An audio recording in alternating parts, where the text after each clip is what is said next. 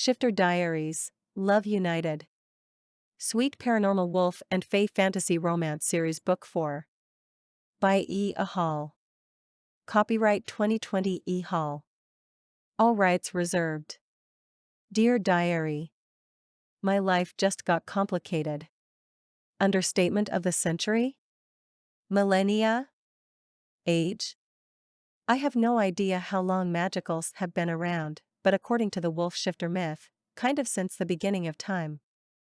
Then there's the other realm, Borea, which I know next to nothing about, so who knows how long it's existed. In all those years, there has been no one like me, a tri-magical. My father was a dual magical, fae and wolf. My mother was a vamp. I'm all three. Or was. The evil fae king, Melchior, stabbed me in the heart, literally, and killed the vamp in me. Now, I'm a wolf and fae. How's that working out for me? Well, as I said, life just got complicated. If the ability to shift into a powerful wolf and have magic at my fingertips when in physical form weren't enough, it turns out I can be a wolf and wield fae magic at the same time. All of this is to say that the continued existence of the magical world rides on my shoulders, haunches, wings. Although, I haven't figured out how to successfully summon those. Well, whatever. It's up to me to break the curse my old pal King Melchior cast upon magicals under the guise of being the good guy. Sinister, right? And when I say old pal, I mean in it the dripping with sarcasm kind of way. He's my worst enemy, and he wants me to be his queen. Double O, he wants to kill the shifter in me so the fae is supreme. Twisted, I know. Not a chance, buddy. I sealed with my fated mate, Corbin. I love him more than the sea and stars, but I just jumped ship, the ghost pirate ship, and into the sea because he also loves me. There's no way he'd let me try to break the curse. He's all alpha wolf and majorly protective. But I'm the girl who has to get the job done.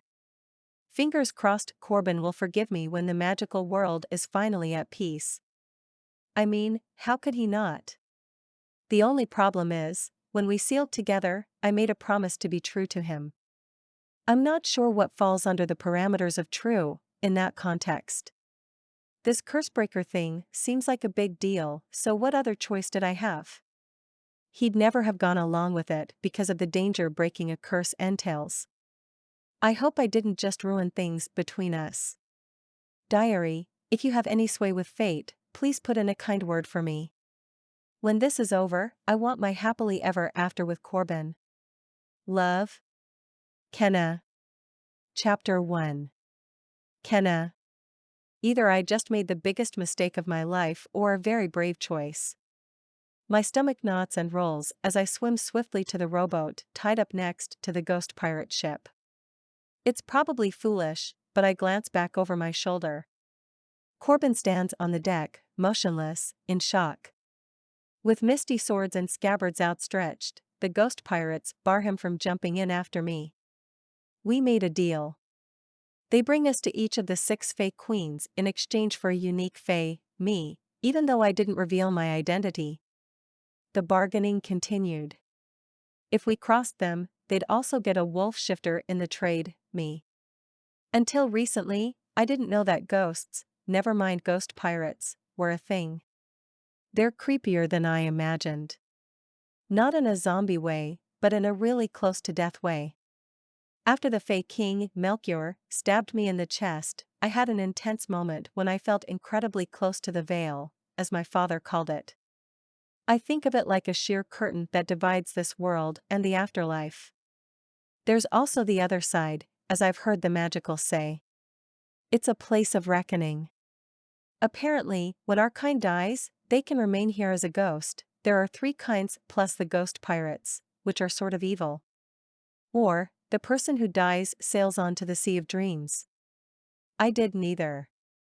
When that dagger drove into my chest and I was close to the veil, it wasn't creepy or scary at all. It was warm and cozy in a way. Like an embrace. But because I'm tri-magical, the vamp in me went bye and the fae and wolf kept me alive.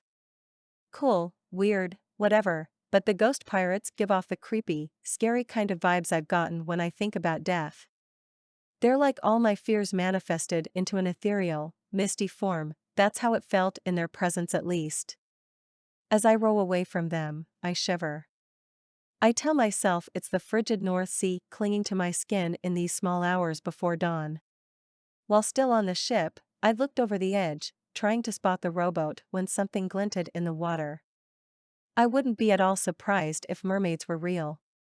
Come to think of it, I've heard Inga talking about the sea fae. If they're anything like the forest fae, I hope we don't have a close encounter. Speaking of the forest fae, that's what made me jump. I have to break the curse their king cast on all magicals, but especially the curse he put them under because it compels them kill people. I'm the curse breaker. I know it. How could I not be? Meanwhile, my friend Pepper thinks she's supposed to break the curse. I have to go rescue her from Melchior's clutches, while Corbin collects the Fey Queens. Together, we'll use the clave to break the curse. I row as fast as I can to keep myself warm and repeat the reasons I'm the curse breaker to keep myself from freezing to death. 1. I'm the only tri-magical. Rather, I was before Melchior went and stabbed me. In good news, I no longer thirst for blood, but I could use vamp strength right about now. Still, that makes me unique. 2. And I'm the reason the curse was cast. Well, one of the curses and one of the reasons. The other one came long before me, but has to do with my Fey ancestors, including Lila and Isa. 3. My father was seeking a way to save the magical world and created the clave, a curse-breaking tool. No doubt, he wanted me to use it. 4. I'm to be the 9th of the Fey Queens. No chance. I'm in love with a wolf. 5. Also, Isa, my Fey grandmother who betrayed the king, wrote that I'll have to make a choice. Yeah. Choice made. Save the world. No brainer.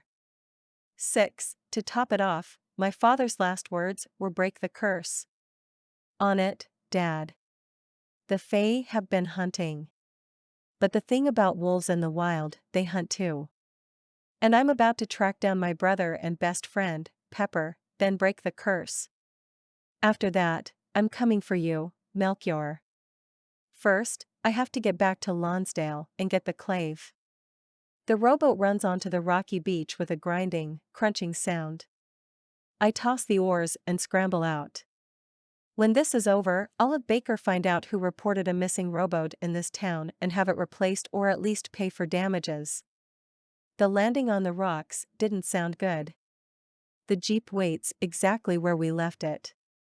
Thanks to my mate's bad habit, the keys are in the ignition. I'm thankful that thieves didn't wander through in the last hour and steal the thing. Then again, Concordia is the safest country in the world except when it comes to monsters like me. I speed out of the parking lot and back the way we came, inland to my haunted Victorian manor house with its secret rooms and ghost butler. As I drive, I have plenty of time to think about how it would only be weirder if I was making this stuff up. I tell myself to focus. Get the clave. Go to the woods. Find Pepper and Clove. I know that he has a thing for her, and she used to have a crush on him. Their names kind of go together, two spices. However, as it is, a dragon and a fae are forbidden to be together. That's kind of how this whole thing got started. Except, it was a fae and a human. Then, my grandparents, a human turned werewolf and fae, fell in love. They double broke the rules when they had my father, then he and my mom triple broke the rules when they had me. See? I'm the reason. I'm the curse breaker. But there shouldn't be rules about who magicals can love. Love is love. But stupid, jealous Melchior wants all the fae to himself, so he had to go and make the curses, to begin with. Focus, Kenna, I remind myself as I hurry along the unlit roads back to Cardington. I've established that I'm the one who needs to do the dirty deed, and I found the clave, the powerful, magical tool, to break the curses. But how do I use it? It came with an appendix in the form of the stained glass on the windows in the secret room. That led us to learn about the Court of Fey Queens, who Corbin and the ghost pirates are going after. However, the clave didn't come with a user's manual. I break abruptly in front of Lonsdale, hurry up the steps, and dash inside. The house is pitch black except for patches of light cast by the moon, checkering the floor. I run down the hall, to the secret room. As I swing the painting open, voices rise and fall. Shadows grow and shrink on the wall. I creep forward, listening carefully. Because it's a secret room, I carelessly left the clave on the table. I open and close my hands, drawing my fey magic to my fingertips just in case.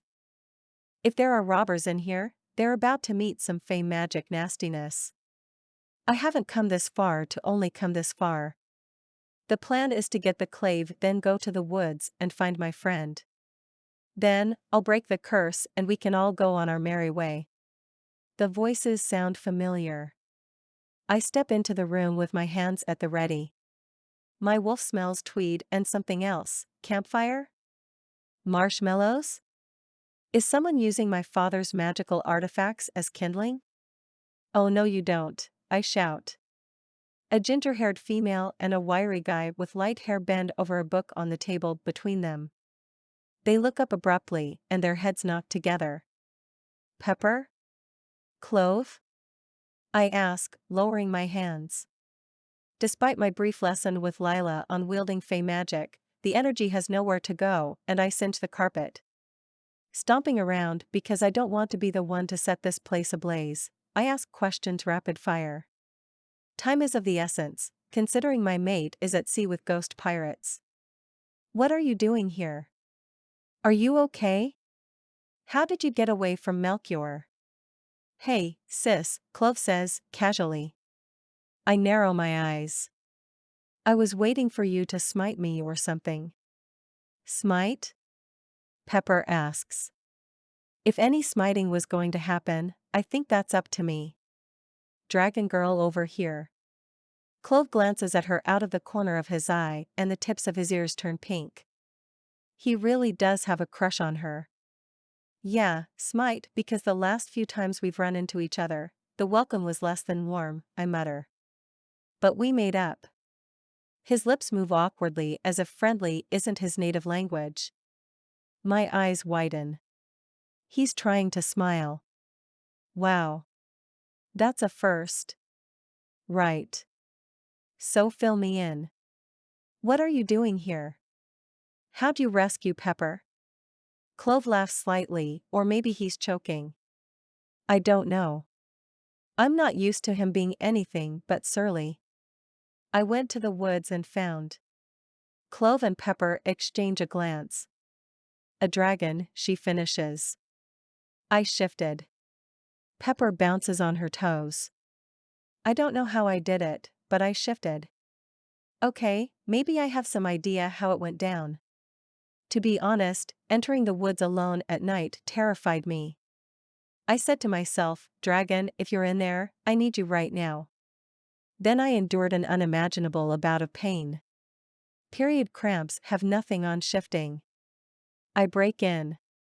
The first time is tough, at least for my wolf. But your body will know what to do next time. I hope so. Anyway, I was this massive, hulking beast in the woods. Then Clove showed up and said he needed my help. That you both did. I wasn't sure since, as you said, the last time I'd seen him he'd stolen the key. But he quickly filled me in, I shifted back, and here we are. And where is Corbin? Clove asks. I bite my lip. He's with the ghost pirates, I mumble. What was that? I don't think I heard you, which is odd since Fae have perfect hearing. I thought you said he was with the ghost pirates. I nod. Clove's lips form a thin line. Kenna? What were you thinking? You left your wolfmate with the ghost pirates? I wave my hands to explain. He's getting the Fae Queens. We're all going to meet back here. I'll break the curse and then we'll take down Melchior. Strength in numbers, and all that. Plus, I think we all have a taste for revenge after what he did. I'm not panic babbling. Nope. Not at all. And the ghost pirates are doing this out of the kindness of the hearts? Wait. They don't have those. Clove is on his feet, practically shouting. Did you just make a joke? I ask. First, he smiled. Then he laughed. Now this? Who is this guy? Oh, right, he's in love. He paces. There is so much I want to argue with you about right now. But we have to focus. Break the curse. End the Fae King's reign. And rescue your mate, Clove adds. Yeah. That. You hadn't quite thought through what to do when the ghost pirates realized you double-crossed them, did you? I chew my lip and shake my head. No, this is more of a thinking-on-the-fly operation. And you left Corbin there, why? Clove asks. Because I knew he wouldn't let me confront the king.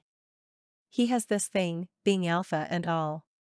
Also, he doesn't take kindly to the fact that Melchior wants me to be queen. You know, jealousy. I tap the air with my forefinger. On the upside, he'll be flattered you care enough to have noted that he'll need rescuing. You can thank Pepper's dragon. She's rubbing off on me. She beams a smile. We're peacemakers, so it dulls the unseelie in him. Well, peaceful except when it comes to the fire-breathing thing. I arch an eyebrow. There's a scorched bush around the side of the house.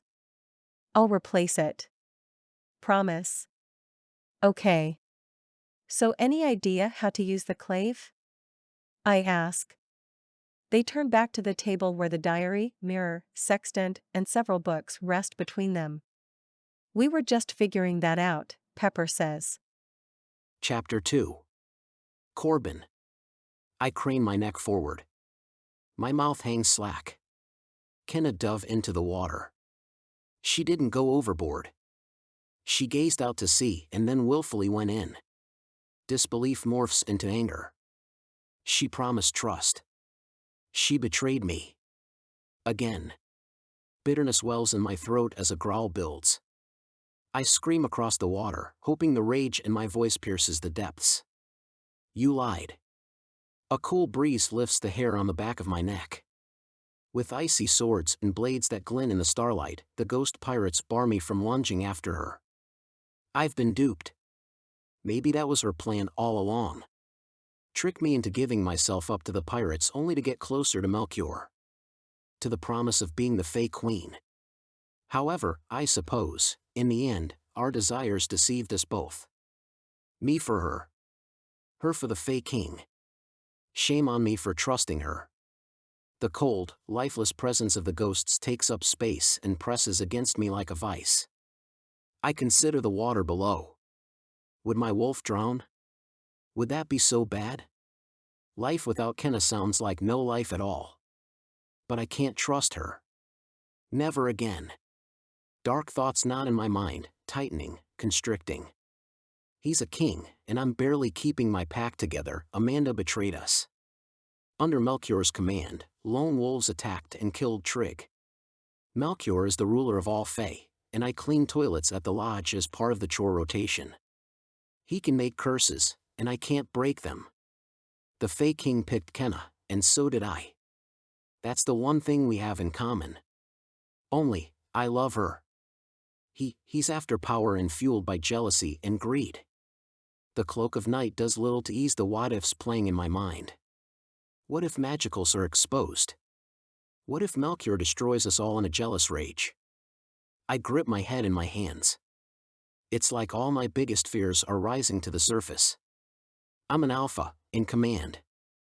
I've schooled my thoughts, learned the art of courage and leadership, but I'm spinning wildly toward giving up. I search the southwest sky for Canis Major. I spot Sirius, the brightest star in the sky. In a blink, my wolf sight picks up the variation in colors. Wolf shifters see the spectrum of light stars emit through the atmosphere as a rainbow variation. It's much more than sparkly starlight.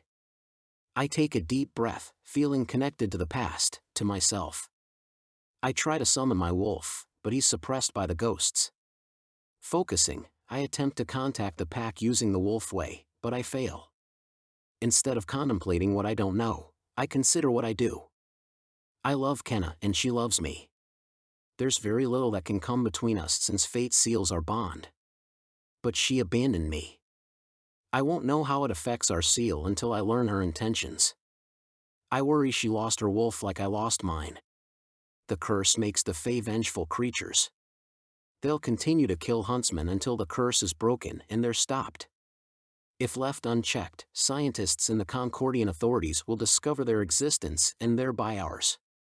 Or, if the violence continues, vigilantes will hunt them down, one by one. If that's the case, it might mean the end of humankind. The Fae won't take an attack lying down. I rewind through the bare facts. We found the clave, the tool to break the curse. We're missing the wolf jewel to complete the scepter, which we're also missing. Now, on top of that, I'm missing my mate. This feels hopeless. I round back to how much I love Kenna and that she loves me. A chill winds around me, choking me. My chest tightens. She hurt me. I don't know if I can ever forgive her. Good thing you offered yourself up, the captain crows, appearing next to me. Yeah, I mutter. Where to first, he asks. We didn't bring the maps, but I drew one in the notebook, which I've now memorized. The coast of West Africa, Dakar. I relay the approximate coordinates to one of the Fae queens. Just a foolish boy, the captain says. We won't be needing coordinates. This ship doesn't navigate using an assemblage of numbers or even by the stars. He glances at the sky. I'm afraid to ask what it uses to steer. Make way, he calls, commanding his crew to set sail. As the faint lights off the coast of Concordia shrink behind me, the chill in my blood doesn't have to do with the ghost pirates, but with betrayal and abandonment. I'm on my own. Whatever oath I made, bargaining my life to the hands of the pirates, is now mine to follow through with.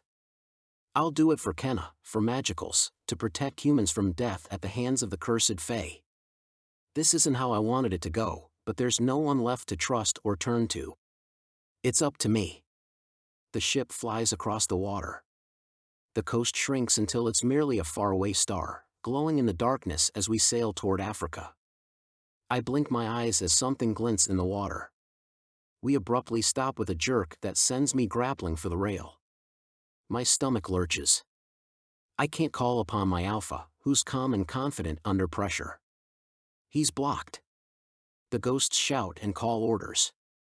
I peer down into the water, wondering what could stop a ghost pirate ship or any ship for that matter except solid ground or an iceberg. A vaguely familiar, putrid smell wafts through the air. A slithering, hissing comes from behind. I turn around expecting a kraken or some other beast and prepare to meet my demise.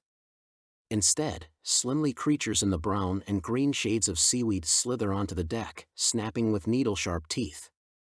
The rank odor nearly suffocates me. Goblins. They move among the ghost pirates and worm closer to me. The captain appears, planting himself between the goblins and me. If you've come for the boy, be gone. He's mine. The throng of slimy, oozing goblins halts at his command. One hisses over the others, and they fade into near silence. The captain and one of the goblins confer in a series of sounds I can't understand. The others surge forward, not heeding whatever the ghost pirate said on my behalf. Hissing fills my ears, causing a cold sweat. I swallow hard, trying not to gag at the stench. At this point, I don't know what would be worse, eternity indentured to a ghost pirate ship or enduring the sulfuric odor of the goblins for another second, never mind what they have in store for me. Then I realize. The goblins are in Melchior's service. He's come for Kenna. All at once, the unmistakable chop chop chop of helicopter blades cuts through the cacophony on deck. A spotlight shines on me. I shield my eyes. The helicopter hovers steadily lower, as though slicing the misty masts of the ghost ship if such a thing were possible. My beta wolf, Baker, appears in the opening to the helicopter and waves. A ladder unravels. A daring rescue, and I appreciate it, but I'm captive by choice. Sort of. If I leave now, I'll lose my chance to find the queens. Despite Kenna's deceit, I still want to break the curse and save my wolves and people everywhere. The spotlight dances across the deck in front of me as the helicopter maintains altitude. Its wind causes the boat to rock. The captain disappears when the light flashes across his form. When it goes dark again, he holds steady between the goblins and me. However, when the light drifts over the writhing mass of stinking creatures, their hisses grow louder. They shrink back, avoiding the light. I cup my hands around my mouth, calling up to Baker, "Shine the light over there." I point, but it's useless since he can't hear me against the wind.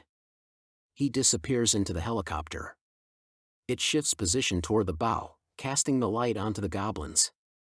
Several disappear into the water. "Yes, more of that, Baker."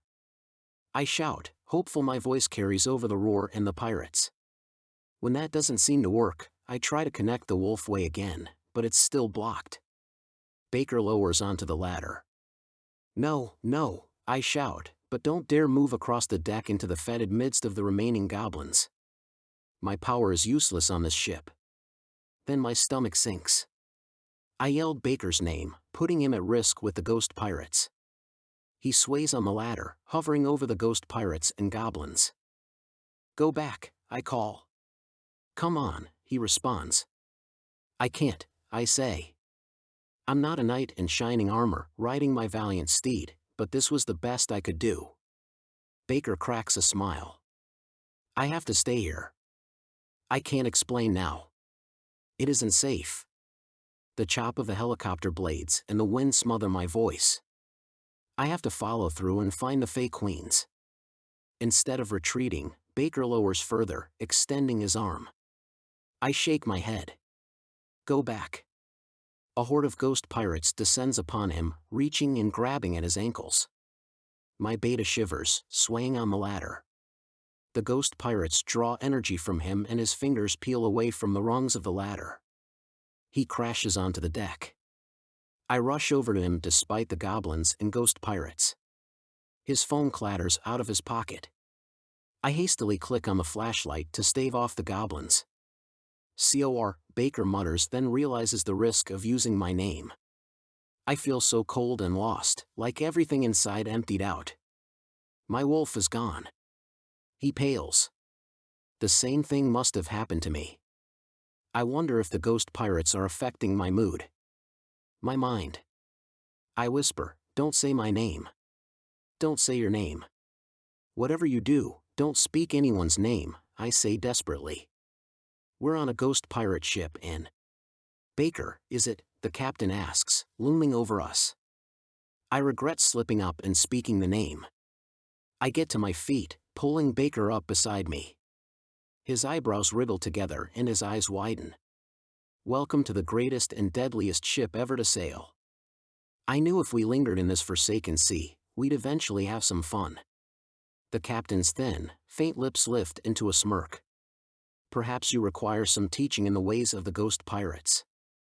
It'll have to be another time, boys. My crew has needs. Once they have a taste, it's awfully hard to hold them off. Why don't you tell us your full names and spare their haunting hunger?" I shake my head. "We had a deal." He clicks his tongue. "Think of this as a revision. You said you'd take me to find the 6 Fey Queens. There was a lot of fine print that you didn't look at too carefully. Tell us your names, and we'll be done with it." The goblins insist in hissing crescendos at my back. I could throw myself to them instead. "Ah, yes. The goblins. Always a pleasure to have aboard." He turns toward them. "As I said, he's mine. Now, off my ship." A crowd of ghost pirates fall into a single file line and meld into each other. Their black and white glow becomes brighter as they drive the goblins back. I whisper to Baker, "Kenna betrayed me. We were on our way to find Melchior's former consorts and appeal to them to help us defeat the Fey King. You should have told me. I shake my head. I tried. I couldn't connect with my wolf. How did you find me? I've been tracking you, but then lost touch, right here. How are you tracking me? I'm your beta. No way would I let you out of my sight, boss. He claps me on the back. The helicopter banks sharply in the opposite direction. Where's our ride going? That's Camilla piloting the thing. Pretty hot in the saddle if you ask me. He winks. She has to pick someone up at the landing strip. She'll be back. The captain turns back to Baker and me. Now, where were we? Yes, your full given names, if you would. I shake my head, but the hissing of the goblins rises and pitches loudly. I cover my ears. Baker does the same, lowering into a crouch and crying out. The pirate captain whips around toward the goblins. They all slip across the deck as the ship heaves starboard. My fingers grasp the rail and close around a rope. Baker grips my ankle and we're nearly vertical, dangling over the sea. The ship rocks again and we're righted, but in mere moments, the horizon lowers as though the ship sinks. Baker and I struggle to keep hold, both of us grunting and yelling with the effort.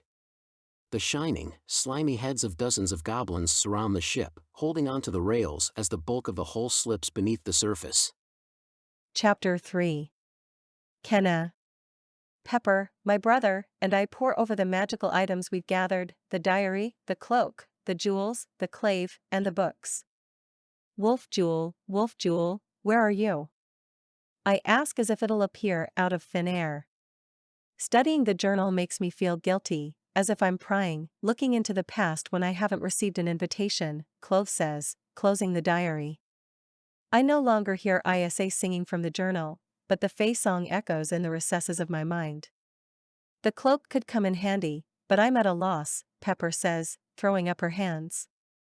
What I can't stop thinking about is the fact that you left Corbin with the ghost pirates. We have to get him back. Clove gets to his feet. How? I asked absently, staring into the mirror and hoping it'll reveal the location of the last gem. All I see is my reflection. That means Isa must not have found it.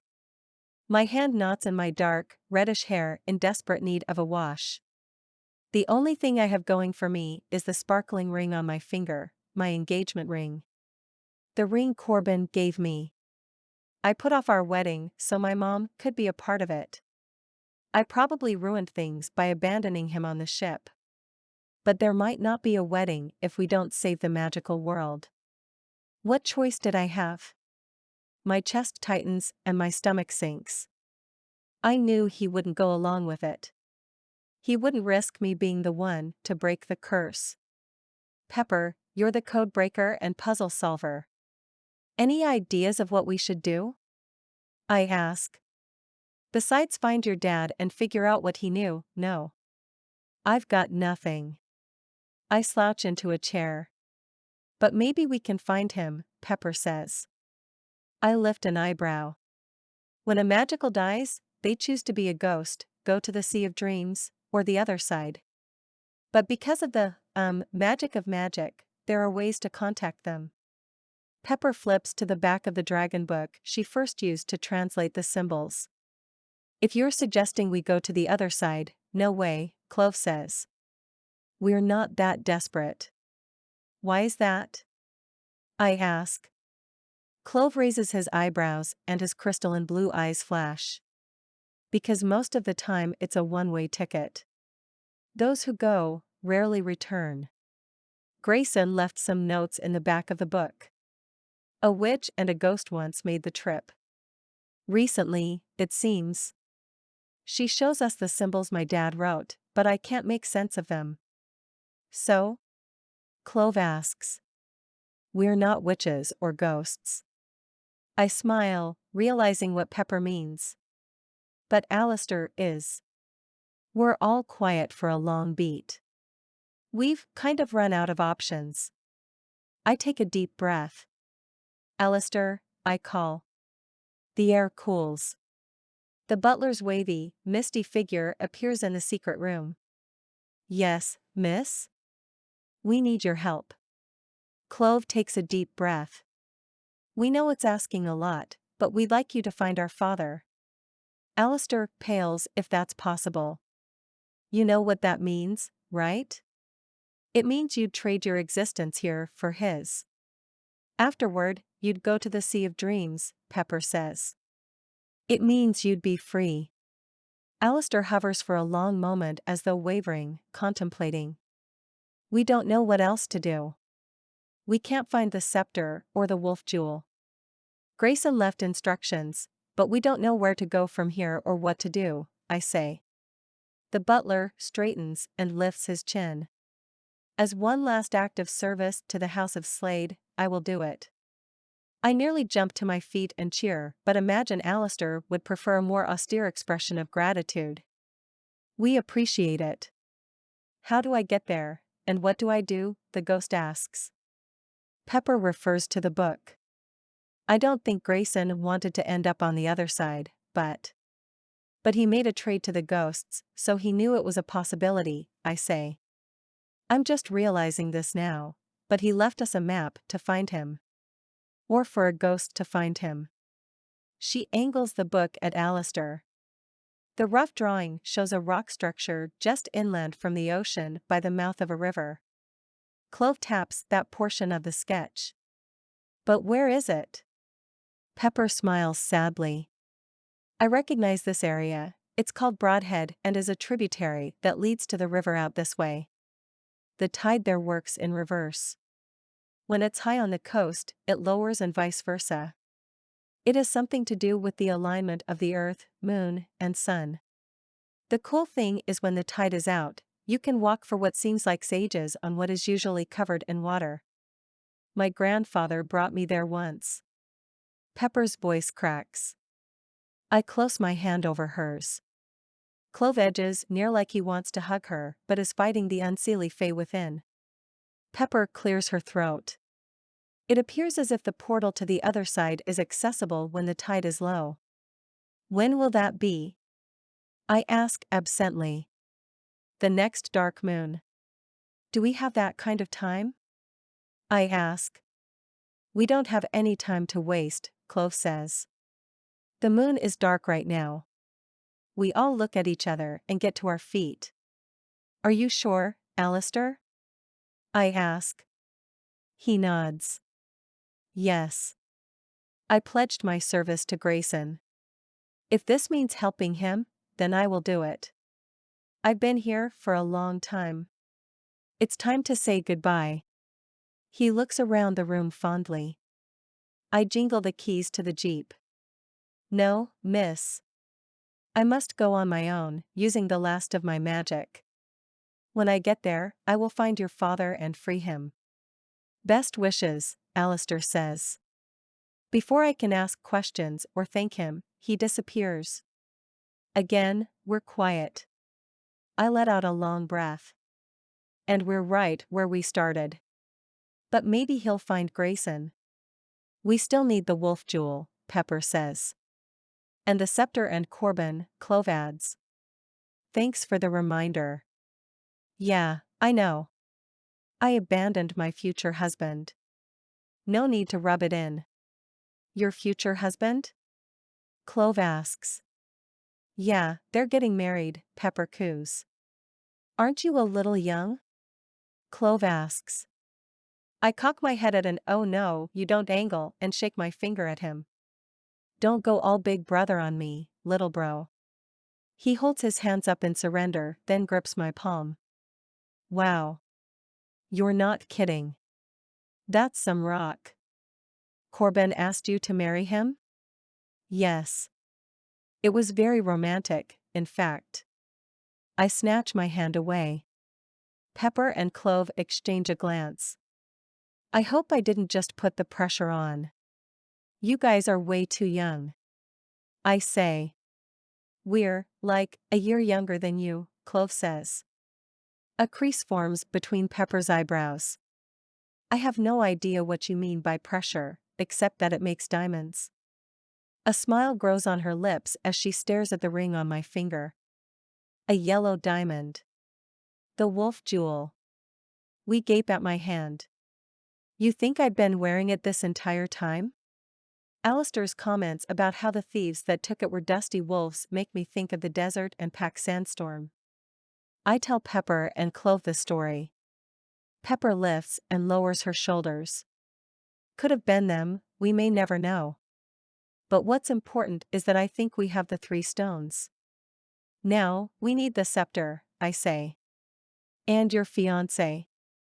Thanks for the reminder, little bro, I say to Clove. Okay, think back to that night when we last saw the scepter, Pepper says. Everyone was fighting. I flinch, not wanting to remember a thing about that night. Clove hangs his head. I'm not proud of what I did. I'd been going solo for so long. Fighting this battle by myself. Fighting with myself, the unseelie within. Do you sometimes feel the call of the wolf? I ask, thinking about how, so often lately, I feel the call of the fae. Not often enough. But I enjoy being fae. Just not wicked, Clove says softly. I nod, understanding he doesn't want to talk about it. It all happened so fast. My vamp tried to bite Melchior, I didn't quite manage. Then Grayson lunged with the scepter, but it flew from his hand. I moved to catch it, Clove says. But Jana got a hold of it. She stabbed. Pepper nods, knowing he means that she stabbed our father. Then my mom appeared. She had the cloak. I acted fast and tried to wrest the scepter from Jana. I angled the prongs at her and someone shoved me. Clove clears his throat softly. That was me. I speared her. He lets out a long, stilted breath. I caught the scepter. Then traded it with a sea fae, I say, reminding him. Pepper scratches her temple. Kenna, I remember you telling me about this before. Didn't you stab Melchior with the scepter? I nod. It didn't hurt him? I shrug. The sight of his blood brought on my crazed vamp. I have no idea what happened next. She taps her pencil against the notebook. There are 2 scepters. A real one and the fake. The real one isn't tipped with actual iron. It's made of elven metal. So if the real one stabbed him, he'd be fine. If the fake one did, he'd have been harmed. Something doesn't add up. Where is the fake? The better question is, where is the real one? I ask. Kenna, you said your mom had the cloak, right? I nod, picking it up. Can it conceal items? Let's find out. I pick up the nearest item, the clave. Clove shakes his head. No, not that. Wouldn't want it to go missing. Try this. He passes me a random ceramic vase. I put it inside the cloak and shake my head. We need something bigger. Something person-sized. How about the box that held the scepter? I get up. Not spotting it, I look under tables and in the corners. Clove gazes at the floor. It's not here. Magic wards the box. I used it to transport the scepter to the sea fae when I made the trade. I hope it was worth it, I hiss with annoyance. We all make mistakes. I huff. Pepper continues tapping the pencil. It's about to drive me crazy when it abruptly stops. Kenna, your mom had the real scepter. Do you suppose she hid it in the cloak and produced the fake like a magician? I inhale sharply. Like a vampire with the power to mesmer. All she would have needed was 1 second of distraction. In the end, she had the fake. Clove had the real one. But if she still has it, we could use it to trick the sea fae into giving us the real one back. Whoa. That's some next level sneakiness, Pepper says. Can I use your phone to call her? I ask Pepper. Just as she pulls it out, a loud thrumming sound comes from outside. Lights flash across the stained glass window. Sounds like a helicopter. We scramble through the painting and to the hallway. The front door opens and a familiar figure stands there, backlit by the lights of the chopper.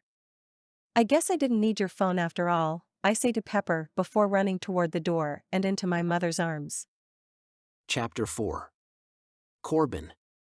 The ghost captain, a streak of enraged silver mist, strides across the deck and shouts, "Unhand my ship, goblins, or I'll send ye to the bilge with the rats." "We want the Fae," Captain Crowbeard, a smooth, melodic voice replies. "Those are not goblins," Baker mutters. "They're sea Fae. Operating under Melchior's orders, no doubt." The captain frowns. "Soul-sucking sea tramps. The wolf and Fae be ours." We agreed, fair and square. His lips curl at the word fair. "But you're welcome to come into our service if you can bear to part with your fins." The pirates cackle. Another sea Fae replies, "We've lost enough of our sisters to you. You won't be taking any more." The boat lurches and rocks. The leering expressions on the ghost pirates' faces slip toward fear. One pirate slides off the deck and into the water, dissolving with a sigh. Another follows. They can't be submerged in the water. How did Kenna's father survive? The water roils. For a moment, I contemplate going overboard and swimming to safety. "I can't hear your thoughts the wolf way, but between the sea Fae and goblins, I don't think we'd make it if we jumped ship," Baker mutters. "Shouldn't we take this matter up with the Fae King?" The captain's pitch verges toward desperation as the boat lowers inch by inch. "The king?" She laughs. "If I'm not mistaken, he's the reason you're forsworn to sailing the seas for eternity." The captain chuckles. "And hunting you. He's taken us both with his cunning. Maybe we could strike a bargain. The only deal we'll be making is with your prisoners." "The Fae isn't here," I shout. The sea Fae lift out of the water slightly. "If you're looking for Kenna, she jumped. She drowned." Baker's eyes bug. The sea Fae shakes her head. "No. She's still among the living. We sense her. In that case, the wolf can stand in her absence. We'll take you to the king. He can decide if he wants to use you to lure her to him." She cackles. "Unless she already went to him," the captain suggests. The words pierce my heart. Nonetheless, in the Fae's eyes, we're valuable and pirates don't part with treasure easily. The legion of ghost pirates form a ring, surrounding Baker and me. The lost and lonely feeling intensifies in the cold gloom of the ghost's wavering haze. If I was already collateral before, now I'm doubly so. For the pirates who have a disturbing interest in dogfights and the sea Fae who came for my mate and won't leave empty-handed. The captain struts to the edge of the boat. "In other words, we have something you want, which is something Melchior wants." "Is that the gist?" he asks with a chuckle. The boat seesaws. "It took years, but we learned your weakness, Captain. Ironic, isn't it? Those stuck at sea for eternity can't even enjoy the water. We came across one of your kind.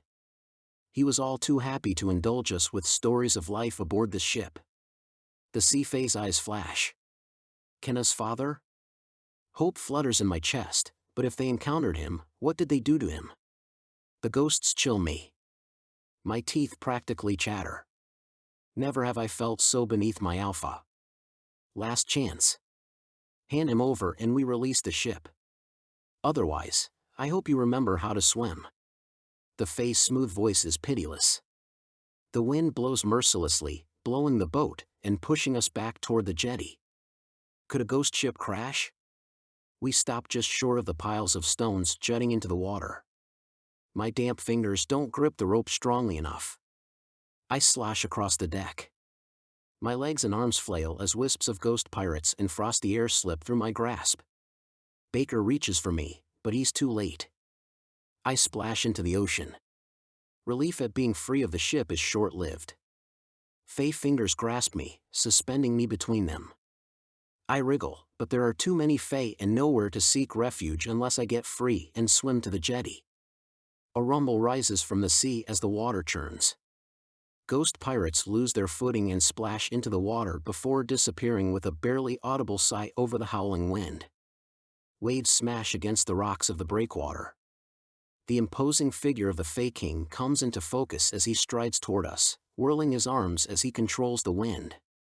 His obsidian eyes land on me, held fast by the Sea Fey. "Melchior," the Sea Fey shout. "Relieve us of the ghost pirates as you promised, and you can have the shifter." The king laughs, lifting his massive hand, directing the wind more strongly at us. "Why would I do that? You've been naughty, my Fey of the Sea, threatening me, and withholding the scepter." Melchior's penetrating gaze reminds me of how small and defenseless I am right now. However, I have a stake in this fight, several actually. Helpless though I may be, I'm not heartless like the rest of them. "Remember, I always get what I want, and I have this," Melchior says. With a wave of his hands, Kenna strides across the sand, but her gaze doesn't fall on me. "No!" I shout, but my voice dies on the wind. Our agreement was the scepter in exchange for an end to the pirates sailing the sea. I don't care about a wolf shifter.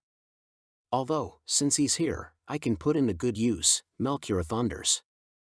"I promise, the scepter will be mine," he says through gritted teeth. The Fae fall silent. The pirate captain struggles as his ship heaves in the waves. I barely keep my head above the surface. "Corbin," Melchior says. "Look who sought me, her king. I win after all." He gestures to Kenna, but her gaze is empty. I buck against the hold of the Fae, splashing and kicking, but they don't release me. "And now the pirates know my name. I take it you were once in love." Ha! How easily such a bond can fracture when power comes into play. She knows the cry of the Fae, don't you, Kenna? "Now, I'll have you do what Isa could not. Then you shall be my queen." He laughs darkly. I recall the story of initiation when Isa was meant to take a life, Alden's life, under Melchior's cruel curse. Baker calls from the ship's deck, "Wait a minute. What does Kenna have to say? She was part of our pack. How could you turn on us like this?" All eyes turn toward him. "SHH, I mutter. But with the ship so close, it blocks my alpha. I'm useless." Baker's gaze doesn't waver from her. I'm not sure if he's trying to buy me time, genuinely wants to hear her side of the story, or if he's straight up stupid. "Kenna, you loved Corbin. I know you did. Why did you leave? Why'd you go to Melchior? At the very least, he deserves to know." The milky fog diffuses the light of the nearing dawn, but if I'm not mistaken, my beta winks at me. Kenna's head hangs limply and her voice is faint. "The Fae King chose me as his queen. I'm the curse breaker. If I go with Melchior, he agreed to lift it. All I have to do is claim a life for my own, and then my sisters will be free. Everyone will be. Including us," the Sea Fae ask. She nods. I reach out to her, but the Fae tighten their grip. Her face is as luminous and captivating as the moon, the sun, and the stars. She meets my eyes. "I'm sorry, Corbin." In those words, I struggle to hear the reminder of how much she loved me. The Fae shove me onto the rocks. I gasp and press to standing on the uneven surface, dripping wet. Kenna steps toward me, reaching for my hand to help me to the flat top of the jetty. She opens her mouth and starts to sing the haunting song of the Fae. I drink the words like a tonic, a reminder of what courage and intelligence and beauty does. It transforms. She loves me, despite the cry of the Fae, despite her fleeing to Melchior. The melody transmits warmth, makes me want to reach out, to touch, to taste, to kiss. I long to kiss her. She just doesn't love me enough. I try to clear my head. No, this is a spell. Grim magic. It's trickery. As the song continues, I forget about Baker, the ghost pirates, and my pack. Melchior and the others drift from my mind. All that matters is this moment between Kenna and me, restoring everything I believe to be true, reviving me, and returning me to the place where our hearts beat for each other. Thoughts and logic try to press through, to warn me, to remind me of the meaning and purpose of the song, but they drift away. I've had enough hardship. I'm bruised, deep down. Her song is the cure. The Fae song is the lure to bliss, and I answer it gladly. Her lips land on mine. I feel myself slipping deeper under her spell, losing my awareness, lost in her kiss. Canis Major flashes in the sky, drawing me to the night Kenna and I sealed, when we made a promise to each other. The heat of 1,000 stars fills me, reminds me of the words spoken by Olive and Octavius, by Kenna and me. We invite you to make a promise to each other. The ritual of the fated mates. In doing so, nothing can tear you apart. You must make a promise, wrap it in love, and keep it safe among the stars. It is you and me, together. No magic this bond can ever sever. I pledge my love to you now and forever.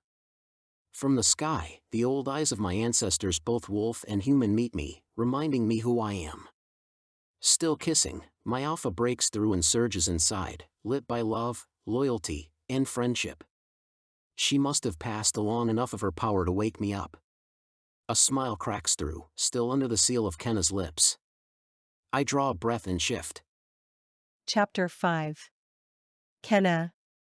I stumble back as Corbin changes into his wolf. I'm playing my role. Everything is going to plan. But I am not expecting the sudden shadows moving across the jetty.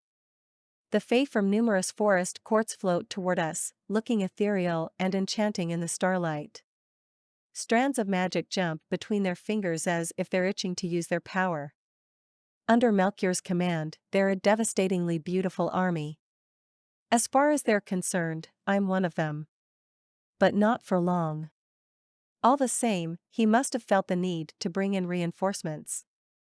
Interesting to note this insecurity. Melchior stalks forward. Kenna, finish him. I hold up my hands in mock innocence and continue to sing. Of course, it doesn't reach his wolf. Our kiss, backed with shifter power, nudged him free of the Fae enchantment. It was a long shot, but I was counting on that happening. Now, where is everyone else? Corbin scratches the ground with his paw and snarls. He doesn't know which side I'm on. For now, that's how it has to be.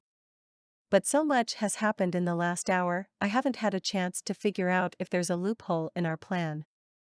Hopefully not. However, hope isn't a strategy.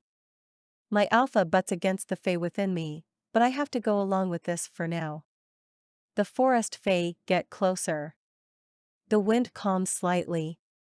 Melchior looks pleased to see Corbin outnumbered and the ghost pirates nearly finished.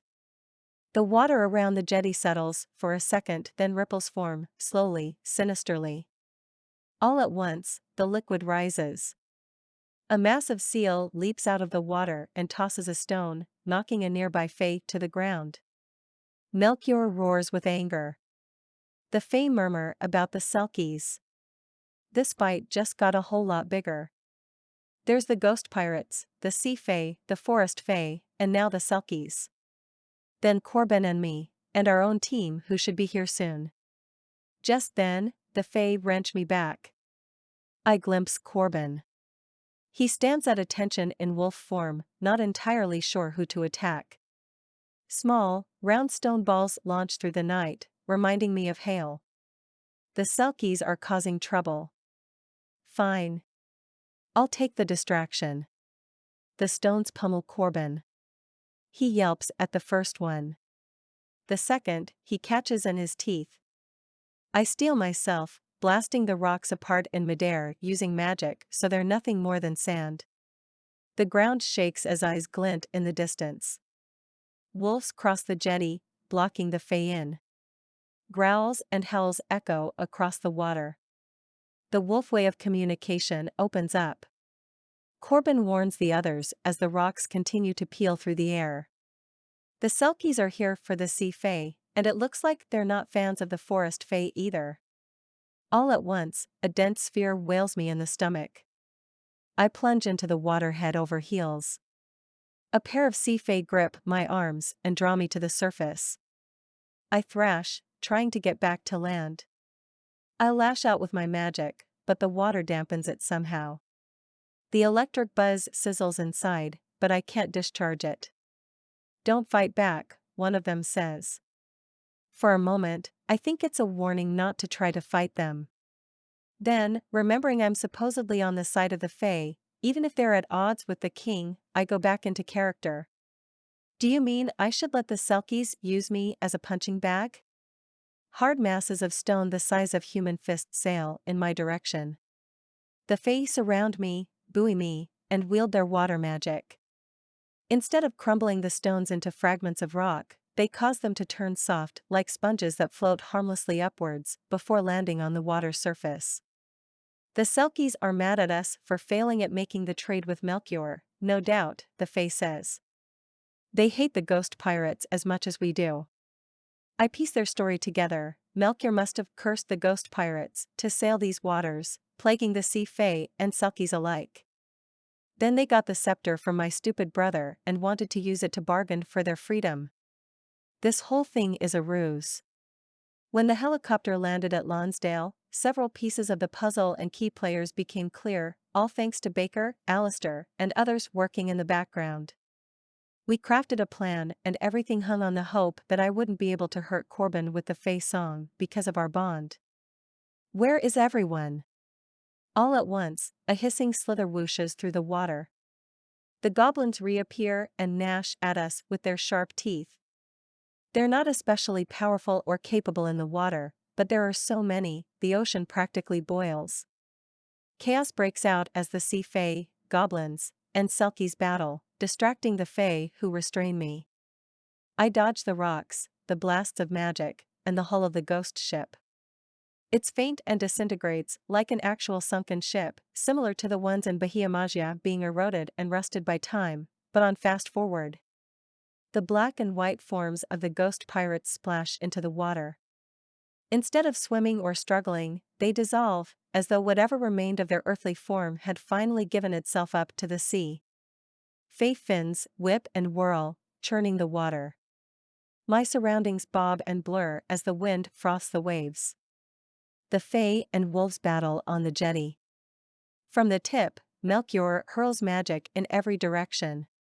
At his back, a grey wolf with copper eyes hurtles over the rocks at an intense speed, charging at the Fae King. He turns slowly as though sensing the impending attack. It's like they're playing a game of chicken, both Melchior and the shifter wolf waiting for the other to step aside. The lines and crags in Melchior's face come into focus, his massive hand swipes through the air, and he bellows at Corbin. At the last moment, the wolf jumps into the water, and at me. His powerful jaw grips my wrist and we disappear underwater.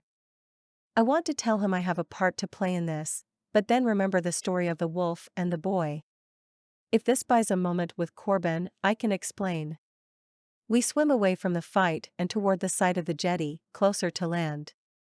With the chaos at our backs, I breach the surface, inhaling deeply.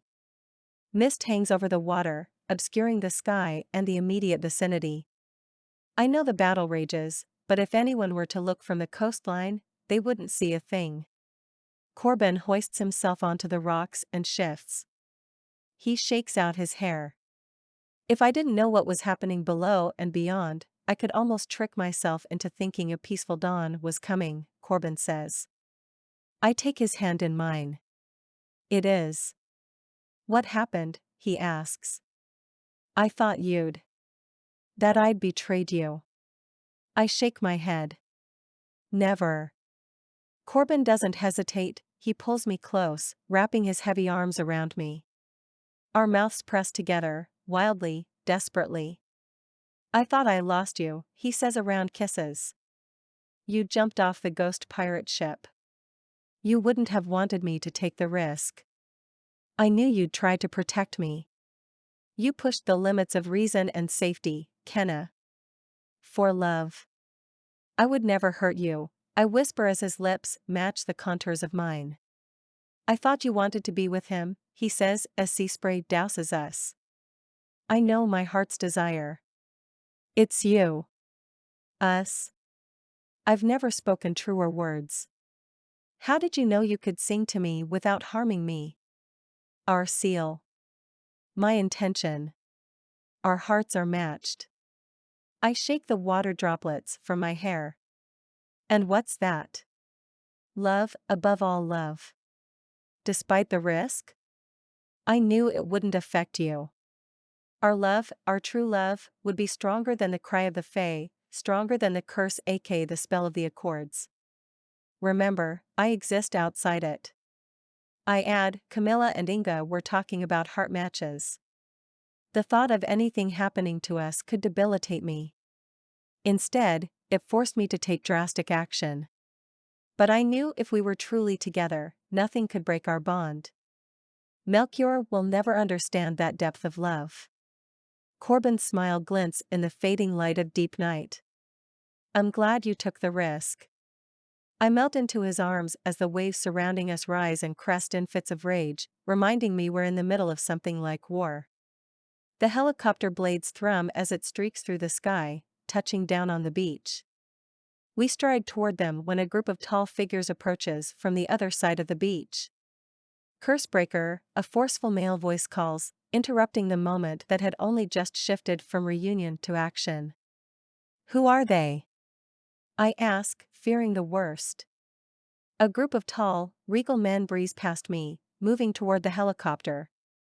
I'm the Cursebreaker, I say, but they ignore me. My mother, Clove, and Pepper emerge from the chopper.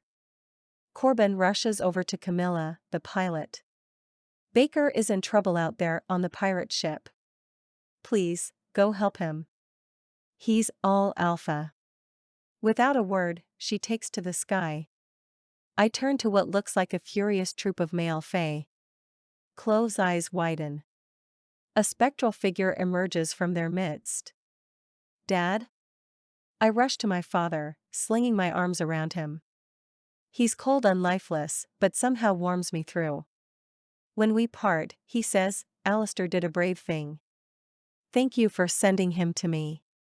He extends his arm, son, I'd like you to meet your brothers. Wait. Seriously? How many kids did you have, Dad? I ask. My father's misty expression crinkles. Not brothers like biological siblings. These are Clove's fae brothers. The male fae who were banished to the tundra in the north. By Melchior? Grayson shakes his head sadly. No, by me. When I was under Janna's spell. A male fae with long dark hair and powerful shoulders says, we were the fae who remained, living in hiding after Melchior started killing all the male babies. Then when ensorcelled, Grayson hunted us down, imprisoned us. Then he freed us. Another male fae with crystalline eyes says. Pepper links her arm through Clove's. She tips her chin and gives him a faint nod. He blinks a few times as though hardly able to believe this is real. The corner of his lip lifts slightly. He's so close to a smile, I can't help but grin. We are here to help. To put an end to the king once and for all. We're here to help the Cursebreaker. I step forward. We're thankful. They nod and then look past me. The leader has sharp cheekbones and wise eyes. He says, where is the Cursebreaker? Hi, right here, I say, waving my hand. No, you're not the Cursebreaker. He shakes his head slightly and focuses on Pepper. Chapter 6. Corbin.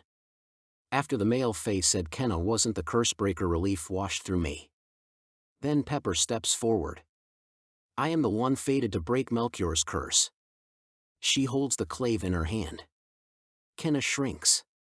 But, I thought, she searches her father's face. You told me to break the curse. You left me clues.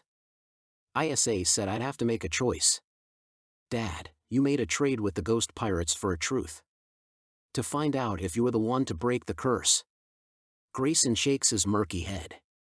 You are not. He seems to exhale with relief. Kenna turns to Clove. Is he the Cursebreaker? Her brother also shakes his head. Pepper steps forward.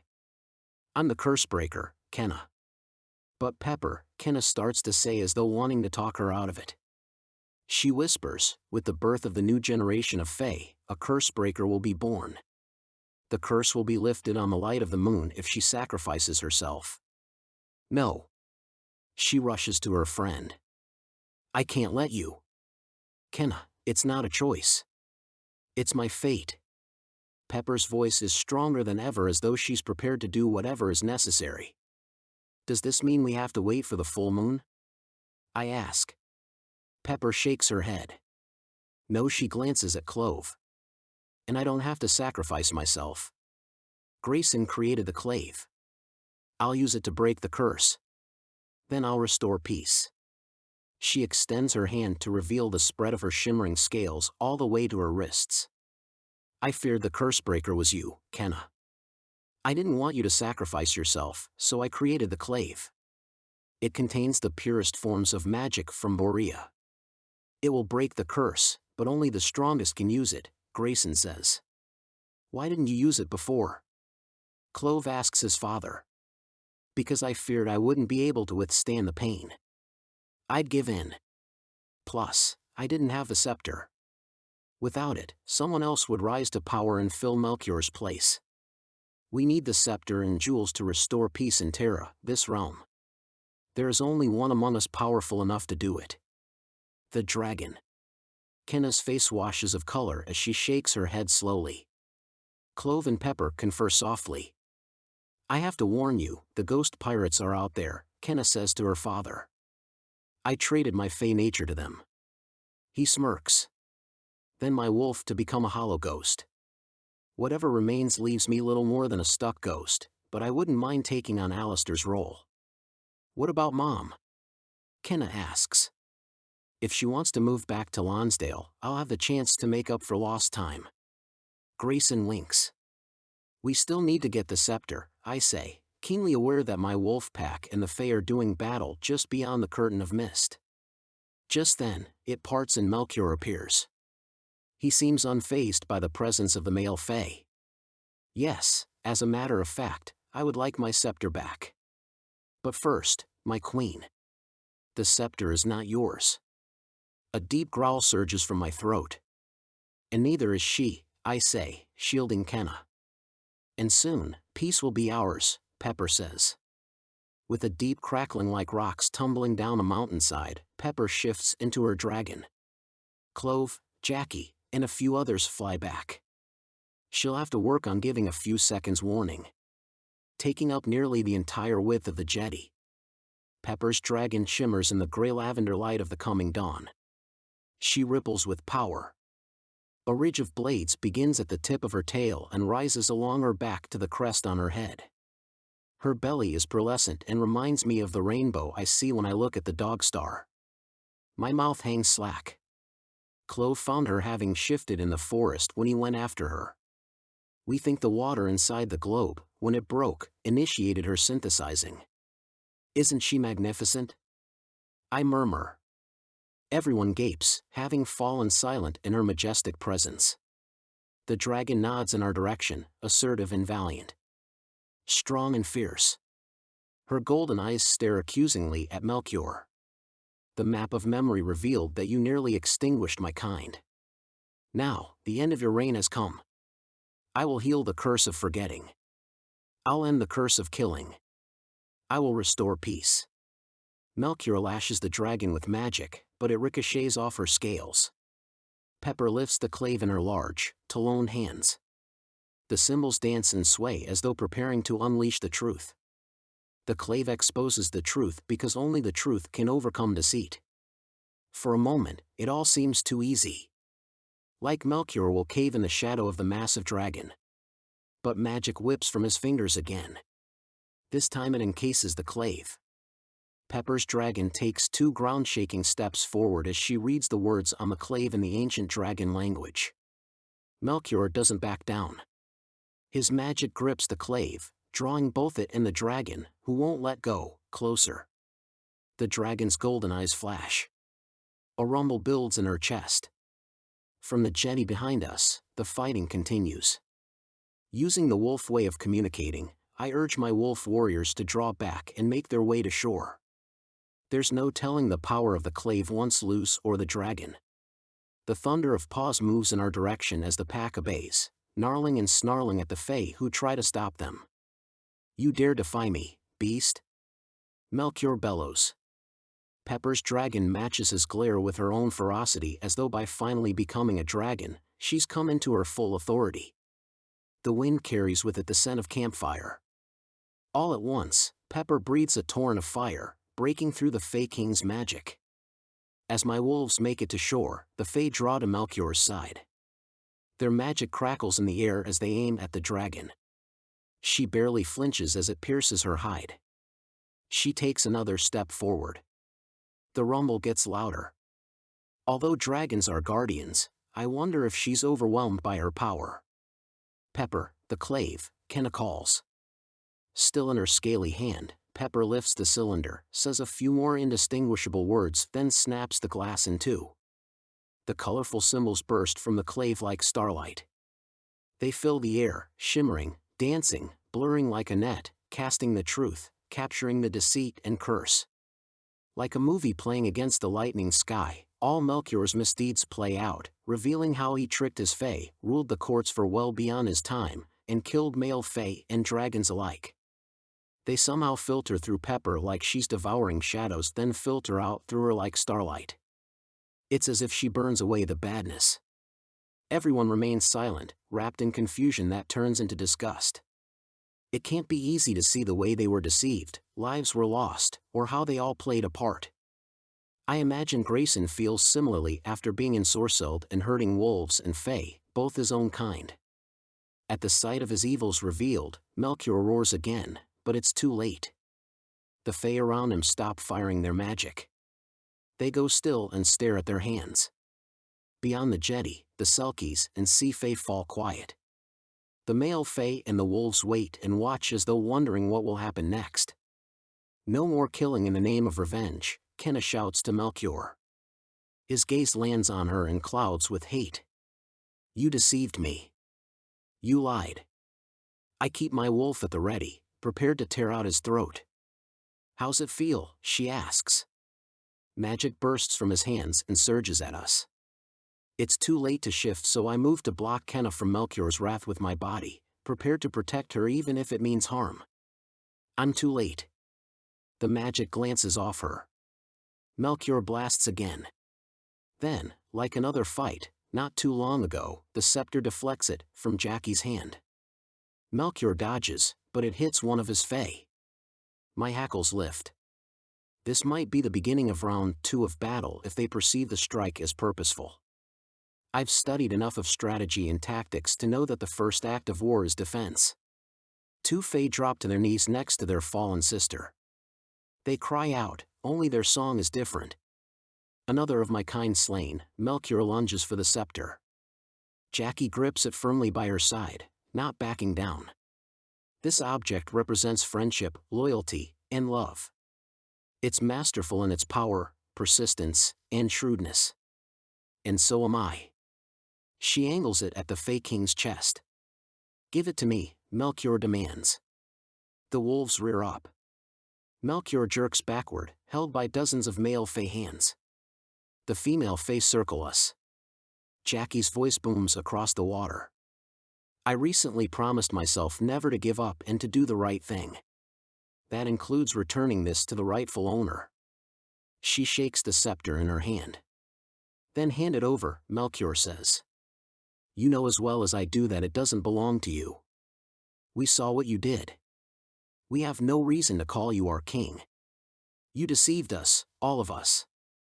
Requesting curses, banishing others, and abusing your power, one of the Fae says. You lie. The scepter is mine. I won it from the dragons, Melchior snivels. No, it belongs to the person who doesn't desire to possess its power. The dragon, Kenna says. Melchior roars in purple-blue rage as he strains against the hold of the Fae. His lips lift into a commanding sneer.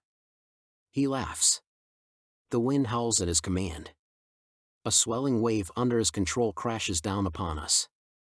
I reach for Kenna, but she's wrenched from me as I'm taken by the sea. I turn upside down, cartwheeling through the water. Another wave smashes down and another. I grapple for something to hold on to, held under by the monster wave. I attempt to subdue the panic welling inside, but it bubbles and boils like the surrounding blur of salt water. The sunless sky doesn't beckon me to the surface. I conserve my air as another wave tosses me. My shoulder slams into something solid. I open my eyes as I land on the opaque hull of a disintegrating ship. I'm back where I started. Hand over hand, I scale the side, lifting myself upward. I break the surface, gasping for air, and meet the eyes of the ghost ship captain. Well, it seems like you've come crawling back. Wind whips from above, dispersing the low-lying clouds. The helicopter pits the ocean's surface as it hovers over the water before lifting off. I pull myself onto the deck of the boat, my chest heaving, and my body wrecked. Through the lingering stench of the goblins and the ghostly chill of the pirates, I smell the sweet, yet tart scent of cherries. Maybe I'm dead and have become one of the ghosts, forever taunted by the things I hold dear but can never have again. Curled on my side, I turn my hand over, examining my skin. It's paler than usual and every muscle and bone aches. Do ghost pirates feel pain?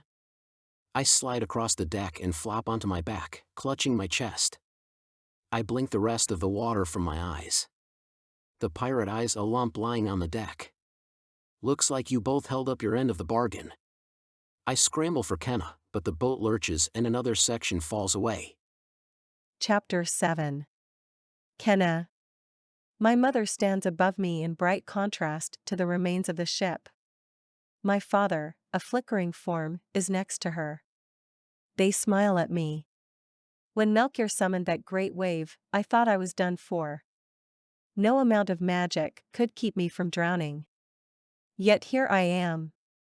Water drips from my hair. I can wiggle my toes. A seagull laments in the distance. Everything about the world is still startlingly alive. And so am I. I push to my feet and rush into their arms, realizing this isn't the end, not yet. Where were you? What happened? Why isn't Dad dissolving like the other ghosts when he gets wet? I ask. The bits of me from before the curse hung in there. My dad winks. Does that mean the curse was broken? My mother nods. Pepper was very brave. However, in the wave, I lost the scepter, the fake. It was our only leverage. Tightness grips my chest. We were so close, I whisper. The pirate captain chuckles. So endearing and convenient to have the three of you here. I can't say I've ever had the privilege of a vampire aboard. I'll take the full name of the woman, now that I've got the boy. Corbin, was it? As you can see, the vessel and my men require a little reinforcement as we've sustained a few losses. They weren't part of the bargain, Crowbeard, a male voice says from behind. Corbin gets to his feet. Water drips from his hulking frame as he steps carefully forward on what's left of the slippery deck. I'm about to rush into his arms, but the ghost pirate captain thrusts his sword between us. I'm met with a bone-penetrating chill. The captain glowers. The fine print. You desperate fools never read the fine print. No, but I have, my mother says. You were promised a fae. I fear she means my father. I start to shift and growl, no. Captain Crowbeard spins around and angles the sword point at my throat. I thought there was something peculiar about the girl. I saw her sing the cry of the fae. And it turns out that she's also a wolf. I knew I'd struck a good bargain. A smile peels back on his lips. Never mind, Crowbeard. My father shakes his head. I'll take her place. No, I whisper as the icicle-like blade freezes me. The remains of the ghost ship are little more than a giant raft, lifted a few feet out of the water. Another great wave splashes against it, dousing the deck. I trip and slide, catching hold of the rigging. I wrap my arm around a rope. Crowbeard deftly dodges the water. It's a shame we weren't able to embark upon our adventures, but a deal is a deal. The sky at his back clusters with amethyst and pewter clouds. The ocean, already pulsing with ferocity, buzzes and crackles. From overhead, a shadow crosses the deck.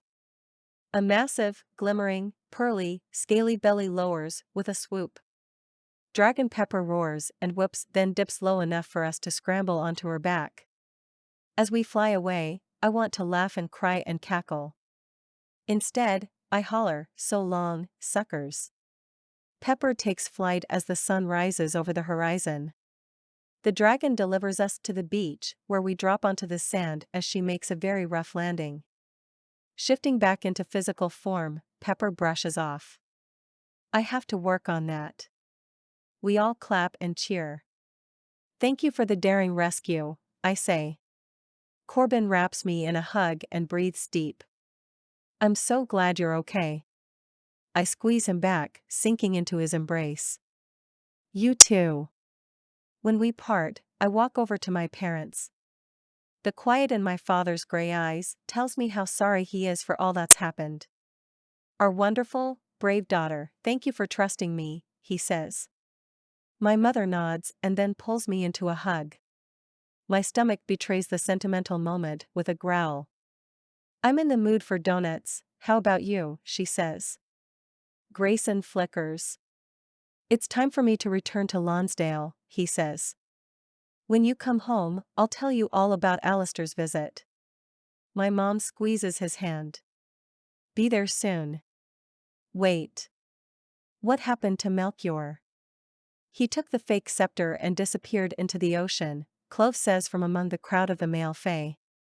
"What?" I asked, even though I heard him clearly enough. This isn't the happy ending I hoped for. I imagined we'd sail off into the sunset, or hike up the Montmartres and do whatever we needed to do to restore peace. Despair seeps through my veins. "Can't we do something?" Grayson grips Clove's shoulder and mine. "You both finished what I started. You removed Melchior from power by lifting the spell. Clove, it's time you take your place as the next Fae King." Clove's lips twitch. I watch carefully for a smile. It doesn't come. The role must be filled, but not by me. I ask one of the male fae who were banished to take the throne and find a worthy queen, one who wants to be consort. I forgo my place, because there is a certain dragon shifter I'd like to spend the rest of my life with. At that, the clouds seem to part. At last, Clove smiles. Pepper rushes into his arms and they fall into the sand. "She doesn't know her strength since she synthesized," he says with a groan as if his ribs are being crushed. "Oh, sorry about that," says Pepper, my petite but mighty friend. I let out a shaky breath. "But Melchior is still out there. We don't have the scepter." Corbin squeezes my hand, assuring me. "We'll get the scepter back." "And we have the stones," Pepper adds. I bite my lip as uncertainty lingers in my mind, my bones, and the tip of my tongue. Since singing the cry of the Fae, since seeking out Melchior, the song hasn't left me. It's like something binds me to him. I figured it would disappear when the curse broke, but it echoes in my head like the shush of the now calm waves against the rocky shore in the background. I squeeze Corbin's hand back, because I'm afraid the uncertainty will consume me. "We'll find it someday soon and restore peace," Corbin repeats as if sensing my trepidation. I just hope that someday isn't leagues and leagues away. The whirring blades of a helicopter blaze across the sky. Looking up, I shield my eyes. It lowers to the beach as everyone gathers, the forest fae, the male fae, Clove, and Pepper. Along with my mom, the betas, and the rest of the pack. Even surrounded by friends and family, what I've always wanted, I stand on the beach, feeling somehow alone. The pulse of magic and voices rises and falls around me, rejoicing, celebrating. Melchior may no longer in power, but that doesn't mean he can't continue to torment us. I watch the waves, wishing one would wash last night away. One wave to make me forget the song. One wave to bring me back to myself. The last days, weeks, and months have thrown me. Even though I said yes to this magical life, I still feel off, restless. The fae and wolf inside vie for equal footing.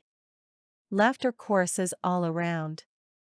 I need to do something, to find the scepter, replace the stones, and restore peace, but for now, I let the merriment carry me back to the moment. But before it does, I scan the horizon, making a promise as much to myself as to Melchior. I won't give up. I will finish this. Later, we gather at Lonsdale. My mother tears off the sheets, covering the old furniture, and throws open the windows. We're celebrating with a barbecue. The wolves handle the grill outside. The forest fae bring desserts I've never seen, sugared berries, cream-filled pastries, and ornate cakes dotted with pearls. A sight I never expected unfolds at my house. My parents are together, a vamp and a ghost. Their love was forbidden from the beginning, but now they're free. In the parlor, the fae and wolves intermingle, chatting and getting to know each other. Many memories have returned since the curse lifted, old friends have been reunited, and other magicals have emerged from hiding now that Melchior is supposedly out of the picture. The thing is, I don't feel like he is. I glance over my shoulder as though expecting his bearded figure to fill the doorway. I fear that when I run in the woods with the wolves, I'll be expecting him to appear from behind a tree. The leaves have finally fallen even though it's nearly Christmas. On the way over here, I took a nap. My meadow dream has been replaced by me wandering alone, drifting toward a fae song that whispers eerily through a murky forest. A hand lands heavily on my shoulder. I smell tweed. When is Pepper going to get you to wear a hoodie or something? I ask my brother. The corner of his mouth twitches. As soon as she supplies me with daily donuts. I shake my head. Oh, no. The donuts are mine. We laugh and joke, drawing back to the moment. Corbin interrupts, bringing me a steak. The fae and wolf have equally hungry appetites.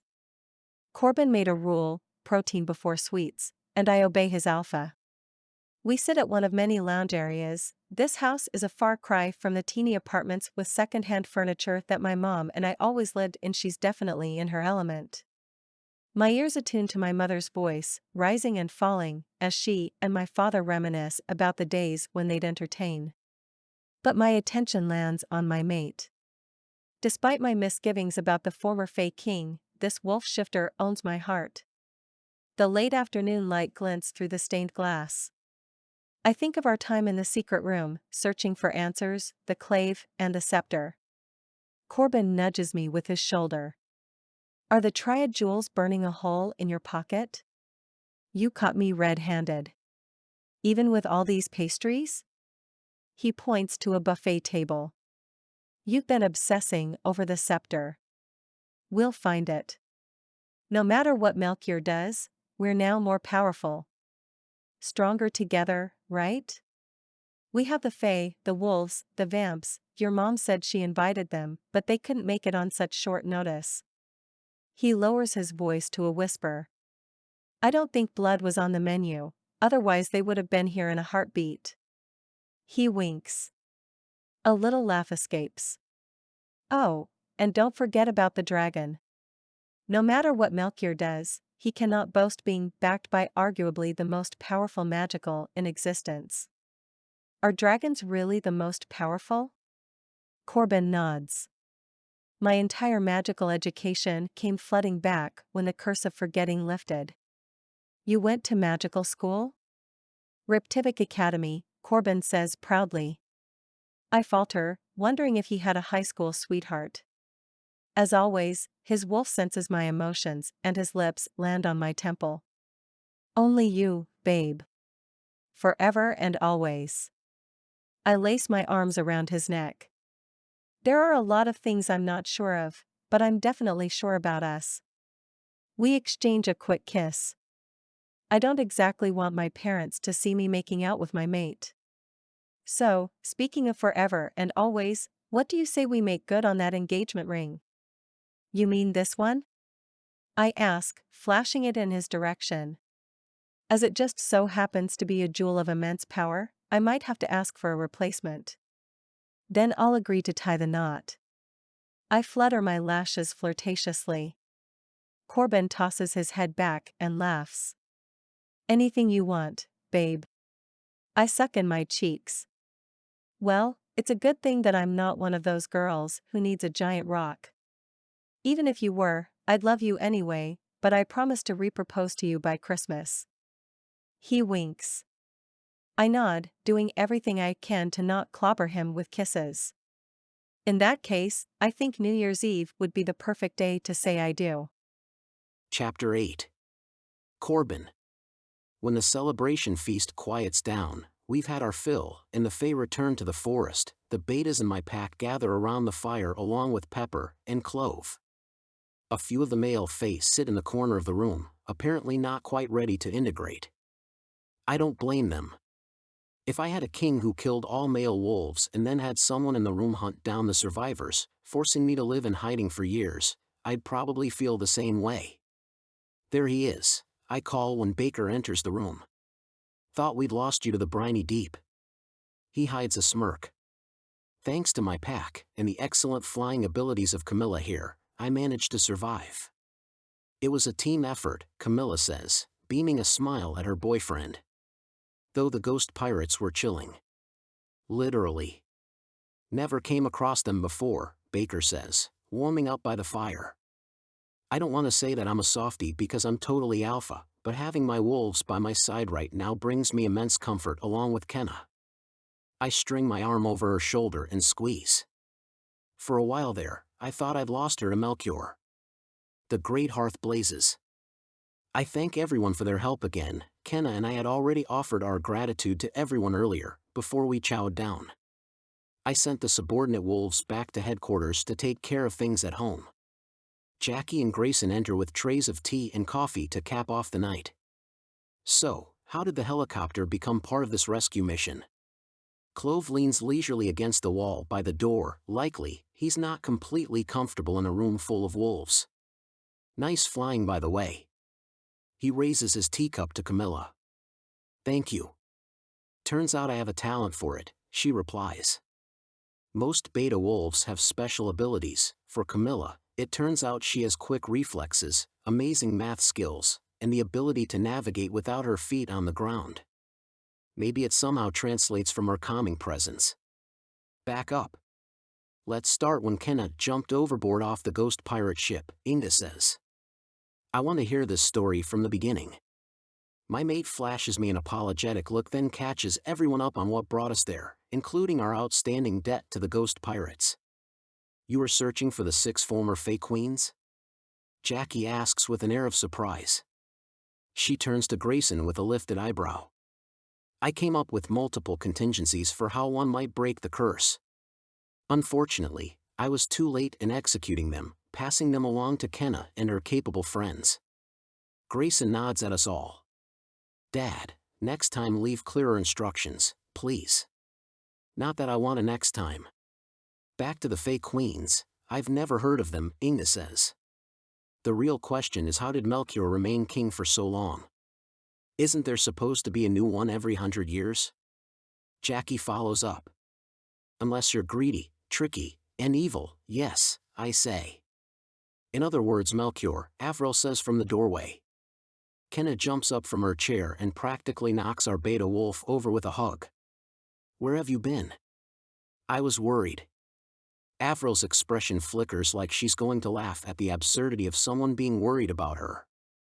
She was a lone wolf and had a tough life before she joined Pack Jalmer.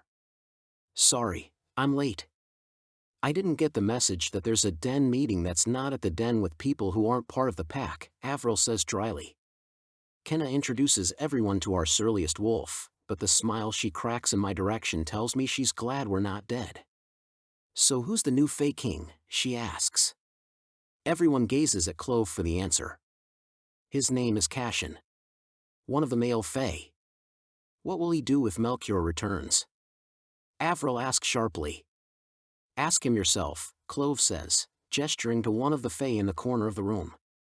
A tall, regal fae with alert eyes and cheekbones cut from marble stands up. If he registered that Avril was challenging him slightly, he doesn't acknowledge it. However, her cheeks take on a flirtatious shade of pink. I may have just witnessed love at first sight, or in this magical world, a fated mate match. If Melchior shows himself, if he attempts to touch a hair on a fae's head, we will meet him with the fiery heat of 1,000 suns kept in the dark for nearly 20 years. Suns are suns? Kenna asks. Fiery magic licks Cashin's fingertips and dances between his hands. Apparently, he has some pent-up energy.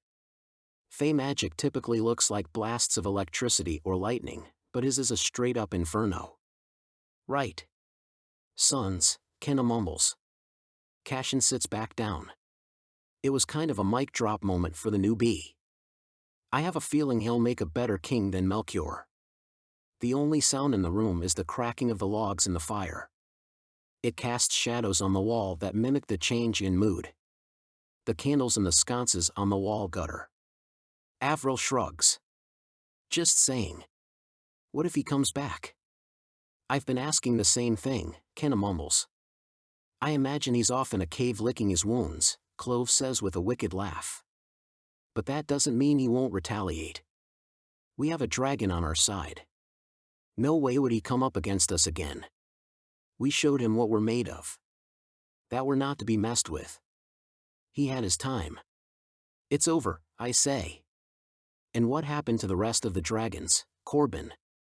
Kenna asks. I clap my hands, eager to move on. We were just talking about the helicopter. I didn't authorize it, so what happened after Kenna jumped ship, leaving me to fend for myself among the ghost pirates? You've proven that you're capable of fending for yourself, Kenna says. But I'm sorry for not filling you in on my plans. The helicopter came into play because Baker stalks you, Corbin. It would only be creepy if he hadn't also saved your life, Avril says deadpan. My beta slaps me genially on the back. I have to keep tabs on my alpha. You never know if you'll find him out to sea on a ghost pirate ship. Everyone laughs. And a good thing you did. The truth is, we may have been sunk had he not summoned the wolves. So back to the chopper, Kenna says. Pepper, Clove, and I were about to lay siege to the woods and go after the Fae when these guys appeared with my mom. Jackie nods. During the initial attack back in the fall when Melchior came riding in on his bullfrog chariot right outside here, I was hidden under the cloak. I regret to say that I think my presence called upon Kenna's vamp. She winces. I remember my girl attacking Melchior with her fangs bared, I say in awe and clawing my hands to demonstrate. A few of the wolf pack chuckle. Kenna gazes at the floor and looks slightly ill. I shouldn't tease. She probably wouldn't have taken well to vamp life. Lucky for me. Kenna's mom continues. Anyway, for a moment during the battle, I ended up with the real scepter. I was going to conceal it under the cloak. But in the craziness, things got mixed up. What scepter did I have? Clove asks. They were swapped. You had the real one. I meant to hide it and let everyone think the fake was the real one. I had the replica Melchior made. My plan backfired, Jackie says. But I figured it might come in handy. Sure enough, Clove made that stupid move to trade it to the Sea Fae. Clove shifts uncomfortably and opens his mouth in defense, but Jackie continues. When I found out, I finished things up back in the States and took the first flight here, intending to switch them back. When I turned up, my daughter wasn't at the Wolf headquarters. I'd just returned here, to Lonsdale. Kenna rubs her hands on her pants as if the recount of the last day makes her nervous. We intercepted Kenna, Clove, and Pepper, Baker says. Everything happened quickly. They explain the scepters. We explained what we were going to do, Kenna says. Which was? I ask. That's where things got tricky, Jackie says. We needed the real scepter. And to rescue you. Kenna's eyebrows pinched together. But I was on my way to get the Fae Queens so they could help us break the curse and depose Melchior, I say. Dispose of him like yesterday's garbage would have been a better idea, Avril mutters. We combined forces, Baker says. Because you were at sea, conveniently close to the sea fae, we put out word that the ghost pirates had a hostage that was valuable to the king aka Kenna. They turned up, weren't too pleased because the ghost pirates are their greatest enemy, and opted to use me as bait. I grumble. But I shouldn't be peeved because I did the same to Kenna, and I'm not proud of it. Jackie adds, meanwhile, Kenna bravely went to the Fae King, telling him she'd be his consort. Right now, she doesn't look brave. Her eyes crimp with apology. Sure enough, he was thrilled by her change of heart, Baker continues. But to prove her sincerity, she had to take a life. Bingo. You. Baker points to me. This conveniently brought the Sea Fae, Melchior, and all of us together. You know the rest. We broke the curse, Pepper says. But the Sea Fae still have the real scepter. Problematic for sure. Baker twiddles his fingers like he's trying to work out how to fix this. They wanted to trade it to Melchior for freedom from the ghost pirates, I say. And rightly so, Kenna says. But we saw so many of them dissolved in the water. Are they gone? Grayson shakes his head. No. So long as the captain lives, the ship remains. By sunrise tomorrow, Crowbeard will have claimed more souls, repopulating his crew. So let me get this straight. You managed to break the curse, but with the scepter outstanding, real peace isn't possible. Claude's leg jitters. That means we have to get the real one back from the Sea Fae, Jackie says. Good luck. But we have the fake, right? Inga asks. Jackie nods. Simple. We switch it out. It can be done. More like, it must be done, Kenna says. Everyone falls quiet because the big question is how. We had the chance. We blew it. Chapter 9. Kenna. My mom nudges me. Don't worry, we'll figure it out. In the meantime, be young. Have fun. You're in love. I'd do anything to have those days back, she says knowingly. I level her timeless, flawless, gorgeous complexion with a sharp lift of my eyebrow. Mom, you are young. No, I look young. I'm older than dirt.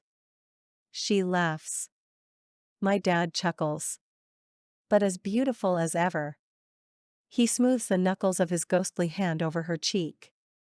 I'm so happy to see my parents reunited, but gag. I don't want to see my parents being affectionate with each other. They're my parents. Corbin and Baker are in deep conversation. My ears prick, but the discussion between Clove and the male Fae draws my attention. I haven't come across many Fae, but that aspect of my being is alive and well inside. Since breaking the curse, I don't feel any different. The song is still there, whispering in the back of my mind.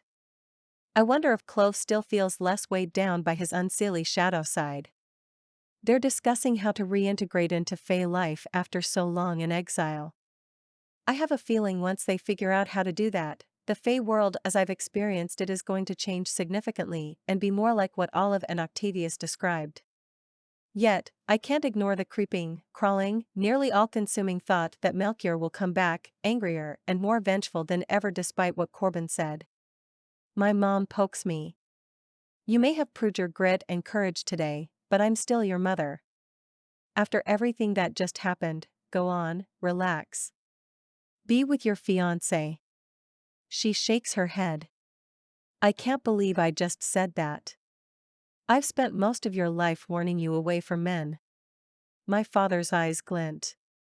She pats him on the arm. I thought you were well and gone from this realm. But I'll explain and beg for your forgiveness. Just know, and I mean this, none of them meant a thing to me. It was like I was always searching for you, Grayson. And that's my cue to leave. See you later, parents. My mom calls after me, make sure you shower, have something else to eat, and then rest. I plop down next to Corbin. What was that all about? He asks. She's being a mom. I laugh a little because it is endearing. I'm sorry. I forgot that you hardly had one of those. I hope I wasn't being insensitive. His lips twitched toward a smile. Yes, we're engaged to marry, but we have a lot to learn about each other. Fortunately, we have more than a lifetime to learn. This lifts a smile on my lips. Corbin's presence soothes my wolf, drawing her out more strongly than the fae. All the more reason to put a new ring on my finger, I say. And all the more reason to find that scepter. But it is almost Christmas and New Year's is right after that.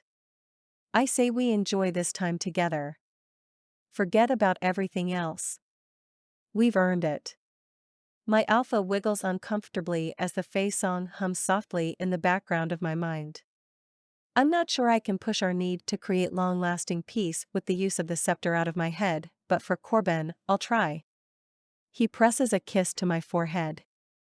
12 days until Christmas. A week after that until we get married. Is that enough time to plan?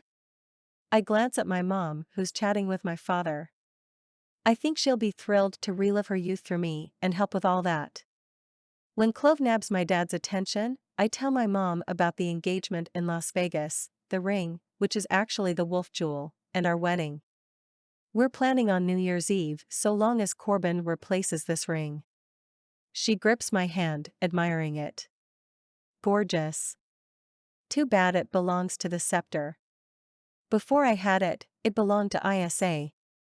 Think of it more like she was taking care of it. You too. Every time I think about how the scepter is missing and Melchior is still out there, my insides twist and churn.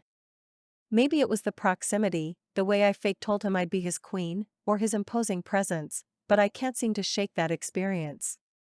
I wasn't truly betraying Corbin. More like using myself as a lure to trick the former king. My mate had used me in that way twice, so it's not guilt that's eating me up. It's something else. Because it's short notice, I ask my mom to help plan the wedding. She claps her hands together. A winter wedding? On New Year's Eve? It's perfect. I love it. I'll do anything to help. Everything. Whatever you want, sweetie. Thank you, Mom. I surprise myself by falling into her arms with a hug.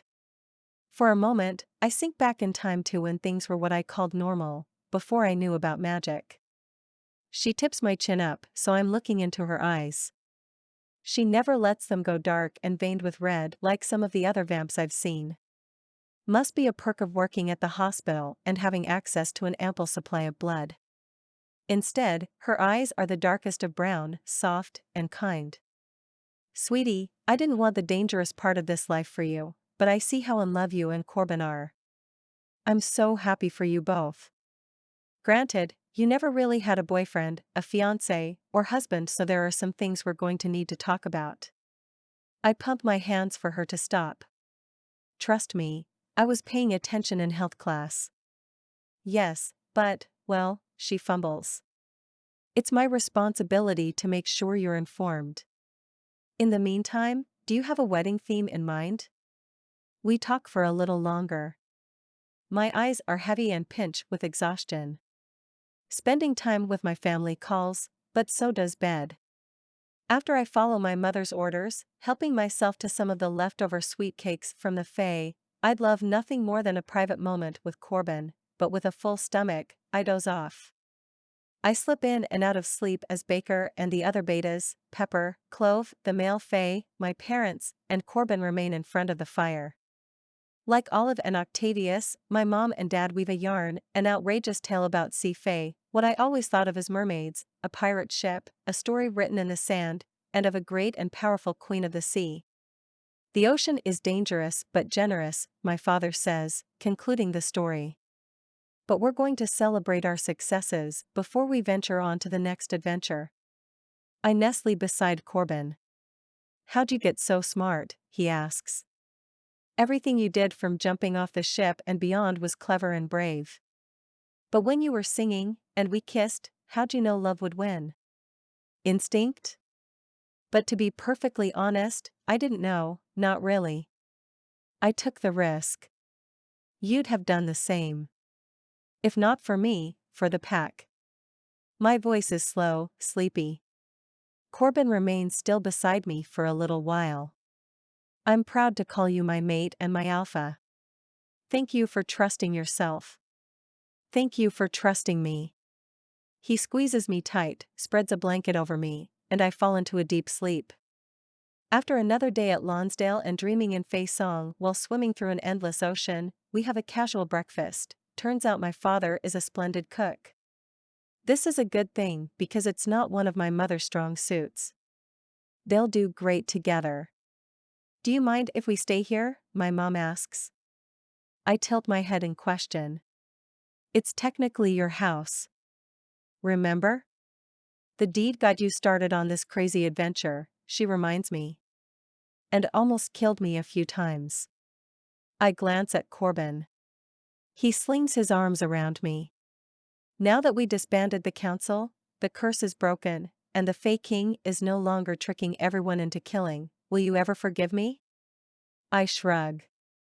I guess I have my parents to blame for making me Magical's most wanted. Corbin's lips quirk. Definitely most wanted. For better, for worse, richer or poorer, wolf or... Alright. I get it. He hasn't stopped talking about our wedding or Christmas or New Year's.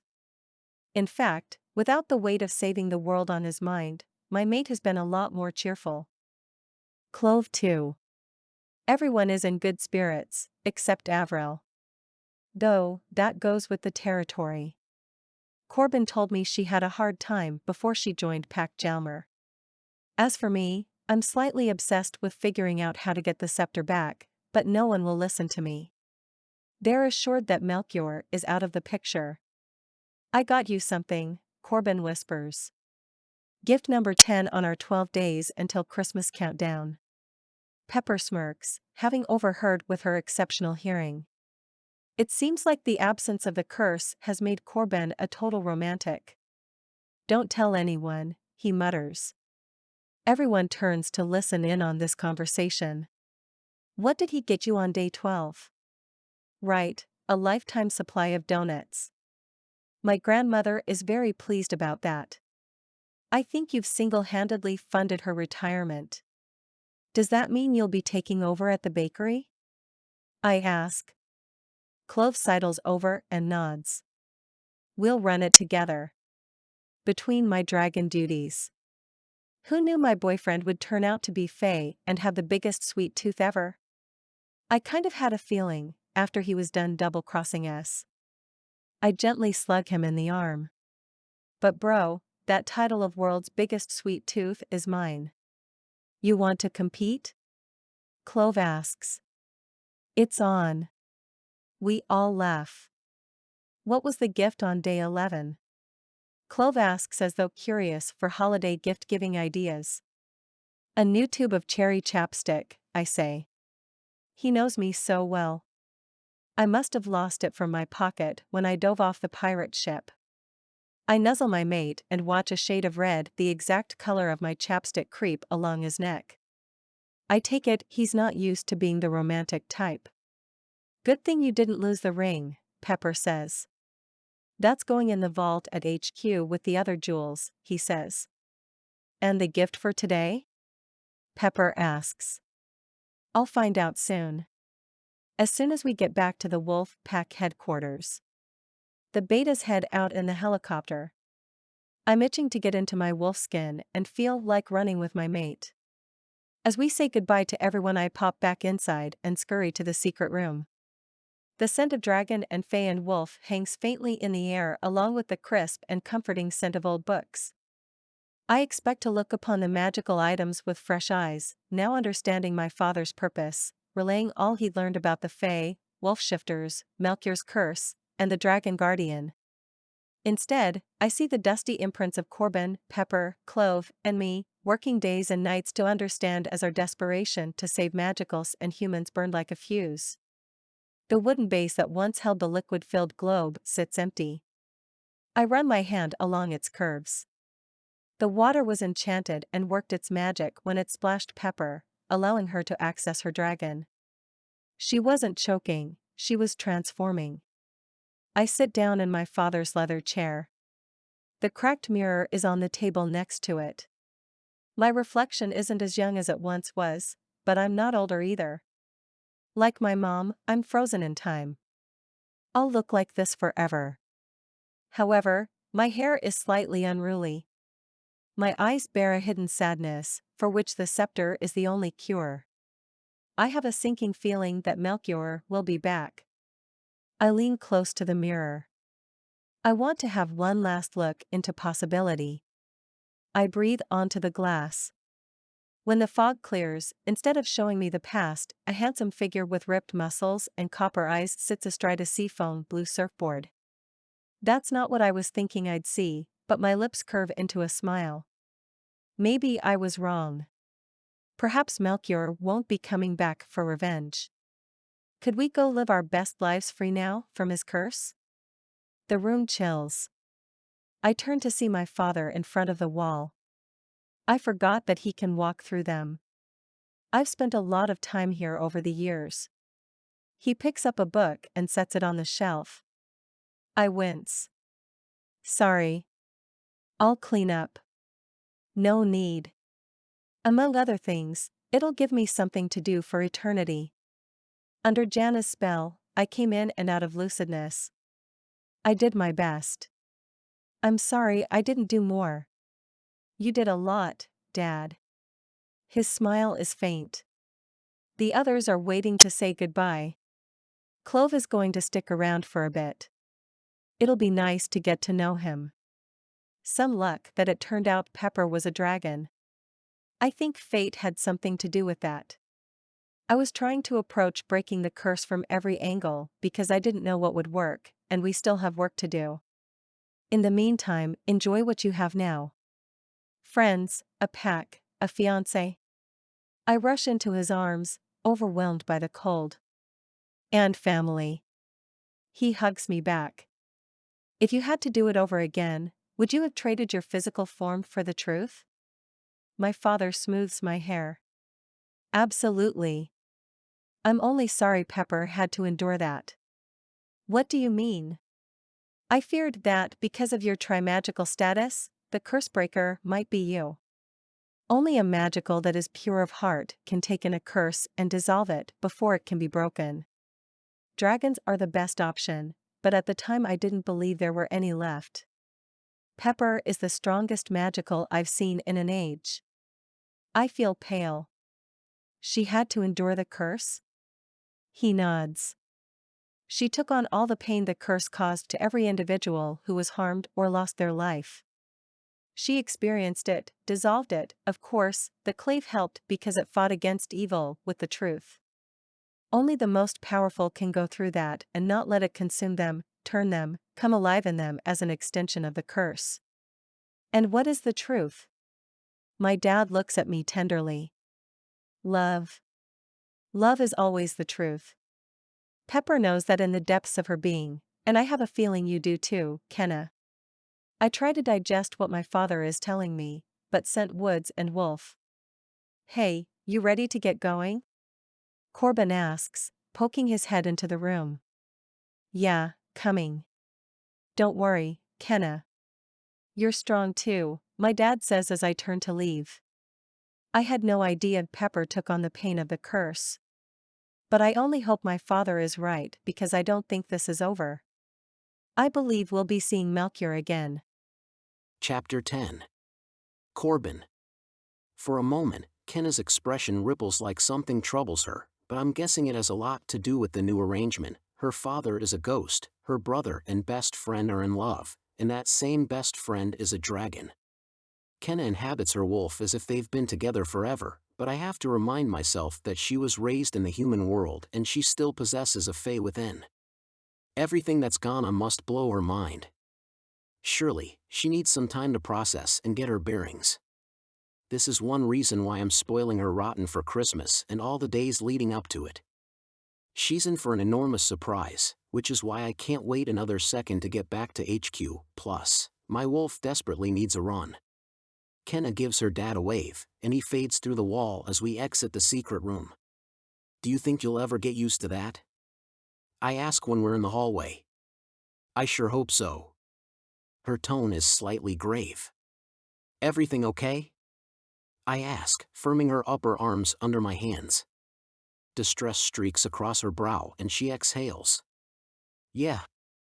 My dad was just telling me about Pepper. She was the curse breaker, and to do it, she had to endure all the pain caused by the curse. I nod. As they say, what doesn't kill you makes you stronger, right? We walk again and are nearly to the door that exits to the front porch. But I had no idea. I thought she just said some magic words and cracked the clave open. Corbin, this magical world is intense. What if something had happened to Pepper? My sentiments exactly, but with a slight variation. What if something had happened to Kenna? When she leaped off the pirate ship, I thought my life was over. According to Grayson, losing all hope is part of what happens among the ghost pirates. They siphon it from all living beings. I meet Kenna's eyes. Pepper also healed all that pain. That's the power of her dragon. But I get what you mean. Which is why we need to plan an epic honeymoon. We step onto the rickety front porch of the Victorian mansion where everyone gathers to say goodbye. What was that about a honeymoon? Pepper waggles her eyebrows. Jackie taps the rotten floorboard with her shoe. Never mind that. Here's another item to add to the to-do list. Do you think we'll get it done in time for the wedding? My eyes widen. Get what done? Kenna grips my arm, gazes up at me, and says, since we had the sealing ceremony at the Wolf headquarters, I thought it would be nice to have the wedding here. I look around at the broken trim, the chipped paint, and the general disrepair on the grounds. I do owe you a gate repair. Grayson appears and gives me a mock-sharp look. I hold up my hands in surrender. It's not like Kenna had a key. We had to get through somehow. Picture it repaired and decorated with twinkling white lights, along with black and silver, pack-jalmer colors. With a sweep of her hand, Kenna paints the picture for us. I nod. I guess I can get behind that. If you or anyone from the pack wants to volunteer their help, Jackie hints. Plus, there is a ballroom, Clove says, eyeing Pepper fondly. That would require that we dance. Pepper shrugs like it's not part of her repertoire. We'll practice, Clove replies. Us too. I wink at Kenna, recalling the barn dance over the summer. The sound of all this work makes me want to get busy planning the honeymoon, Kenna mutters. Where are you guys going? Pepper asks. I turn to Kenna. Take your pick. Wherever your heart desires. She glances at the broad dale covered in a thin layer of snow stained with patches of dead grass. The sky is steely. Altogether, it's a bleak picture. She smirks. Somewhere warm? Tropical? She glances down at her feet. Where my toes won't freeze. I'd like to be somewhere off the grid. I like the sound of that, Clove says. Me too, Pepper adds. You could all use a vacation, Jackie says. I would not object, Pepper says. You should come with us, Kenna says. Concern or pity or something I can't quite read flitters across her face. She turns to me. Right? They should come. It'll be so fun. Sure, I agree, but the word trails off my tongue. I'm not entirely sold on having her brother and a dragon along for the ride. Based on our earlier conversation, I'm guessing she's feeling bad about what Pepper had to go through, but it's part of Pepper's abilities as a dragon. She screeches. Seriously? We wouldn't want to intrude, but I've never left Concordia. My dad has been all over the world, and I've heard all about his travels. Will you have to ask his permission? I ask, hoping maybe we can find a way around this. He won't mind. He'll be so happy, but I'll ask him anyway. He's coming home for Christmas. I'm 18 now, so I'm free to go wherever. She bounces on her toes. When was your birthday? Kenna asks. A few days ago. And we didn't have a party? She shrugs nonchalantly. You know, a few other things were going on. Like saving the world. Anyway, I'm not huge on the day. My mom didn't make it when she gave birth to me, so Pepper's voice falls away. We'll celebrate when we're in. Kenna cuts herself off, looking at me. How about Hawaii? That sounds perfect, Pepper says. What do you think, Clove? I ask. He's been quiet, but that's not unusual. I have limited experience around humans, but I'm willing to give it a shot. The curse brought out my shadow. Now that it's gone, I suppose I could use some sunshine. He fights a smile like he's still getting used to what that feels like. Kenna beams as though hearing her brother say that made her very happy. It's then I realize that this is what she's always wanted, family. She never truly had it before. Her and Jackie are close, but it's different. All along, I've had the pack. They're family.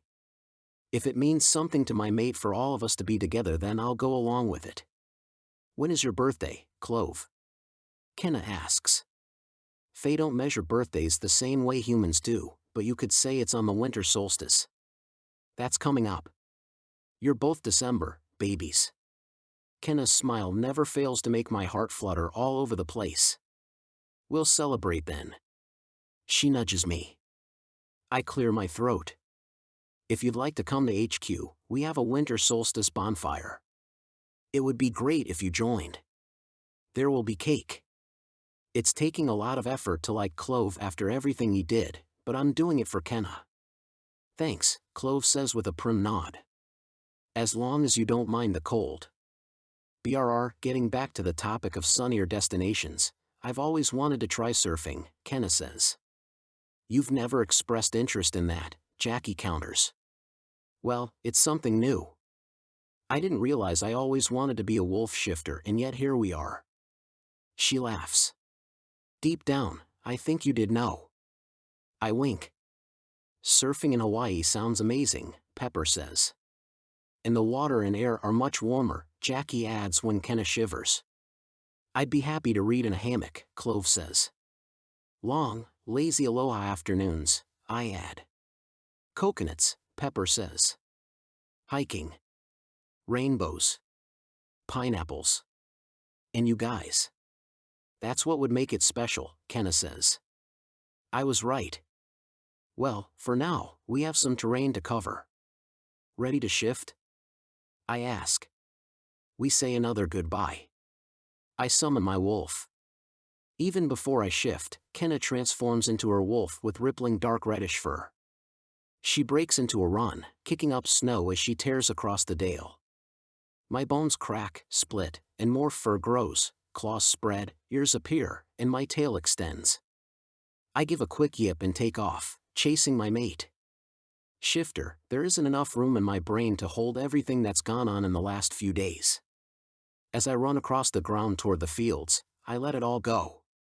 Primal instincts and sensations replace my thoughts. I feel freer than I have in a long time. I sense Kenna slow down ahead of me. I pick up my pace to catch up. She must know I'm behind her, but she doesn't pick up speed when I pounce and tackle her to the ground. We roll in the light layer of snow, growling playfully, nipping, and nuzzling. I meet her smoky gray wolf eyes. Her gaze holds mine, only something two alpha wolves would ever dare do. Then she tosses me and takes the dominant position before I gnash my teeth. Soon we're tumbling, rolling, wrestling, and not caring that it's cold as we did in physical form. Kenna gets to her feet, leaps, and then rockets ahead, following the scent back to headquarters. A shadow crosses the nearby trees, but I don't care. These woods and world are safe now. Melchior learned his lesson. My mate is here, and we're sealed.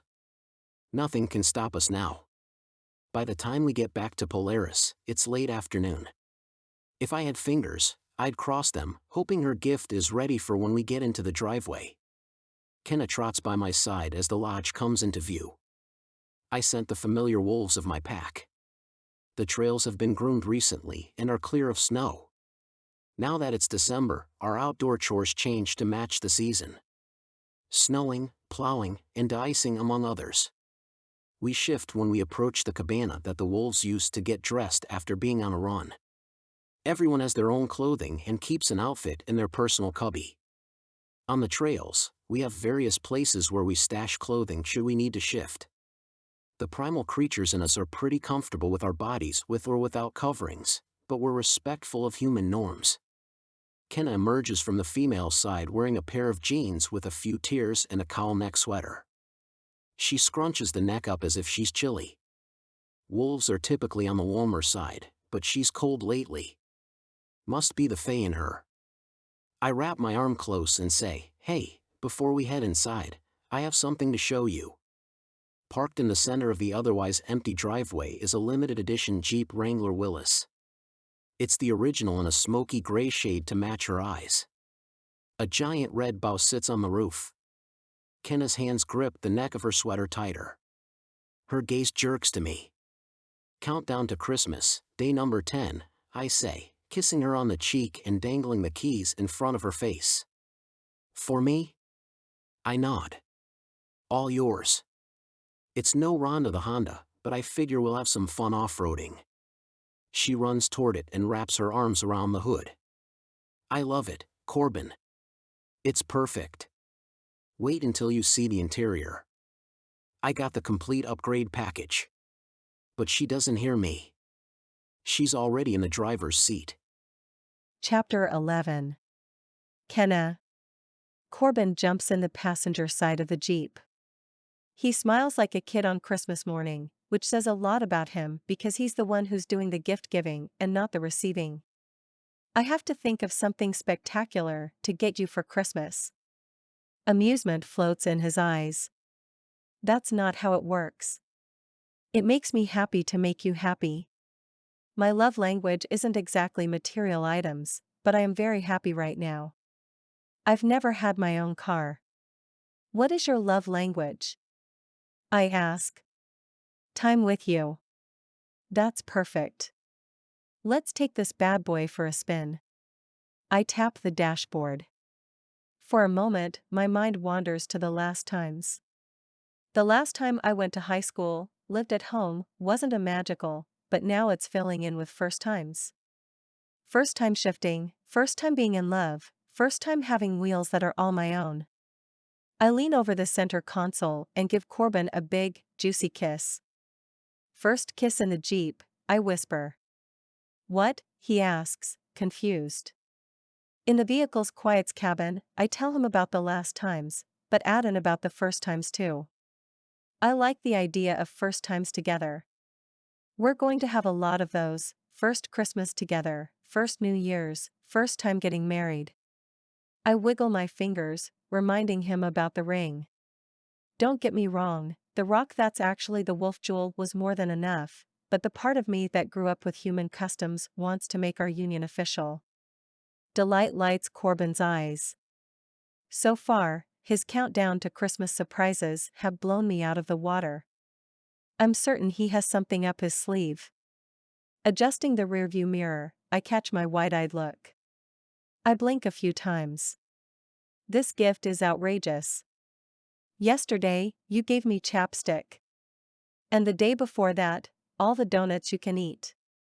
I can't imagine what tomorrow will bring." He snaps his fingers. "I have to keep you on your toes. Or you have to keep your toes on the accelerator. Let's see what this puppy can do." I turn the key in the ignition. The engine roars to life. Head out to the trails beyond the lake. There are some good areas to off-road. Shifting into gear, we roll across the dirt roads that lead to the massive packland. The Montmartre's mountains loom to the left. My thoughts snag on Pepper and her dragon. She was the curse breaker, and she is the peacekeeper. But I can't expect her to retrieve the scepter on her own. She's strong, but she'll need our help. We solved one of the puzzles, we can do it again. First, I have to get through Christmas and my wedding. I hate to think about it that way, rushing through what are supposed to be special times in my life, but my worry grows the louder the fae song gets in my head. The only respite is when I shift into my wolf. Maybe, being around the rest of the pack will quiet the nagging hum down. I hope. After we traverse the trails, go up and down hills, and give the new Jeep a solid workout, I cut the engine along the ridgeline. Corbin and I are both quiet a moment, watching the day fade with the sunset. Eventually, lights blink on inside the lodge and lanterns flicker to life along the trails. Beyond, in the homes and shops in Polaris, the lights twinkle like distant stars. Looking out across the packlands repeatedly shows me how I'm part of something more, something bigger. When I get too far into my head, I tend to think I'm all alone, I say at a whisper. Look up and you'll remember that you're very much connected. His voice is low and rough. The dog star rises in the sky. And if you look over here, you'll remember that you're very much a part of me, Corbin says. You're right, I say, turning to him. Without another thought, he closes the space between us. Our lips meet. His press against mine. I give back. His hands grip the nape of my neck. Mine cup his jaw. It's tender. Fierce. Sweet. Starved. It's us coming together. The kiss is that kind that quiets the buzzing and chaos in my mind. The kiss deepens, widens, explodes like a star, a supernova. It doesn't stop until my stomach growls with actual hunger. We should do something about that, Corbin says, slowly drawing away. It's pasta night.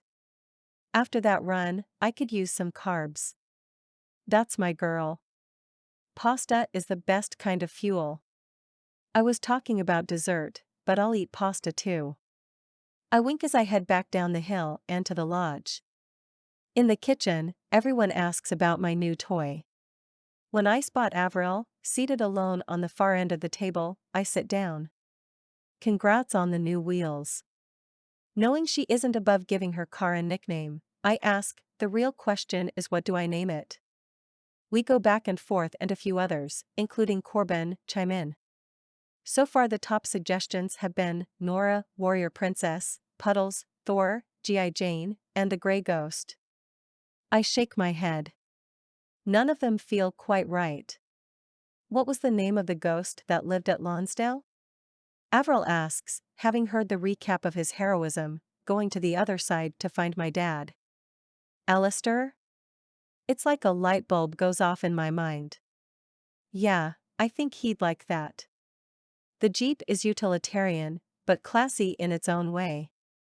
Only if you keep it polished, Corbin says. Don't worry. I will. Alistair the Grey Ghost. I like it. The next few days mark Christmas countdown gifts 9 through 6. Corbin gifts me with a bookshelf stocked with some of my favorite novels from back home and a few new ones too. He consulted my mom since I wasn't able to take any of them when I left New Hampshire. On day 8, I get a jigsaw puzzle of a cheery Christmas scene with a note that says, "Assemble at your leisure, no saving the world required." XO Corbin Claus. On day 7, I get 7 different bags of coffee beans from around the world. Corbin knows I need my magic juice, wolf or not. On day 6, my present isn't presented until I tuck into bed. Corbin sits in the chair opposite me. That will change after our wedding night. The guy must be wrecked with exhaustion. He jokes, only to me, that our love fuels him. As I say goodnight, he covers me with the softest, fluffiest, snuggliest blanket ever. It's like fur and kind of smells like him. I know you get cold. This is for nights when I'm on patrol. Are you scheduled for tonight? He nods. I'm afraid so, but it'll be nice to run under the stars. Be careful, I say. There's nothing to worry about now. He kisses my forehead. I reach out, giving him a big hug and an even bigger kiss. I don't let go.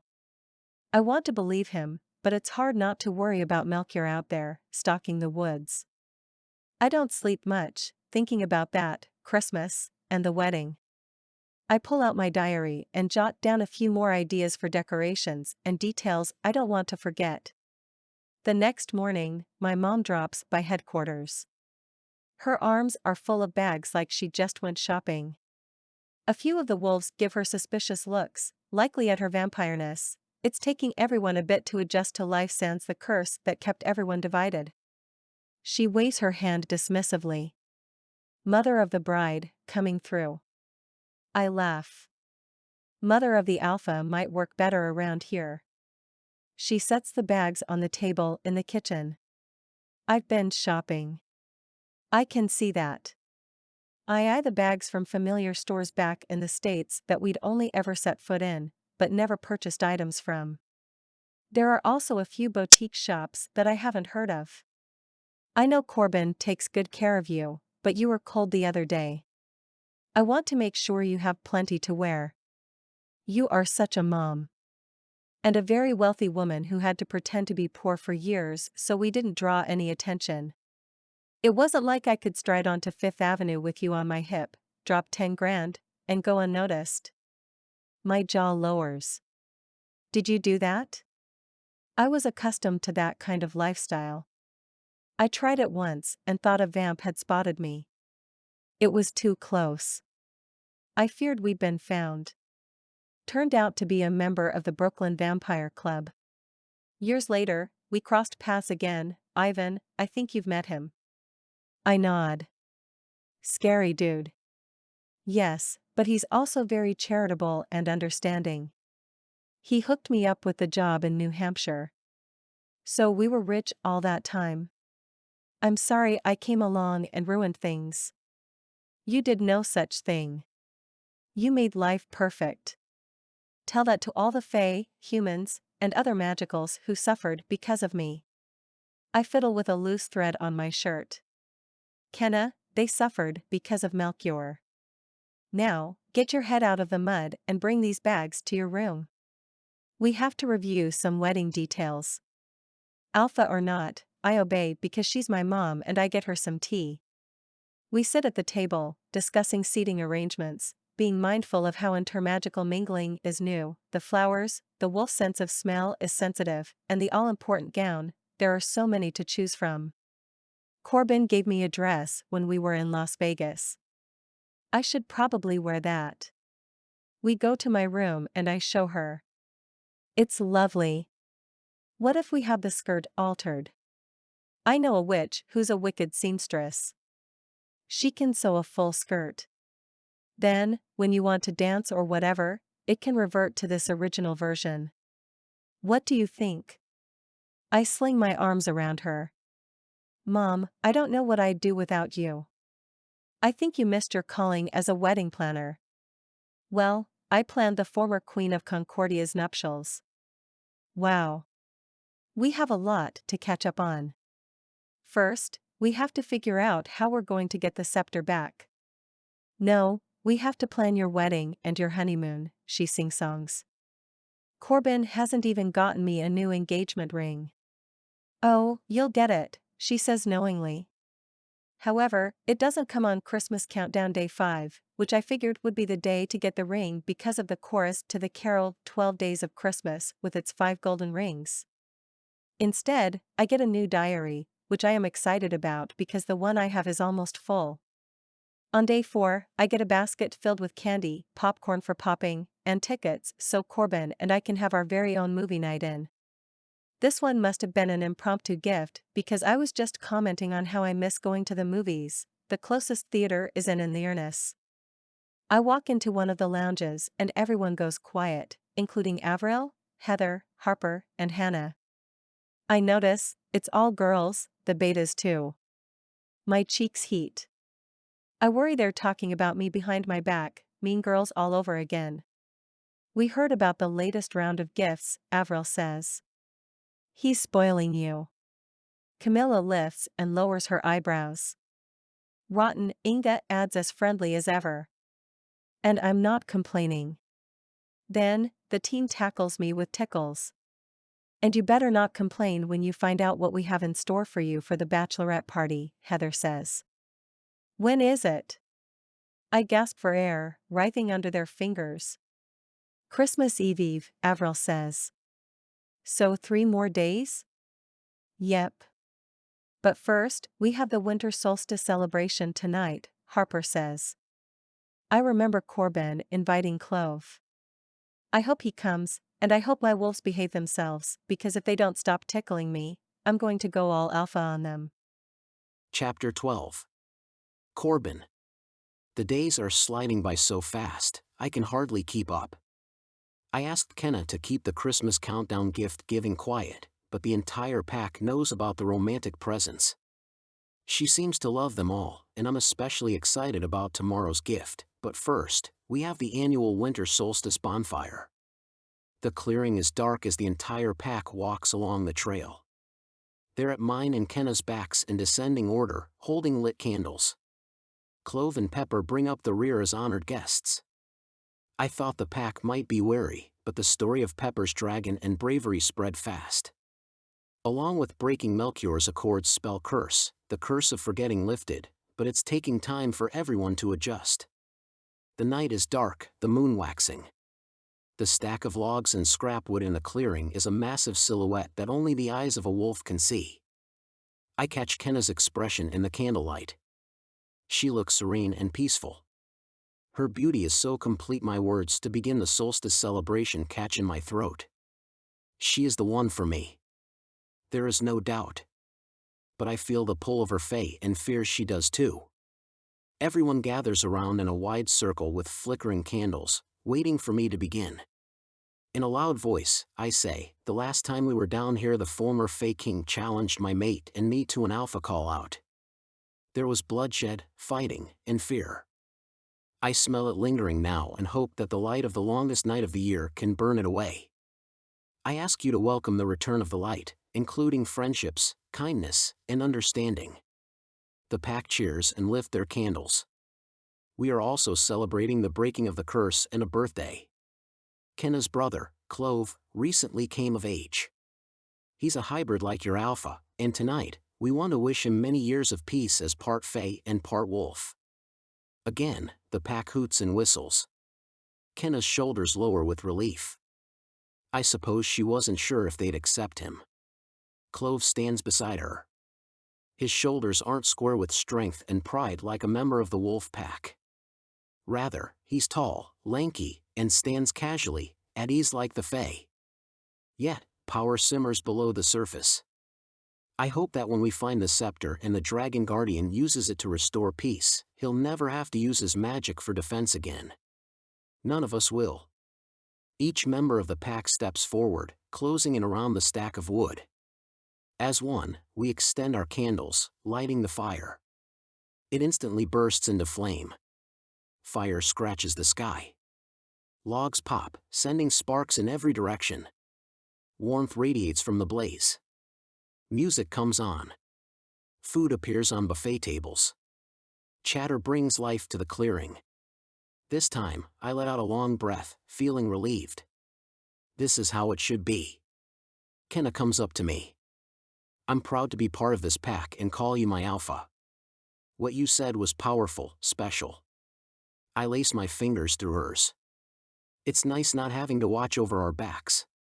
Baker appears with a plate heaped with loaded potato skins, sausage, and salad. How'd the meeting with Clint and Brucker go? I eye his plate. He pokes the salad with his fork. Hungry? I've never seen you eat something green. Camilla pops over. He needs to eat his veggies. Okay, Mom. Baker sniffs. She tugs on his arm. And Corbin probably doesn't want to talk pack business right now. I shake my head. True, but I've settled everything with the officials. They're relieved that there haven't been any more deaths. Without giving details, I assured them that we resolved the problem. Has it? We haven't captured Melchior, Kenna says. Do we need to? Camilla asks. We broke the curse. He could make another curse, Kenna says. Should we go to the den and have a meeting or can we enjoy the solstice? I ask, sharper than I mean to. My betas edge back. We don't have to talk about it right now, but we need to discuss it, Kenna says just as sharply. Her alpha meets my alpha. Baker crunches on the salad. Kenna's gaze flits to her brother and Pepper. They're standing off to the side, alone and slightly awkward. Not with each other, but surrounded by a bunch of wolf shifters. We're in physical form, but all the same it must be odd for them. I say we bring out dessert soon. Kenna hardly touched her sausage. That's my girl. Now, you're making sense, I say. She stalks off toward Pepper and Clove. A short time later, members of the pack appear with trays lined with oversized cupcakes. They're topped with a tall swirl of vanilla frosting, covered with golden sprinkles, and a star cookie on the top. Kenna carries a tray with 18 of the treats lit with 18 candles. She sings happy birthday and everyone joins in. Clove is red-faced, but he could easily blame it on the proximity of the bonfire. They both have always wanted a family and to belong somewhere. As tough as it was in the beginning, I'm glad to help bring them together. Her brother bends over and blows out all 18 flames. They instantly come back on. Kenna must have gotten trick candles. The third time it happens, I notice Pepper subtly blowing a stream of fire to relight them. Kenna catches her, and everyone laughs. We carry on well into the night, singing, dancing, and eating. Eventually, the pack goes for a run. Kenna stays back with Clove and Pepper. It's not the same in the wilds without her, but soon we'll marry and have more time together. The next day, I make plans for just the two of us. In the afternoon, I present her with Christmas countdown gift number 3. Kenna opens the box and pulls out a brand new pair of ice skates. These are awesome. Is the lake frozen yet? She asks. Not quite, but I figured we could go into awareness. She lights up. I remember you telling me about the canals there that freeze and are strung with lights at night. And the best part, the chocolate cake and cocoa you can have served with caramel, marshmallow cream, or double chocolate. Oh, babe, you had me at chocolate, she says. She throws her arms around me in a hug, sparking something in my chest. We get in her Jeep and drive south to Concordia's capital. The recent snowfall iced the evergreen trees and filled the fields we pass. On the ride there, I have to repeatedly change the conversation from Melchior and the Scepter to Christmas, our wedding. When neither of those does the trick, I turn the Christmas carols up loud. Yes, out of character for me, but we don't need to worry about that loser Faye anymore. He lost his throne. He learned his lesson. When we get to Inverness, the city center bustles with holiday visitors and shoppers. The last time Kenna and I were here together, I almost killed her. So did her brother, a vamp, and what turned out to be a member of my pack, Amanda. I push those thoughts out of my mind as we enjoy the booths with food, crafts, and games at the Christmas market. We near the entrance to the ice skating area. Christmas lights, wreaths, and ribbons decorate the fence. This is amazing. So festive. Kenna bounces on her toes as we wait in line. There's just one problem, I'm not very good at skating. I bet you're mistaken. You're a wolf now. Are they Olympic skaters? Some have been. But we're agile, nimble, and athletic. I was always good at softball. But winter sports and I didn't ever really see eye to eye. We have ball games in the spring. I'll make sure you're on a team.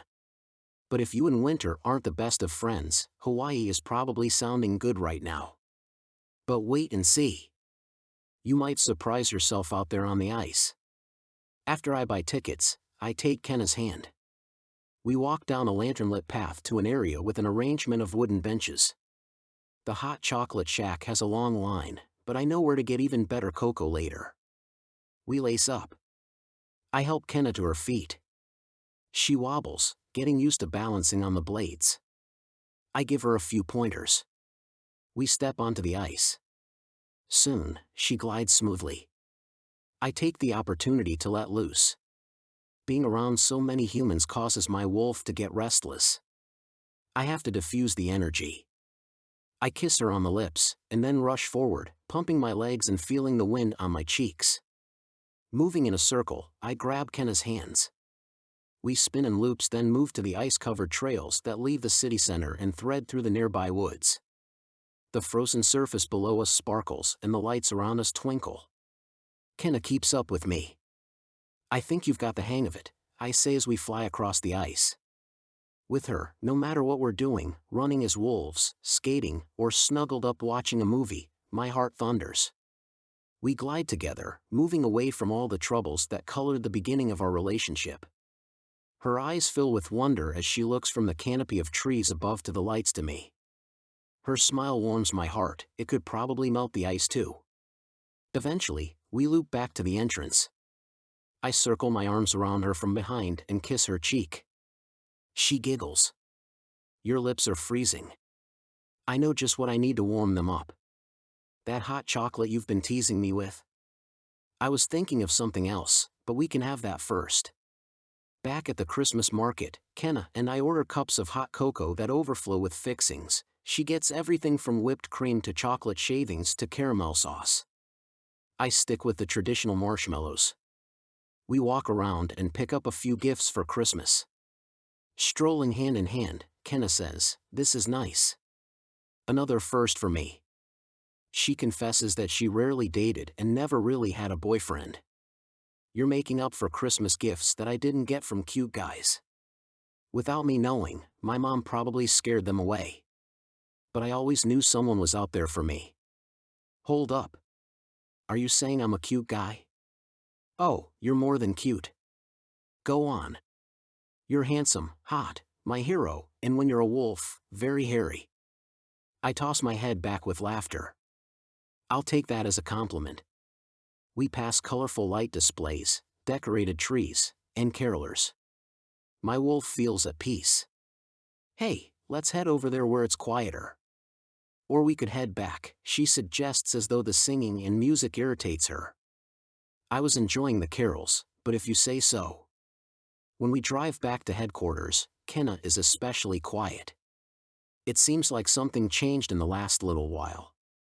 And I can't help but wonder if there's something she's not telling me. Chapter 13. Kenna. My wolf dream came back. This time, instead of wrestling and playing with the wolf with copper eyes, he gave me a long, sorrowful look. Then I turned away and trotted off. As I got farther and farther away, my wolf ears picked up a noise. But I couldn't identify it. Thankfully, it wasn't singing. Rather, footsteps and whispering. I wake with a start. Corbin isn't sitting in his usual spot at the foot of the bed by the window. He had patrol last night and is probably still eating breakfast. My stomach growls. I'm starved.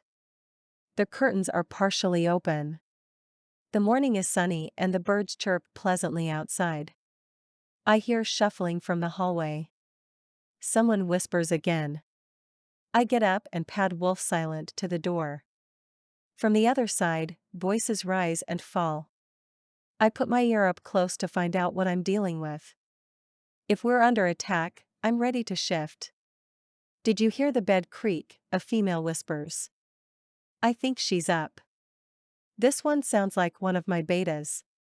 Oh, if Inga and Camilla think they're going to prank me, they have to get up earlier than this. Let's go see. Definitely Inga. No, wait for her to come out, Camilla says. I whip open the door to find Camilla, Inga, and Avril hovering in a circle. Surprise! Inga and Camilla shout. Guys, it's not my birthday, I stage whisper. They're sweet and all, but my birthday was the day Corbin abducted me and brought me here. We already celebrated, remember? Chocolate cake in the den. I'm trying to be helpful and not insult their thoughtfulness. No, silly, Camilla says. This is for your bachelorette party. My eyes widen. It didn't even occur to me that I'd have a bachelorette party. This means that Corbin will have a bachelor party. I've heard enough from some of my mother's ex-boyfriends to know how those go. My stomach swims with trepidation. Inga elbows Avril. Oh. Right. We are your official I Do crew. Think of us as Team Bride. Your every wish is our command. Be prepared for a day of fun as you kiss the mist goodbye. Today you are the wife of the party, Avril speaks in a monotone as if reading from a script. I crack a smile. That was supposed to be said with enthusiasm, Camilla whisper shouts at her, then turns back to me. She bounces on her toes. We're going to have so much fun. The fear from when I woke up dissolves. This is what I imagined having sisters would have been like, and I love it. Thank you. I hook my thumb over my shoulder. I have bedhead and should probably go get ready. Be right back. Avril grabs me. My alpha wolf rises on instinct. She gently lets go. They have plans for you, she says as though uncomfortable. I lift my eyebrows. Are you ready for a day full of pampering? Camilla claps. Do I have a choice? She chuckles. Nope. We're bride napping you.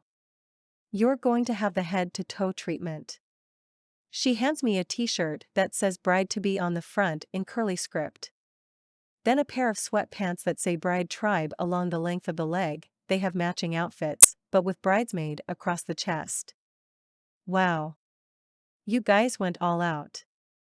You just wait and see. Go put those on and we'll get started.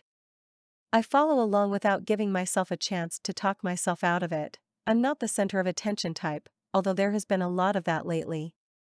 Teeth brushed, face washed, and wearing this comfy uniform, I pop back into the hallway. I guess I'm ready then. Ready to get hitched? Inga asked with a lifted eyebrow. I take a deep breath. Absolutely.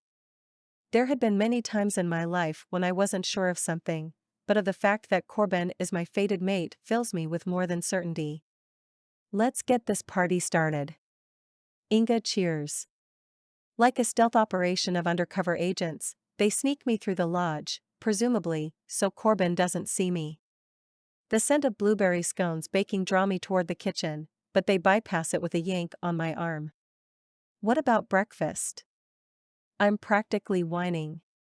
Being a wolf shifter has given me a hearty appetite, not that I was a slouch when it came to cleaning my plate before I synthesized. Oh, there will be breakfast. A white stretch limo Hummer idles in the driveway. My eyebrows shoot right off my forehead. Music and laughter filter through the closed doors. They fly open and the subordinate wolves pull me inside.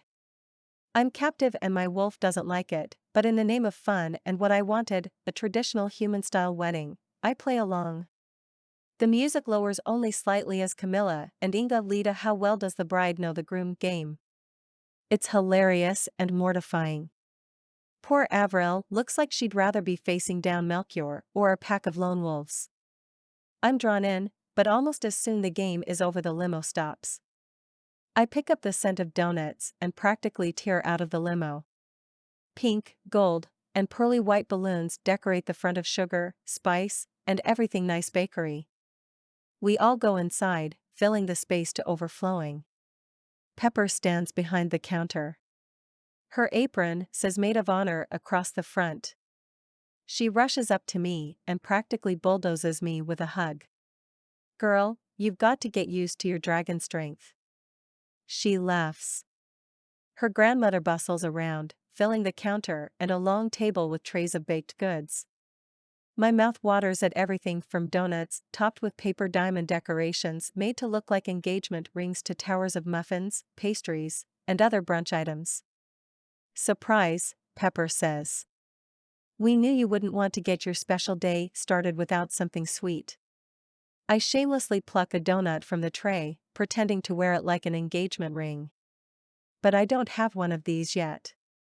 Avril stabs the air with the toothpick attached to the paper diamond. No, but you did. Turned out to be a very important jewel. She lowers her voice and hisses, and I think we should be searching the scepter right now instead of this. I wrap my arm around her shoulder. I wholeheartedly agree. A few more days, and it'll be Christmas, then the wedding, assuming I get the ring Corbin promised then. Then your honeymoon, and then what? Avril asks. I swallow thickly. She has a point. What feels like an urgent need to capture Melchior and destroying him distracts me from letting myself get caught up in the season. It's Christmas time after all. I think back to Christmases past. I've never had a family like this. Most of the time my mother worked the ER at the hospital on Christmas Eve, Christmas Day, basically all holidays. If I've figured out anything from being with the wolf pack is that you don't let a holiday pass without celebrating it. Usually with food. Even if it isn't necessarily a Concordian holiday or tradition. A smile grows on my lips. A frown fills in Avril's. Yes, but you know as well as I do that Melchior isn't completely out of the picture. Good thing I devoured that donut and my stomach isn't empty because it suddenly swims. You're right, but that also means he'll still be there in a couple of weeks. Let's indulge and then we'll figure out what to do. I speak the words with ease, but am torn. Avril crosses her arms in front of her chest.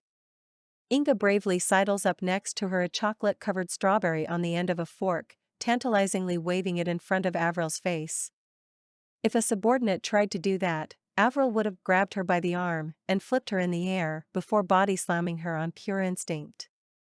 Fortunately, they're equals.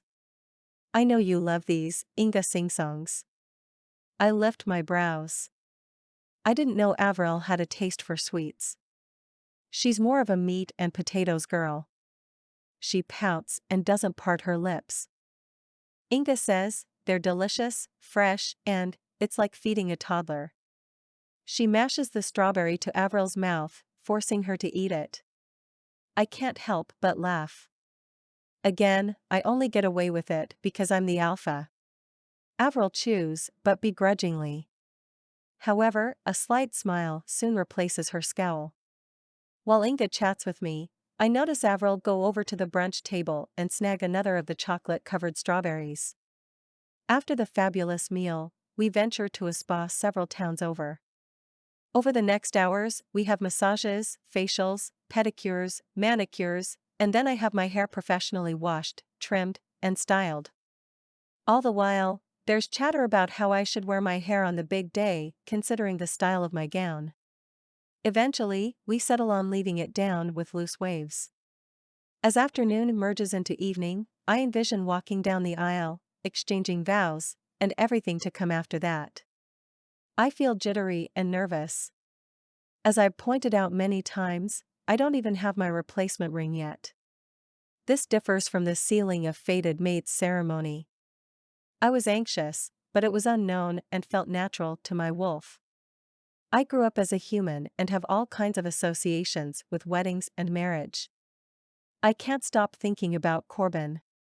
Swallowing my trepidation, I ask, what are the guys doing? The stylist dusts the hair off my shoulders and removes the haircutting cloak. Oh, well, the guys are, taking Corbin out, Inga stutters. What does that mean? I ask. Just making sure he's up to being your husband. Only the best for our alpha. Are they testing him or something? I ask.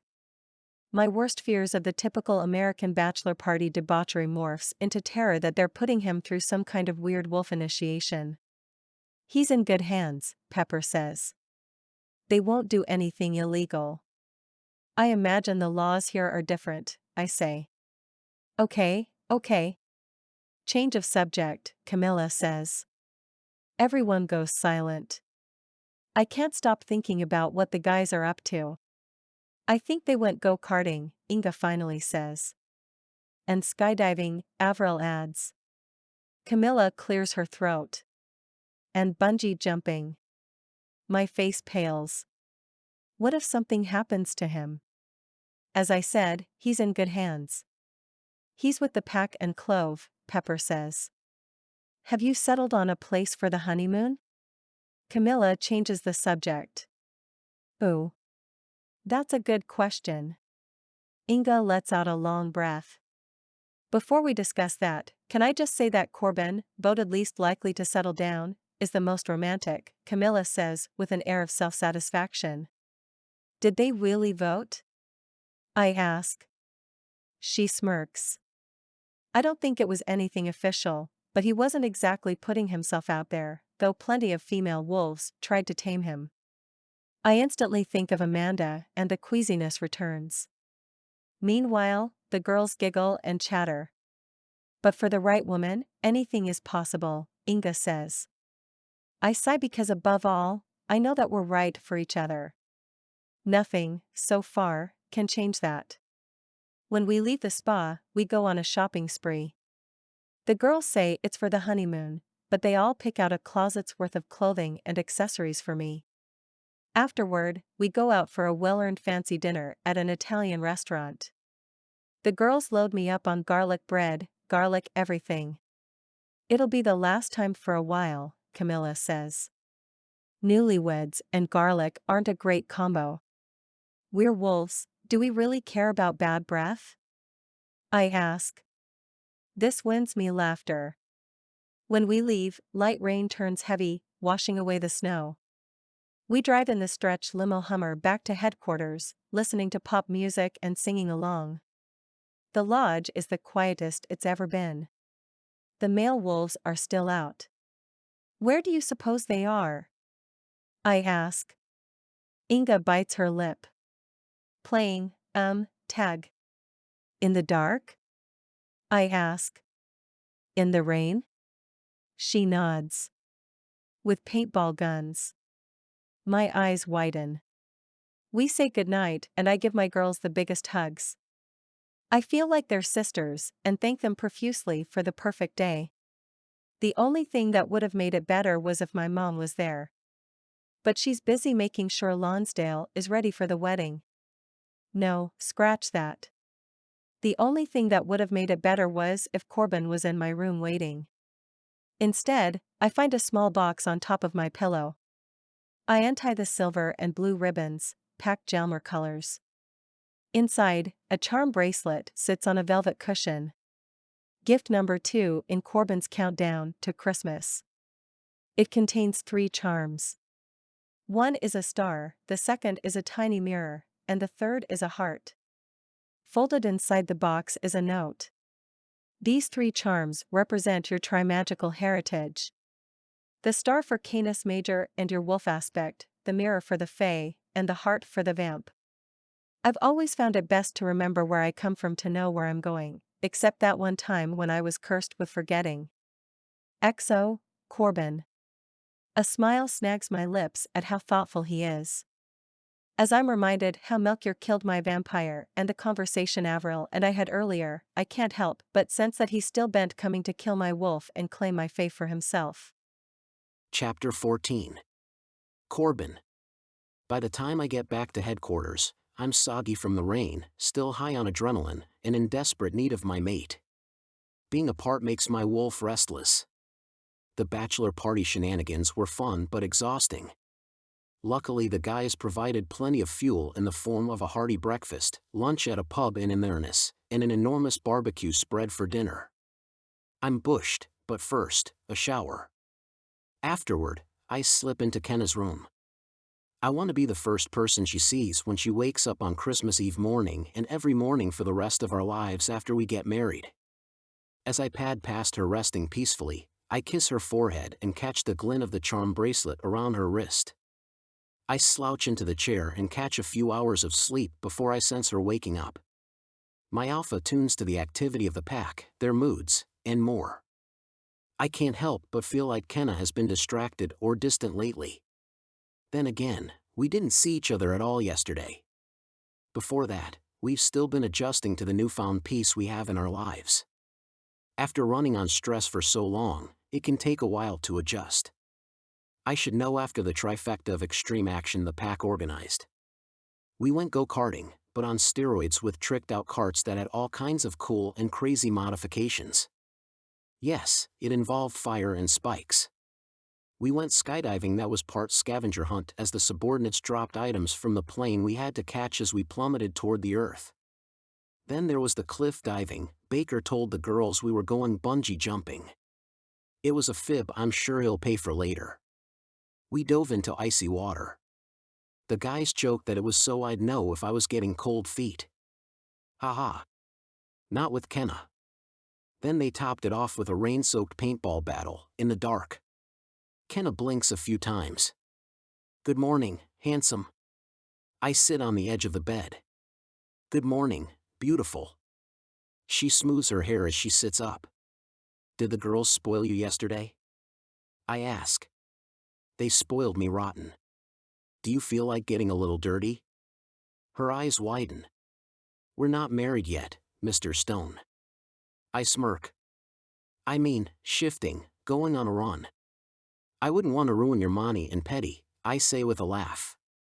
It rained last night. If the sun comes out, it'll get muddy. I'll just have to get my nails done again. I have to admit, I could get used to that level of pampering. Then you should. Anything for you, Kenna. She smiles a sleepy smile, but her eyes sparkle. Thank you for gift number 2. I shuck my hand. Ah, that was just a little something.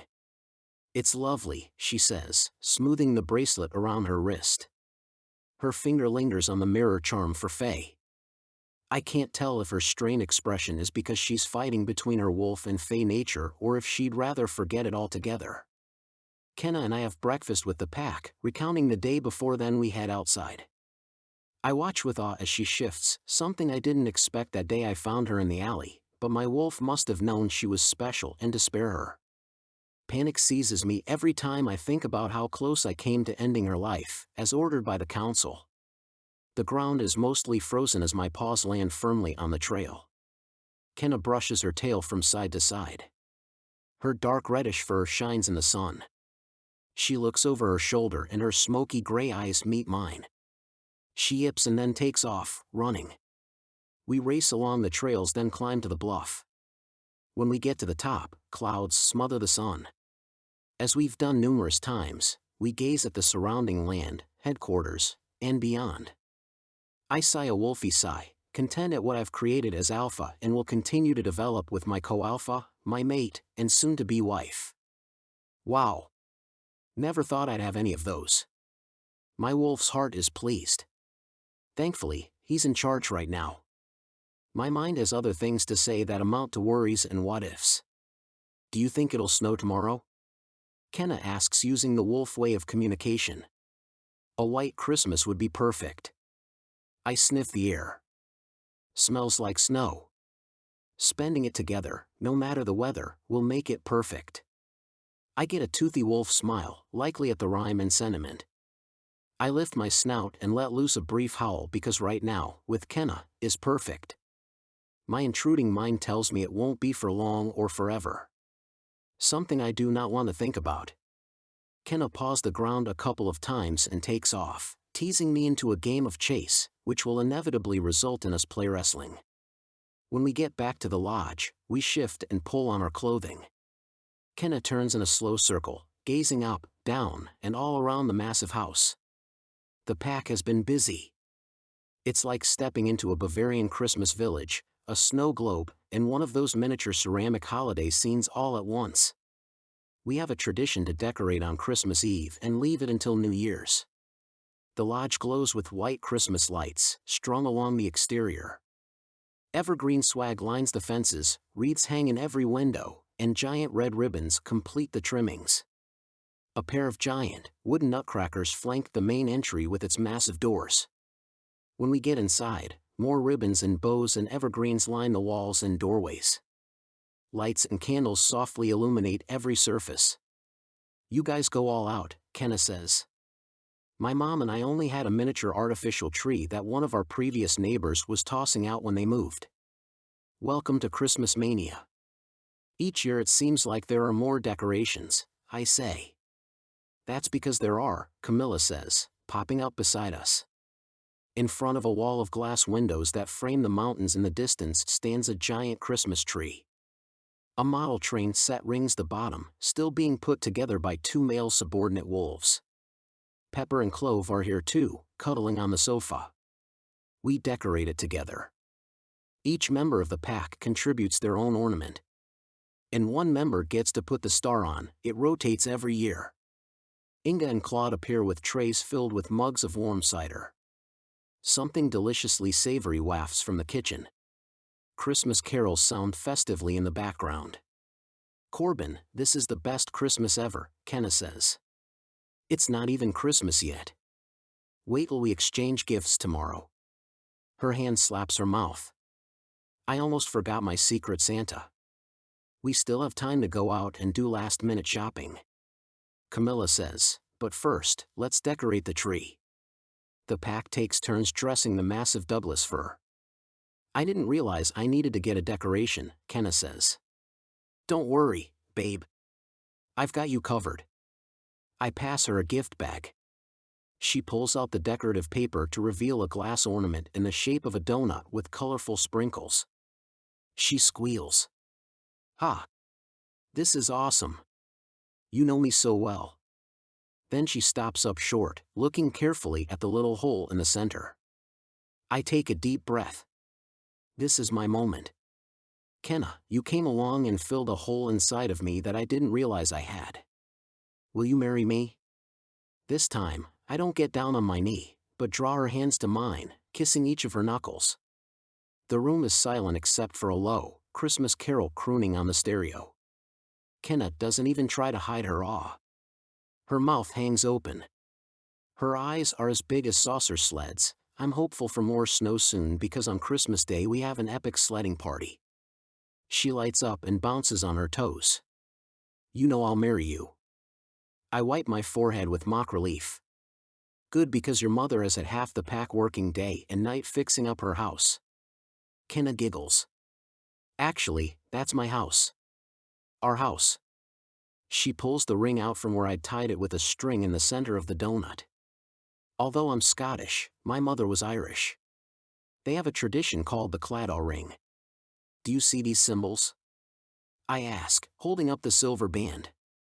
The heart is for love, the crown signifies loyalty, and the hands are for friendship. These are 3 components to a lasting marriage. 3 things I know we have and will continue to grow. Her lips part slightly as she studies the band. There's also a diamond in the center of the heart because I know she likes sparkly things. Corbin. She's breathless. It's perfect. Worth the wait. Better than the original ring. It's us. It's our past, present, and future.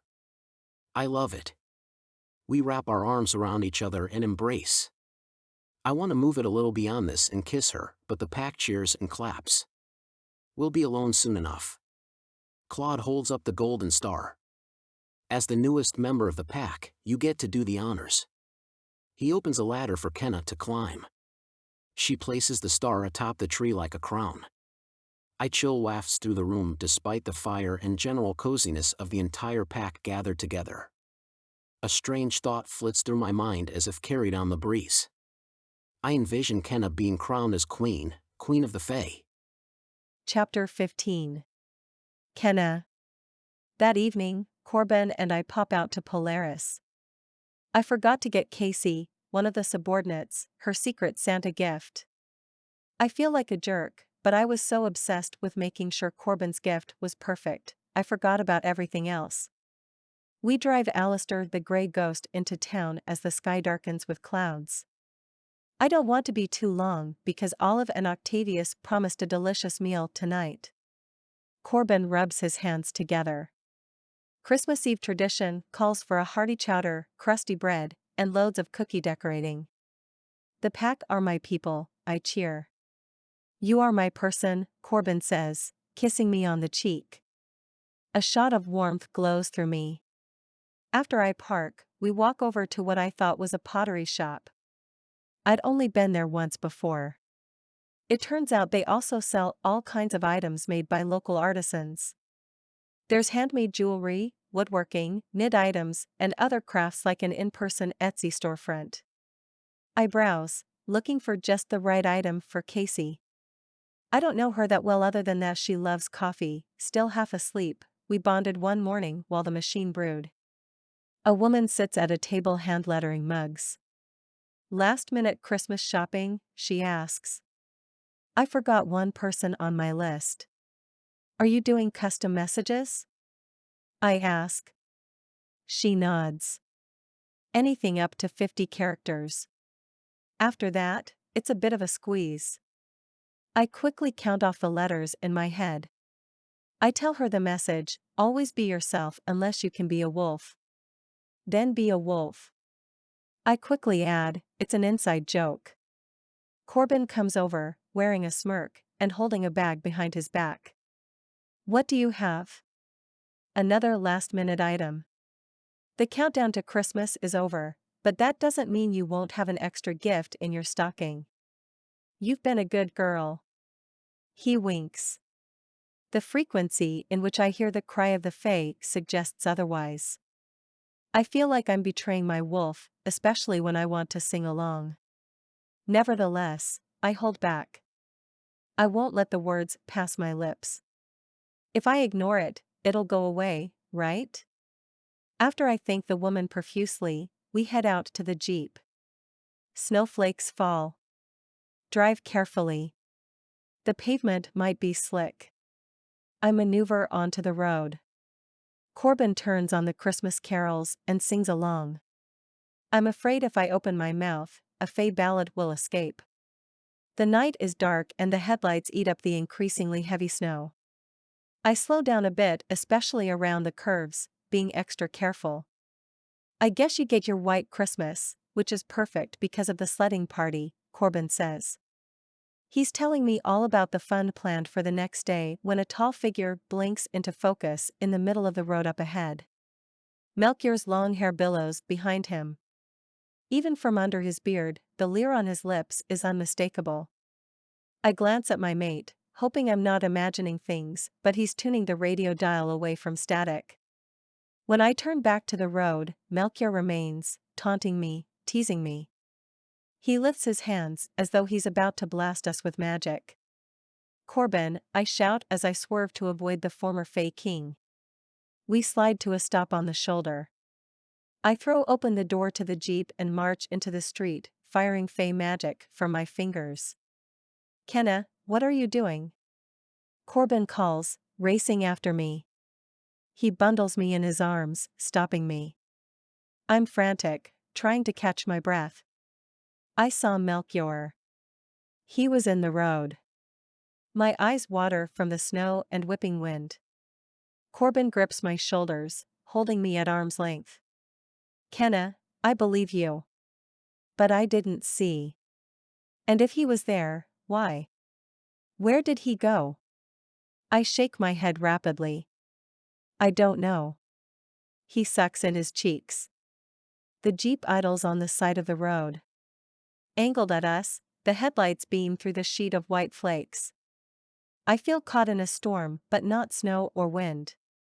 I don't know how it'll end, but only will when Melchior is no more. Then I have a chilling thought. That must be exactly how he feels about me. He'll only be content when he has me, when I'm the queen. When he gets the revenge and power he seeks. My gaze flashes to Corbin's. Concern creases his features, but his alpha is on alert. I'm thankful he believes me. But I can't do anything to put him or the pack in danger. They were led to believe their base natures were violent, horrible. Yes, they're wolf shifters and warriors, and by many considered to be dangerous and fierce in equal measure. But I know the truth. They're good, they're family. Just look at the Christmas festivities, the way they celebrate each other, holidays, and every day. They're proud and humble. Generous and self-sustaining. They're my family. I can't be the one to lead Melchior back into their lives. He wants me. Well, he can't have me, but I need to do something to stop him once and for all. Kenna, come on, Corbin's voice floats to me over the howling wind. You're shivering. Let's get back in the Jeep and go home. He guides me to the passenger side, secures the safety belt, and closes the door. Corbin stands in front of the Jeep for a long moment. He said he believes me, but the doubt on his face when he turns to get behind the wheel shakes me. I know what I saw. Melchior was in the middle of the road. The greed and determination in his gaze was a sight I won't soon forget. The next morning, I wake to a wolf shifter in physical form seated in his chair at the end of my bed, snow frosting the scene out the window, and the scent of sugar and cinnamon. Merry Christmas, Corbin calls around a yawn. Despite what happened on our drive back from Polaris, I've always loved Christmas morning and cannot hide my glee. I bound out of bed, jump into his lap, and sling my arms around his neck. I flash my clado ring, letting the faint sunlight catch its sparkle. I'm looking forward to being the future Mrs. Stone and when we wake up together. Because you, my wolf, need to get more sleep. Yeah. In the meantime, we have breakfast waiting, secret Santa gifts to exchange, and sledding to do. Good thing I have a hearty appetite and it snowed. As for the presents, I know you have a secret Santa, but I also got you a little something extra. I grab a bag from my closet and return to my spot on Corbin's lap, inhaling his woodsy wolfy minty scent and resting my head on his shoulder. What's this? He hefts the bag in his hand and then squeezes it as though trying to guess the contents. Glad to know it's not a bag of coal. Open the card first, I say. Out loud, he reads, I love you with all of my senses.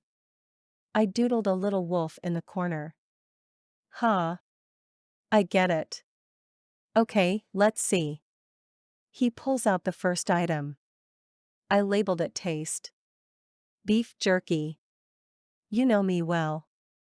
Okay, next one is labeled scent. A cherry air freshener for my Jeep. He laughs then nuzzles me. I hope you're in it with me most of the time, but when you're not, this will be a good reminder. What do we have here? Sight. Like an accordion, he holds a piece of ribbon from each end. Several photographs of us hang from it. Pepper took these with her phone when we weren't paying attention. They're not the best quality, but I thought they might look nice in our cottage. He gives me a strong side hug. I look forward to moving you in. Next is touch, I say. He pulls out a knit winter cap that says, Alpha. I made it myself. Inga taught me how to knit. Well, sort of. I still have some work to do. You made it, which means it's perfect. He kisses my forehead. I laugh softly. This means last is sound. He pulls out 2 tickets to see his favorite band in Inverness in the spring. Wow. I thought these were sold out. I have an in, I hint. Well, Baker did. He, hacked into the ticket sales website and created 2 more tickets. Corbin shakes his head. I didn't ask. You didn't tell me. He feigns innocence.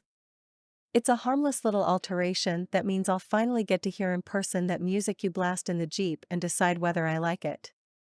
Well, I love you. He clobbers me with kisses. When we part, I say, wait. There's one more. He digs into the back and reads a label. Magic. He looks into the bag, but there's nothing there. Is magic a sense? It wasn't something I possessed before, and I do now, so it's something, I say with laughter. I lean into him as my eyes flitter between his eyes and lips. And it means I met you. Us. We're magic. Neither one of us hesitates as we move together in a kiss that feels as big as the surrounding mountains and as pure as the snow. I channel everything into the kiss because more than anything I want to erase the memory of the night before when I saw Melchior on the street. I want to step into the bliss that Corbin occupies, free of the fetters of the former Fey King. But I fear he has a hold on me. I hear it in the song, send it in the air, and taste it on my tongue. No. I'm kissing Corbin. Not the king. I won't. Not ever. My mate's arms are firm around me, holding me fast. Yet, it's also like I'm floating away from reality. As always, our kiss is like a first kiss. I'm not sure I've ever experienced something so expansive. His hands explore the hills and valleys of my arms, back, waist, and chest. My heart rattles the cage of my ribs. wanting more. Wanting him. Our breathing ratchets up. His wolf lets out a low growl. The kiss deepens, and I forget my thoughts and worries. There is only us right now. No past. No future. Just the wide open present. The planes of Corbin's cheeks are unusually smooth, often he has a light layer of stubble. I like it both ways, but press my fingers to his skin, memorizing the feel, smell, and taste of him. When we part, the kiss leaves me gasping and grasping for a hold on anything solid, certain. There's him. There's me. Soon we'll be united in love. In marriage. I meet his eyes. They shine and sparkle in the growing sunlight like the snow outside the window. Corbin twists the clado ring around my finger. Despite the passion of the kiss, I can't help but sense something. Or maybe it's just my underlying stress. Are you sure you want to go through with this? I ask. It's a human construct. We already sealed as wolves. He tucks his head back as though shocked. I mean, are you having cold feet? I ball up my hands in my lap. He grips them in his large, rough palms. I want to do it for you. If it means something to you, it means the world to me. I just want to make sure, I blurt. His eyes pinch with worry. Yes, our wolves are united as you said, but while we're talking about this, what about your fae? His words seem to tumble and tremble. The questions highlight that restless feeling inside. My fae is volatile. Ready to explode in a flurry of magic. The closer I am to Corbin, the closer I am to my wolf nature. Right? That's where I want to be. It's like the fae brings out the worst in me. My hope is the fae will fade. I'm certain I want to marry you. I love you. It's symbolic since we're already fated mates, but a wedding will make it more real to me. I kiss him on the lips again, afraid to say more. I feel Corbin's smile return. Apart from missing the cookie decorating extravaganza the night before, I try to put everything else from our trip to Polaris out of my mind and focus on Corbin and Christmas. We spend the rest of the day in the PAX presence, exchanging gifts and then sledding. Claude was my secret Santa, and he got me a keychain with a gray ghost for the Jeep. We eat a traditional meal with turkey, ham, and a roast. Plus all the sides, mashed potatoes, sweet potato casserole, creamy string beans, salads, roasted veggies, Brussels sprouts with bacon, and 5 different kinds of bread. Thankfully, we spend most of the afternoon sledding before diving in for dessert. Of course, there are cookies, but there's also pie, cake, and several sweets that I'm not familiar with. Our pack hails from all over the world, so I'm introduced to new desserts as well. It's all so delightfully perfect. It's almost as if everything that led up to now, the uncertainty, the fear, and the violence never happened. The only problem is, I cannot ignore the fact that change is inevitable. Things are going well now, which means it's only a matter of time before everything falls apart. Chapter 16. Corbin. The week between Christmas and New Year's is a flurry of continued celebration and wedding preparations. Half the pack does the regular rotation of chores here at HQ while the other half help out at Lonsdale. I thought a few repairs and a fresh coat of paint would get the place looking decent for the wedding, but Jackie has orchestrated an entire overhaul, fixing decades worth of disrepair in the space of about 10 days. On the upside, everyone is excited because we've invited several other packs. I've been in touch with the other alphas. We've been discussing the creation of an alliance in the Guardian and Warrior Council's absence, which was a sham. However, it'll serve the original purpose of the council to keep the various representatives aware of what's going on, make decisions that affect magicals, and have some kind of organization. After helping to replace a bad joist in the manor's basement, I find Kenna facing the great bank of windows overlooking the dale. Her curvy shape is a silhouette during the golden hour. It's rare to find her alone and slightly concerning since the ride back from Polaris on Christmas Eve. thinking she saw Melchior haunts her. I was fiddling with the carols on the stereo since we lost the radio station in the hills. The snow was coming down hard. I don't not believe her, but I worry that stress, maybe even the wedding, has her on edge. I reach my arms around her from behind and hug her close. "You okay?" I ask. "Not really." "Want to talk about it?" "Not now." I spin her around to face me, capturing her waist with my hands. "Kenna. I'm your alpha." She cocks an eyebrow as if that one word awakens the wolf within. "I'm your alpha too. I'm also your mate and future husband. We need to be able to communicate," said the only man ever. "With age comes wisdom. Remember, I've had a long time to mature." "Funny, you look no older than 21. 22 on nights you don't sleep much. And you look preoccupied or on alert." I can't pinpoint it. She continues to gaze out the window as though watching for something. Concern creeps in. "Are you looking for him?" She shakes her head rapidly as though she knows exactly who I mean. My shoulders drop with my exhale.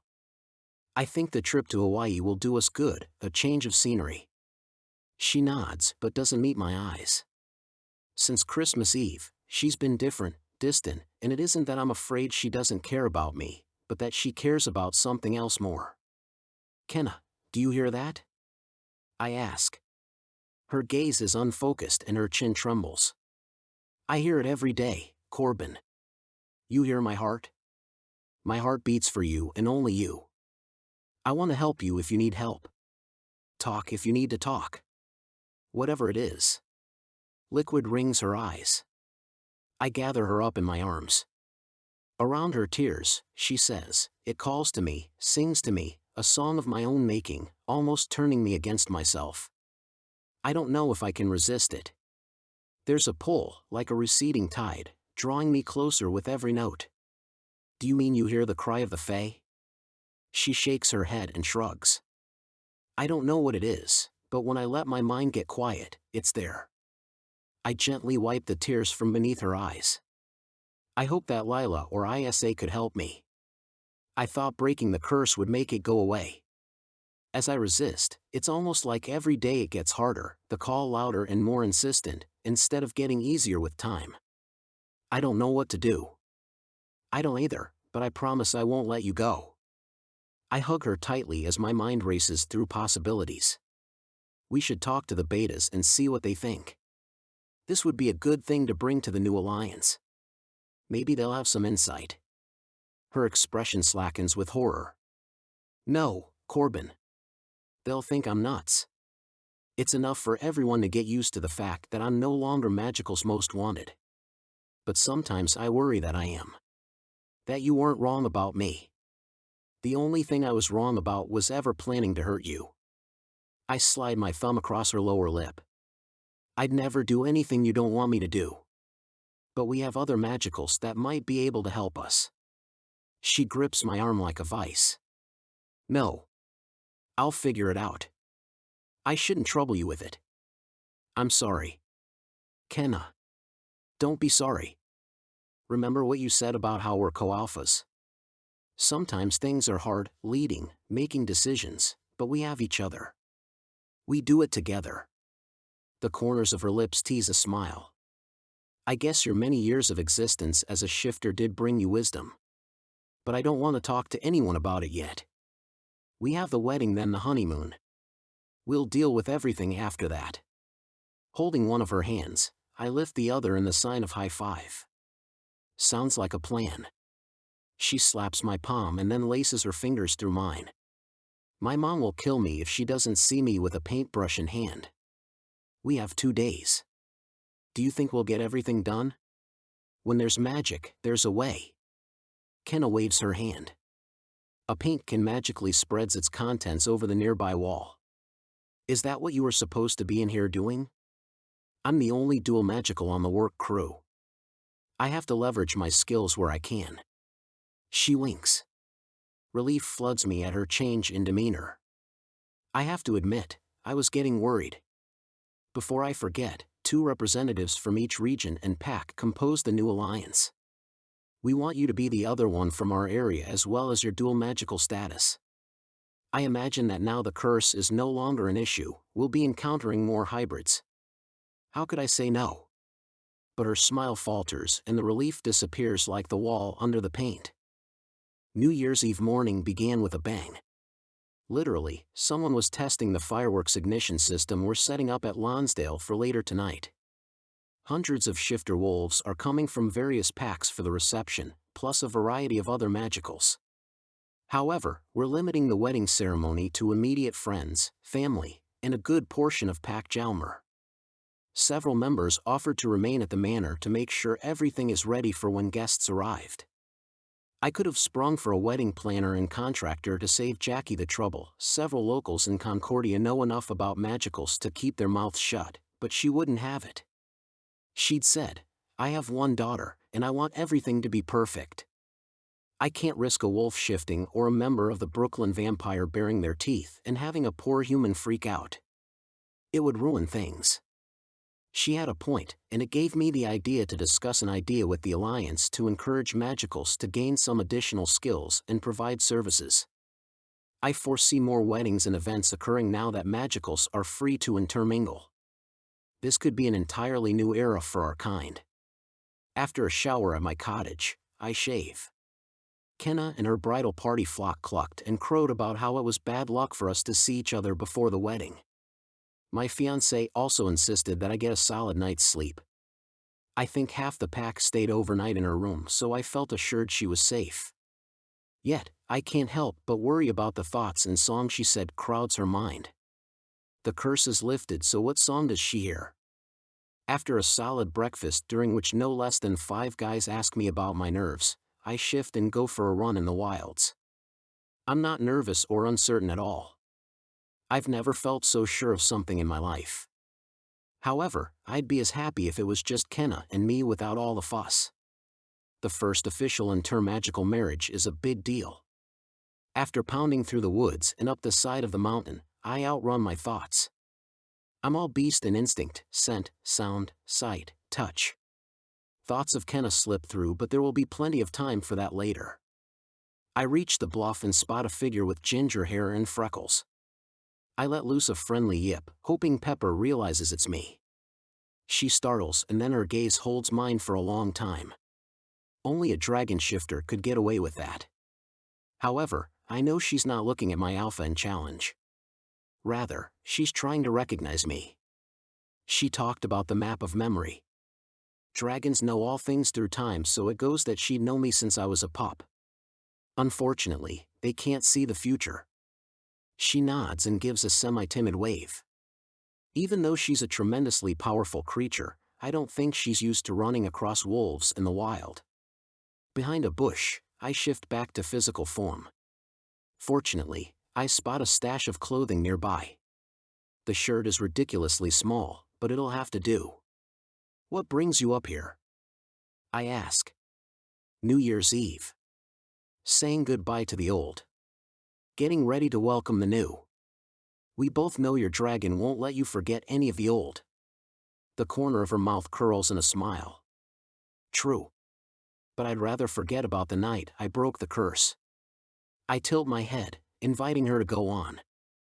"I felt all that pain. My dragon healed it, but I can't forget it.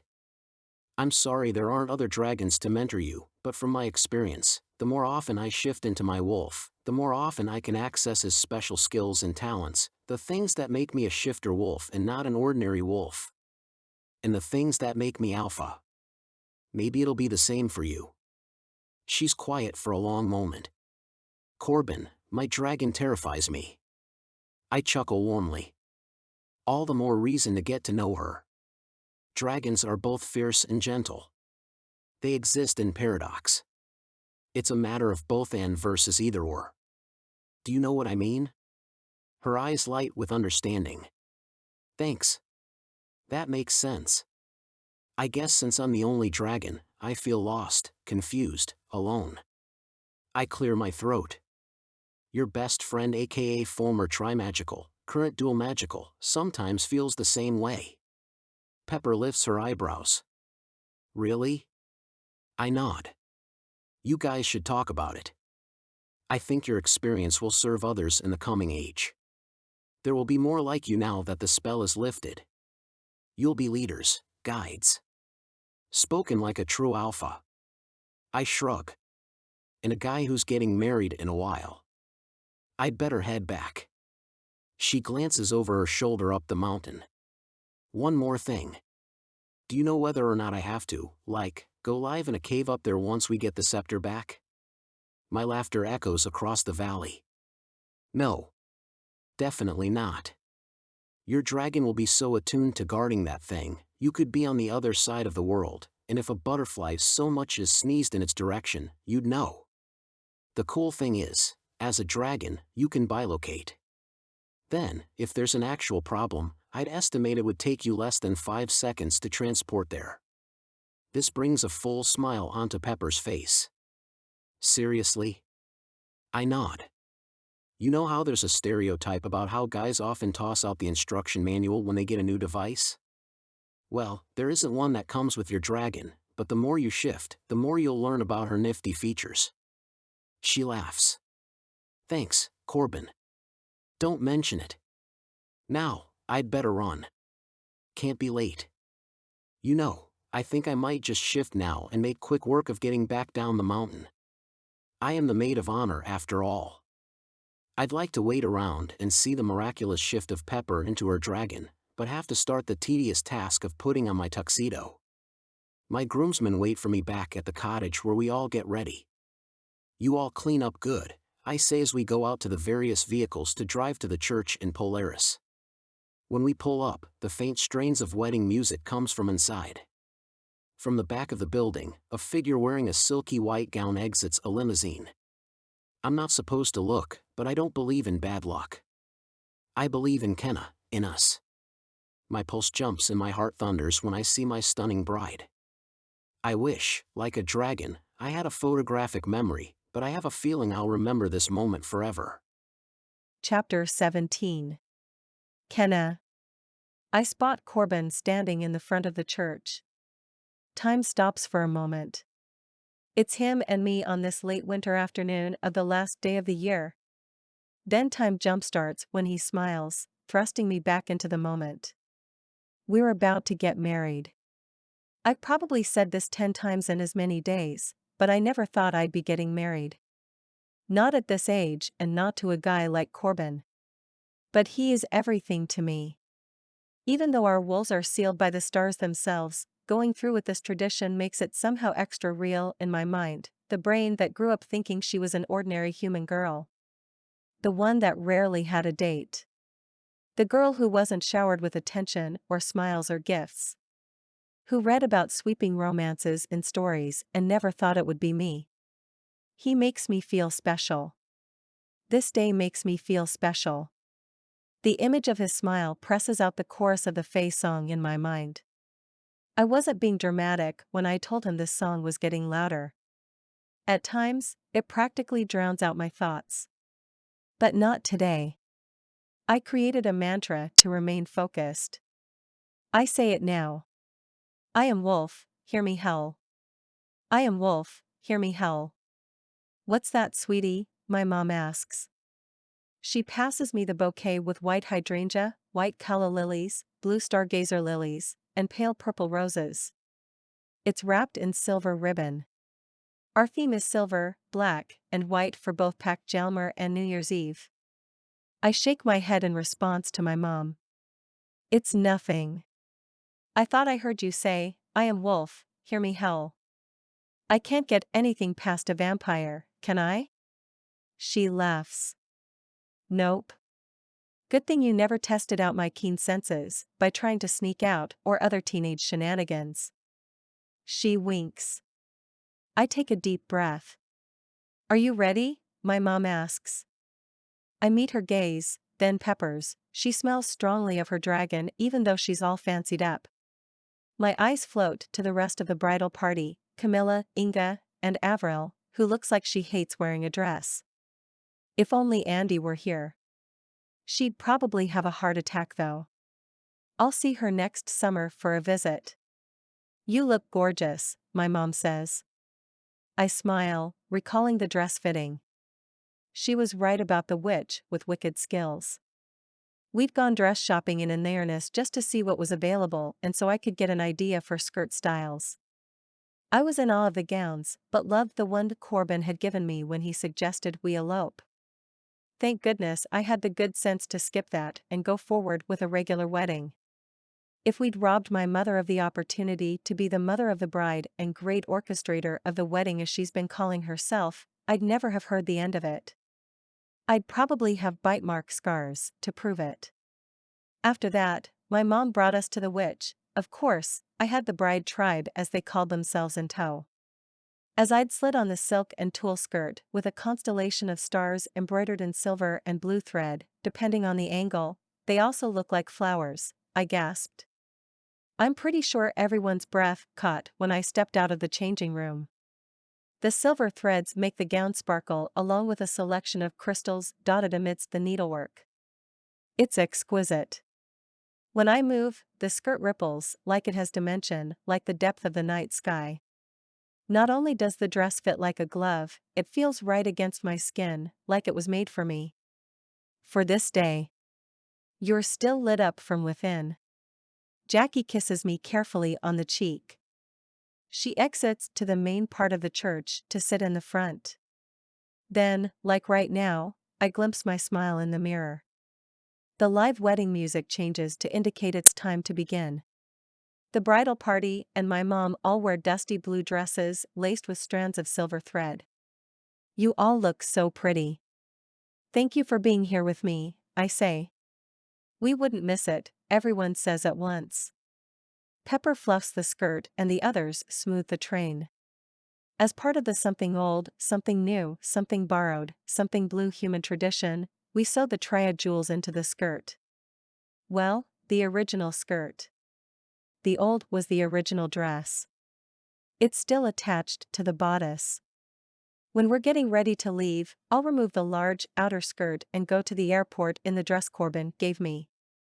It's a little surprise for him and feels like it'll be a full circle moment. For something new, I chose the vamp jewel because our love is new. For something borrowed, I chose the wolf jewel. After all, it was my first engagement ring, and it belongs to the scepter, so I was borrowing it even if I didn't realize it at the time. As for something blue, the fey jewel with its greenish-blue hue fits the bill. Camilla, Inga, and Avril each give me a big smile as they march down the aisle on the arm of Corbin's groomsmen, Baker, Claude, and Ethan respectively. Pepper goes next, linking arms with my brother. I was shocked Corbin chose him as the best man. But was touched that he did so. I wouldn't call them best friends, but I have caught them engaged in long chats, likely about the alliance or whatever. My father appears. Literally. I nearly gasp at his ghostliness, still not quite used to it. I didn't mention this before, but Corbin did ask me if he could have your hand in marriage. Dad, that's up to me. He's old-fashioned. Grayson clears his throat. He assured me that he's been a gentleman. My cheeks heat. Oh, now you too. Mom wanted to talk about the birds and the bees and your. He pumps his hands as though agreeing we ought to cease this discussion. I guess I get little say in who you marry, but if I did, I'm pleased you chose Corbin. As long as you're not with Melchior, I'm happy. That sets the bar low, I mutter. I was wondering, my dad starts to say, but the music changes again, indicating it's time for us to walk down the aisle. The last bits of my worries fall away when I see Corbin standing at the altar dressed in a sharply tailored tuxedo, his hair freshly trimmed, and with a giant grin on his face. A sense of certainty floods me like sunshine burning away the past and preparing me for the future. We wrote a portion of our vows, promising to shine light on each other during difficult times, triumphant times, and to illuminate the truth no matter what. After we exchange rings, we kiss. As always, everyone and everything except my beloved melt away. It's just Corbin and me. We're the center of the universe while our lips press together. fireworks and sparklers blaze inside. He's the one. The only one, and I'm his. You are my light, always, Kenna, he whispers before we part. I give him one more quick kiss to let him know I feel the same way. The crowd cheers, howls, and claps. The love in the church is huge, almost too big to be contained. As we exit and walk through our friends and packmates lining the path, instead of tossing rice or blowing bubbles, everyone holds lit sparklers. They sizzle and shine in the early arrival of dusk at this time of year. We proceed to Lonsdale for the reception. My mother and the pack's efforts were not wasted. The interior of the Victorian manor no longer looks haunted. Rather, it's enchanted. I only saw the finished project in part because she wanted a grand reveal for a night we'd never forget. Corbin hasn't let go of my hand as we enter together. We're a little later to the reception than the rest of the guests because we were making out in the limo on the ride over here. Candles flicker and the ceiling glows with clusters of twinkle lights. The grand dining room is set for as many guests as it can hold with a tent in the backyard for the overflow. Tables dot the space with snacks and beverages. I have a feeling I'll be busy chatting and meeting people, but do not plan on missing the decorate your own cupcake bar, the ice cream sundae station, or the make your own s'mores bar. My mother outdid herself. There's even a chocolate fountain. I'm mistaken, it's hot chocolate with all the toppings like fudge, caramel, butterscotch, melted marshmallow, and whipped cream. Corbin must have mentioned our outing to in the earnest. I take a deep breath as Corbin moves me past the sweets. I promise we'll come back to them later. My parents stand together in conversation. Mom, thank you for doing all of this. I have to admit I was slightly worried, but spending all this time fixing, setting up, and all of it has made it real to me. I squeeze Corbin's hand. It's a one-time deal, though I do see a future in party planning. She winks. My bridesmaids rush over with hugs, chattering with excitement. They ask if I need a makeup refresh, water, or anything else. I recall our time getting ready earlier. Inga had turned on music and we sang and bopped around. Live music plays from somewhere in the house and I feel slightly overwhelmed. It's then I realize the sound conflicts with the dreaded song in my head. Dessert, I blurt. Camilla winks. The cake will be worth the wait. Pepper and Clove come over next to congratulate us. The song must have gotten louder in my brother's presence. Plus, there are other fae here. That's what I tell myself. I don't let Corbin get more than a few feet away from me the entire night except during the father-daughter dance. When the song ends, Grayson passes me off to my husband and sweeps my mom into his arms. My mind stacks with questions. My parents' wedding must have been nothing like this. I feel so lucky. Well, Mrs. Stone. How's it feel to be married? Corbin asks as he holds me in his arms, sweeping me across the parquet floor. Ask me again when it's just the two of us. He tips his head back with laughter. That's the sound I let fill my head for the rest of the night. Chapter 18. Corbin. After an exhaustingly wonderful wedding ceremony and reception, I'm all too happy to thank everyone and say goodbye to our guests. As we make our way outside, everyone follows. Under my breath, I count down, 5, 4, 3, 2, 1. On cue, the fireworks blast off, sparkling in the sky. Everyone looks around for a stunned moment and then realizes this is our grand send-off, and a way to ring in the new year. Warm sentiments go around as everyone kisses and hugs and wishes each other many happy returns. The fireworks display continues. The light splashes across Kenna's face. I'm in awe. The wolf sealing ceremony was tremendous, but mostly it was just the two of us. This has been a community event. Neither is better than the other. Just different. Like us. And I wouldn't have it any other way. Just before we get into the limo to go to the private airport outside in Inverness, Pepper grips the top of Kenna's skirt. Then she spins away from her maid of honor as the fabric peels away, revealing the gown I gave her in Las Vegas. "Just a little surprise," she says, pecking me on the cheek. It flatters her curves in every way. I have to work hard to keep my jaw from dropping. "Stunning. You've mentioned."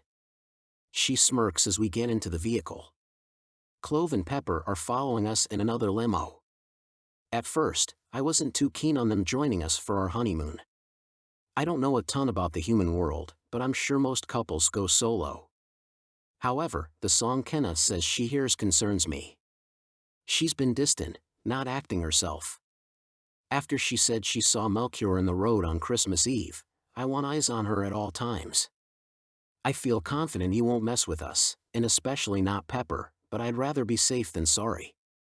After waving goodbye and pulling away, Kenna and I remain quiet in the limo for the first few minutes. It's like we both need a moment to catch our breath, regain our bearings. After a while, she says, "Wow." "Yeah." Both our voices are barely over a whisper. "Tired?" she asks. "Very." "You?" She purrs. "But not too tired for this." She leans over and cups my jaw with her hand, drawing my face to hers. "You're bold on our wedding night." "I like it." My voice rasps. Our kiss is not the chaste version from the ceremony or the one we exchanged after we fed each other cake, a massive confection courtesy of Pepper's grandmother. It was about as tall as Kenna and went with the Starry Night theme. The fondant was the color of the night sky and studded with silver rock candy so it sparkled. Kenna had 2 slices. Her fingers drift along the nape of my neck as if she's finding a handhold. Then she draws my mouth closer to hers. My fingers tangle in her loose waves as I kiss the ridge of her collarbone, her chin, and then move back to her lips. We both alternately breathe each other deeply and forget we need oxygen. I see stars, but those could be left over from the wedding theme or the twinkle in Kenna's smoky gray eyes. When she closes her lids, the kiss deepens. The drive to the airfield is lost in her lips as the kiss stretches to the night sky and beyond. However, when the limo stops, we're at the HQ Lodge in Polaris. "I forgot a few things," she says by way of explanation before hurrying into the house.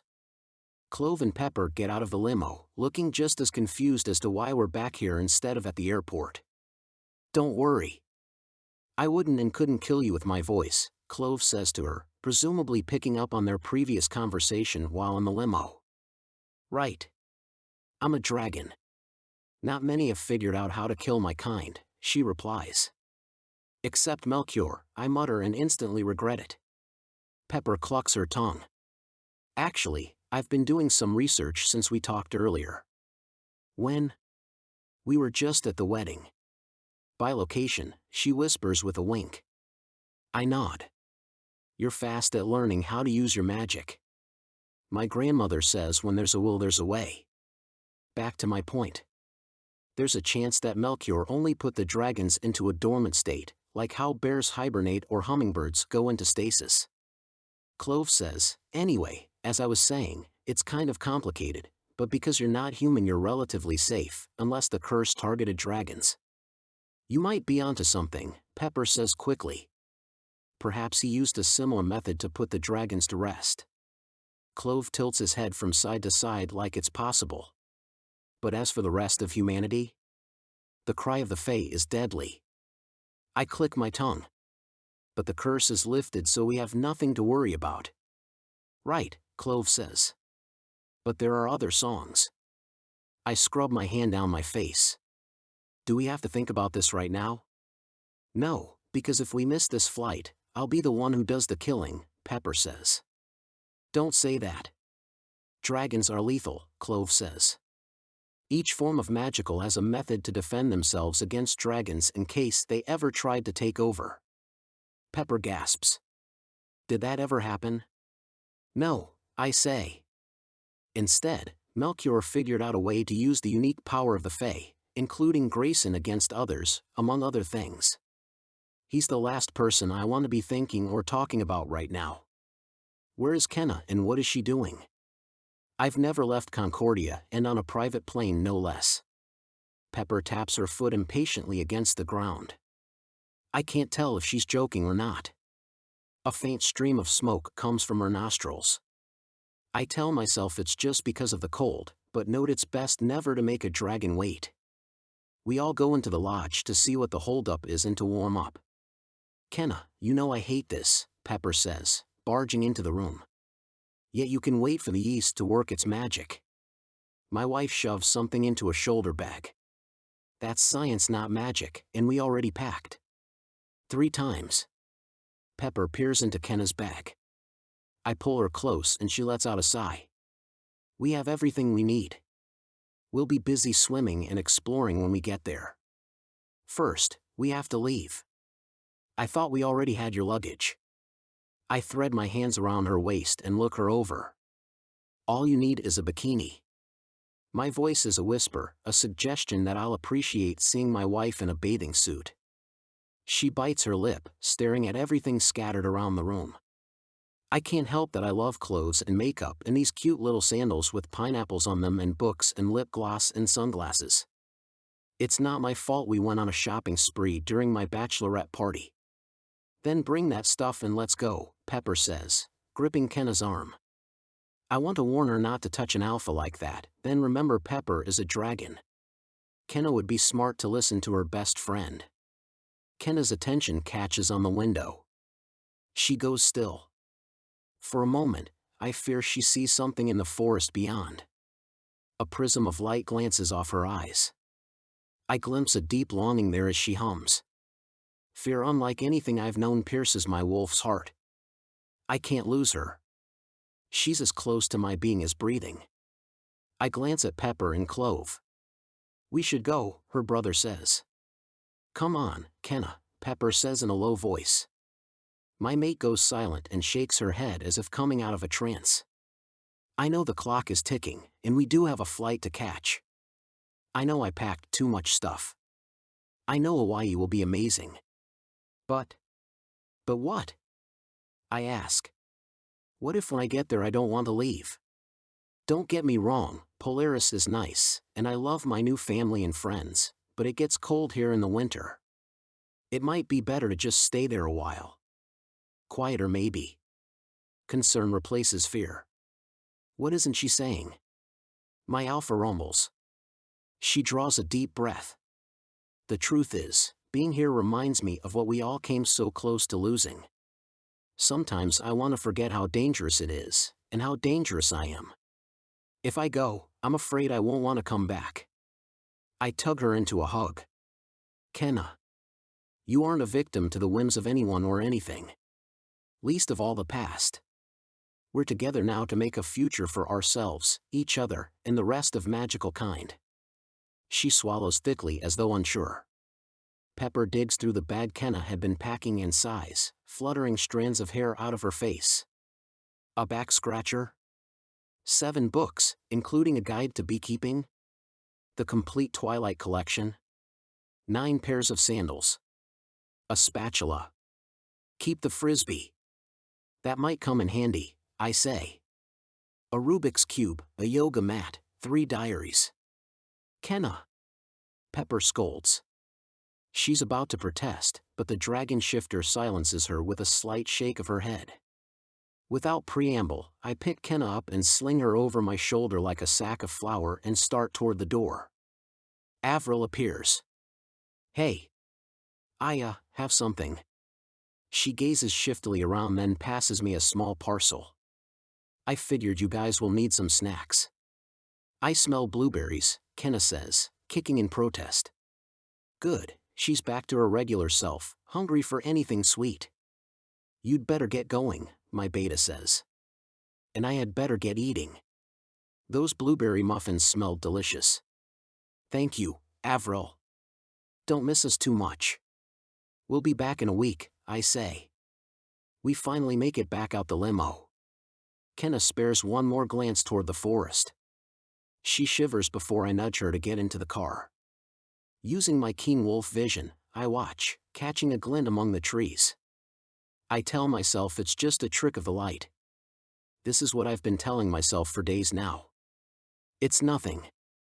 The Fae probably aren't out there waiting. The curse was lifted. We have nothing to worry about. Chapter 19. Kenna. Pepper is appropriately impressed by the private plane with its buttery and cushy leather seats, the lavender-infused hand towels, and the attentiveness of service. She and Clove sit in two adjacent seats in front of Corbin and me. When the lights on the ground beneath us turn into pinpricks and fade altogether, I finally let out my breath. It's like we're closer to the stars, I say. Corbin rests his cheek on my shoulder. You okay? He asks. I nod. It was probably just coming down from the nerves of the day, but I felt off earlier. His face rumples. Yeah, I noticed. I'm sorry if I was acting weird. I don't know what came over me. I was panicked. Afraid to leave. Afraid to stay. You don't have to be afraid when you're with me. You know that I'll always protect you. He tucks a loose piece of my hair behind my ear. And it just so happens you're a kick-butt shifter. I'd argue you can probably take care of yourself. Nervously, I suck the side of my cheek. I don't know. When I hear this song, I feel helpless. Do you hear it now? He asks. I shake my head. Good. Then let's enjoy this moment. Let me know if you hear it again. Maybe keep track of it. If you still hear when we get home, we'll talk to your parents or the Alliance. Someone will be able to help us. You're not alone. He squeezes my hand. I let out my breath and roll my shoulders. You're right. Ooh. I like the sound of that. I smirk and nestle into the crook of Corbin's shoulder. When we reach cruising altitude, I sense Pepper and Clove asleep in their seats. It has been a wonderful but long day. I kiss Corbin on the cheek. Earlier, you asked what it's like being Mrs. Stone. If that's any indication, I'd say it's perfect. My voice is especially husky. His wolf makes a low growl of pleasure. I can't say I ever thought I'd be a shifter and a married woman. I guess that will take some getting used to. What it's like being Fae. That's an entirely different question, I mumble. I'm just glad I don't have to rob men of their lives on the full moon. Corbin grunts in response. Likely because he doesn't want to talk about my Fae aspect. My wolf heart doesn't either. But it's like I can't get any space away from thinking about it. I love you. I'm learning to like Fae, he says as if realizing his grunt was kind of harsh. I've taken to your brother, and he's Fae. I hated him in the beginning. Then again, that wasn't hard to do because he was a sneak and a liar. But he was as wary of us as we were of him. He thought he was doing the right thing. We thought we were doing the right thing. In the end, we all did the right thing. It meant a lot to me that you had him be your best man. He's family. That's what families do. His smile is weak, like hearing me talk about Fae makes him fear breaking the curse wasn't the end. I'd argue that he's right. At least for me, that part still exists within. I sense Corbin's hackles lift as if he's sensing my thoughts and emotions. I try to push them away. He smooths his fingers down my cheek. You're so beautiful, your pearly skin, dark hair, alluring eyes, and those lips. Ones I love to hear talk. Ones I love to kiss. He plants one on my lips. But it's what he doesn't say that consumes me. He might love my lips, but he doesn't want to hear me sing. He survived the Fae song, and the curse was lifted, but my wolf warns me to be careful. That the game wasn't over. My song and lips have the potential to be deadly. I swallow thickly and kiss Corbin to seize this moment and drown out all the ones I'm afraid are coming. We all sleep as the plane cruises across the Atlantic. Somewhere over the United States, the sun rises, rousing me. Corbin sits beside me, already awake. Do magicals experience jet lag? I ask around a yawn. Not when they're on their honeymoon. Corbin winks. We have breakfast even though it's well past lunchtime.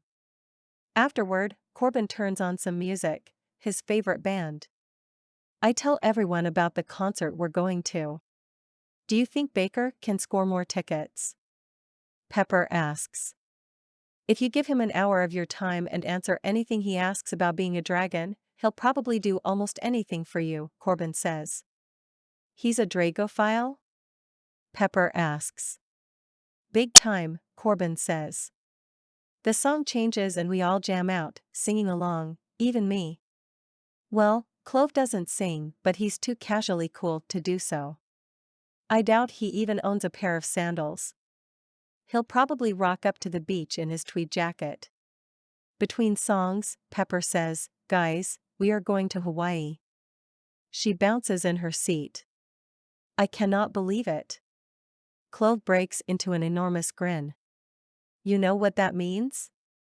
Surfing? Corbin says, stoked. And hula dancing and lays and snorkeling and soft, sandy beaches and warm nights, and Pepper starts. Chilling by the pool, Clove says. I add, and hikes. Lazy afternoons in a hammock. Pepper pats her bag, sure to contain a few books to read. I smile. Fruity drinks. Coconuts. Sunsets. Clove sighs, contentedly. Sun rises. We continue taking turns. Waterfalls. I've got one. Picnics. Pepper smiles. Paddleboarding. There's a lighthouse. Maybe we'll see a rainbow. That would be magic. I smile because we all know magic exists. In the presence of my mate, brother, and best friend, my worries slide away. There is something special about this trip, especially after the craziness of the last few months. I want to relax on the beach and do all the things. When we pass over California, peeking out from under the clouds, I think back to what brought us there months ago, searching for answers, hoping for freedom. In the seats ahead of us, Clove and Pepper chat. Corbin strokes the soft space between my thumb and forefinger. A low humming comes from somewhere in the plane. It's calming, soothing. My shoulders relax. Then I realize it's me. The call to sing is so strong I no longer feel free. I want to part my lips and let the familiar Fey melody flow forth full volume. But I can't. I fear that it's not just dangerous. It's deadly. I slap my hand over my mouth, suddenly afraid. Even though I chose my wolf, what if deep down, I'm more Fey, like Clove? When cursed, our songs can kill people. Am I capable of the same thing? I shiver and wrap my arms across my chest. What if I let down my guard? What if I forget to keep my voice locked away? From what I understand, the cry of the Fae can kill with a kiss, if the breath comes close, or even from meeting the eyes. I could never let that happen. Corbin snuggles his arm over my shoulders. Chilly? He asks. Yeah, chilled. He turns me to face him. Are you okay? Flight jitters? He asks with a sympathetic smile. It's a long haul to Hawaii. Just go to your happy place. I am in my happy place when I'm with you. He snuggles me closer. From the seats in front of us, Clove and Pepper playfully bicker. It's something about weddings, muffins, and tuxedos. I can't quite gather the details. But they don't seem angry. Although, I will be if they eat all the muffins Avril gave me. The banter continues until Pepper stuffs one of the muffins in Clove's mouth. Thankfully, before a food fight starts, he goes quiet. Do you think it's safe to leave them alone for a prolonged amount of time? I ask, joking. They have food. That should keep them subdued for a little while, Corbin says. Why don't we fight like that? Because you don't drive me crazy, I say. Corbin leans close. At first, it's as though he's peering through the little window of the plane. Instead, he nuzzles me. His lips land on my neck, just beneath my ear. He kisses his way toward my collarbone with soft little pecks. Bumps pebble my skin at the same time as warmth floods me. "You drive me crazy," he whispers, lacing his fingers through mine and finding my lips. As our kiss continues, the Faye song wants to burst free. But it's something I can never release. It's like the longer I hold it in, the more it wants to explode out of me. Corbin dozes off, mumbling something in his sleep about surfing. I nestle close and smile. The movie options on the in-flight TV include a group of cartoon animals having a singing competition, high school theater geeks who sing about every single thing, a classic film about a nanny who sings to the children, 2 biopics about famous musicians, 3 different musicals, and the movie Pepper Can't Stop Talking About starring Hugh Jackman. I pull out the single book Pepper left in my bag when she finally got it zippered closed. It's about a girl, her guitar, and a summer she'll never forget. Ugh. I'd like something that's not going to remind me of this uncomfortable, backward longing. I'd rather be a wolf. Fully wolf. If I could sacrifice anything, it would be this instability and uncertainty. When I close my eyes, all I can see, hear, and feel is music, the song that's in my bones, my breath, and my very being. I start to fall asleep and have a horrible thought. If Corbin can talk in his sleep, what if I sing in my sleep? What if I sleepwalk with my eyes open like some kind of crazed, killer Fae zombie and take the souls of my friend or brother or mate while we're on our way to Hawaii? I force my eyes open. By the time our plane touches down, I feel like a zombie, exhausted, my eyes bugging, and my skin is dry from the air in the plane. I'm riddled with anxiety, feeling the push and pull of not letting myself sing and wanting to sing so badly I can taste it. What does the Fae song feel, taste, smell, and sound like? Like beauty, like the dewfall, like sunshine on the skin, like floating, like freedom. As we leave the airport to get a shuttle to the hotel, 2 women wearing floral dresses approach us. They carry traditional leis and greet us warmly. I press my lips together and close my eyes as they sing a greeting. I allow the floral scent around my neck to soothe me and silently chant, "I am wolf, hear me howl." Chapter 20. Corbin. As we roll up to the resort, Clove and Pepper's eyes droop toward closed. Kenna's gaze is alert, almost like she's forcing her eyelids wider. "Guys, after we check in, let's hit the waves," I say. I've only been surfing a few times, but it was so much fun, I'm itching to do it again. Clove agreed to try it. It helps to be especially agile like wolf shifters and Fae. Aside from his pale skin, I think he'll do just fine. "What?" he asks, disoriented. "Did you sleep on the plane?" I ask. "Hardly. We watched The Greatest Showman."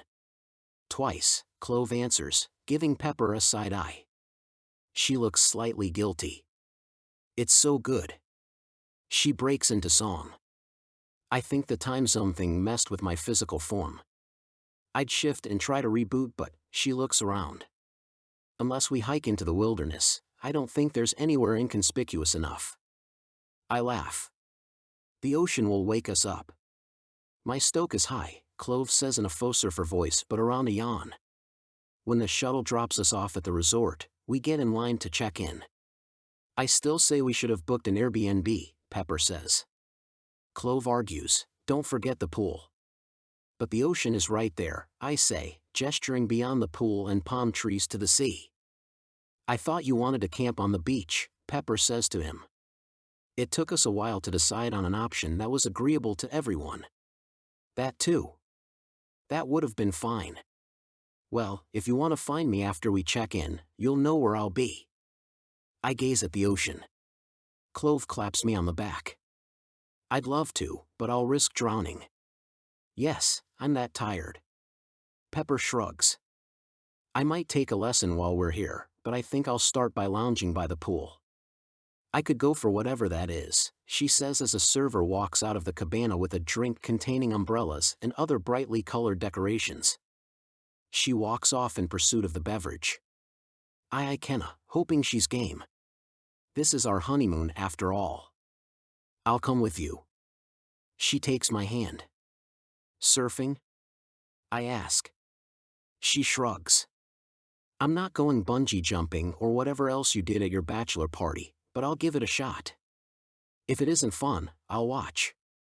Maybe take a walk on the beach. You're not too tired? She shakes her head. The man behind the check-in desk summons us forward, and we get our rooms. I'm pretty sure Clove dozes off in the elevator. At this rate, he'll be lucky if he makes it to the bed in his room. We part ways with rooms across the hall.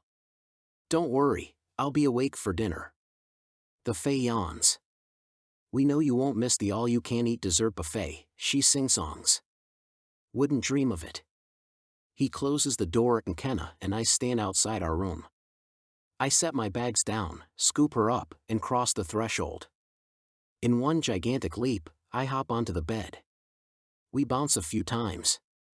I know what I've been dreaming of, she says. I don't leave anything to her imagination as my lips find hers. The tension in her body leaves. For a blissful few moments, she relaxes. My fingers wind through her hair and the hand other cups her jaw. The kiss deepens. I never want to leave this moment. But then she pulls back. Everything okay? I ask. She gives her head a shake as if coming back into focus. I sense her wandering and worrisome thoughts. I pull her closer so the thunder of my heart replaces her fears. She tips her head back and wears a smile. Yeah. I'm fine. Sorry. It's that song again. I'd rather do this than hear it. Her lips return to mine.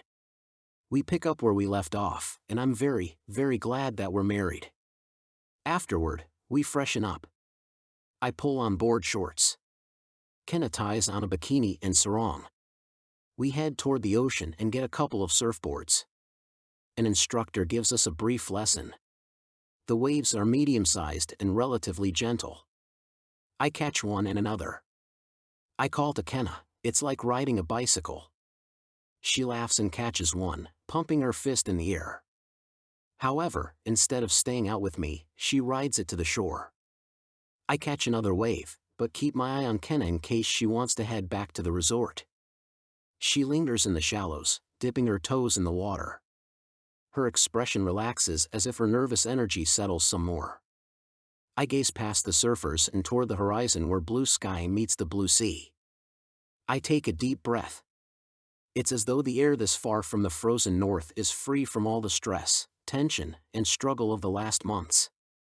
I don't worry that any little glimmer of the water is a sea fae or Melchior watching us, waiting, lurking.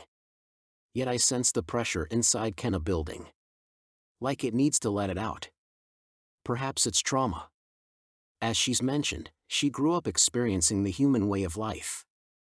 Just like she wanted the wedding to make our union official in some ways, so too she might need some help to process everything that's gone on, from being Magical's most wanted to playing a major hand in defeating the former Fae King. It's a lot for one person to swallow. I watch as she walks away from the sunbathers and children playing in the shallows. She pads along in the soft damp sand, free of footprints. My wolf yearns for Kenna. I fear she's moving farther away from me both physically and symbolically. I chase away these thoughts as I catch another wave and another until the only sound I hear is the ebb and flow of the waves and the beat of my heart for my mate. Moments later, a humming sound filters above and below and between the water. I watch as Kenna glances around to be sure no one is nearby, parts her lips, and sings. The surfers in the water glide toward her. They gaze at her longingly, lovingly. I'm confused until I realize she summoned them from the sea with her song. I hurry over. A burly local, with a shaved head and tattoos, shoulders me out of the way before sweeping Kenna into his arms. She tries to shove him off, but caught off guard, another guy whirls her toward him. She slips through his clutches because he's wet. A third man, glazed over but reckless, advances as I close in on them. Back off, she says. He grabs for her. Kenna lets out a yelp which is all my wolf needs to hear. With a rumble in my chest, I bust through and step protectively in front of her. Another guy tries to shove me out of the way, but I'm fast and nail him in the jaw. I shuffle Kenna out of the shallows. A few guys tussle, vying to get closer to her. All the while, they're gazing at her, mesmerized, filled with desire. I growl, "Kenna, stop singing." She closes her mouth. Her eyes dip as though she didn't realize what was going on. Anxiety floods into her expression. In moments, the others stop moving and stare at each other, dumbstruck. "What's the big idea?" one guy asks, eyeing me suspiciously. Another says, "I've heard about girls like you." My chest heaves and my fists clench. My eyes flash with warning. "I'm sorry, I gesture for Kenna not to say more. She doesn't need to explain. She also doesn't need to do that again. She is pretty," one man says sleazily. "She's my wife. Back off like she asked you to and mind your own business." I motion they leave. The alpha in me speaks firmly. I guide her quickly away. "I could have taken care of myself." She practically sulks.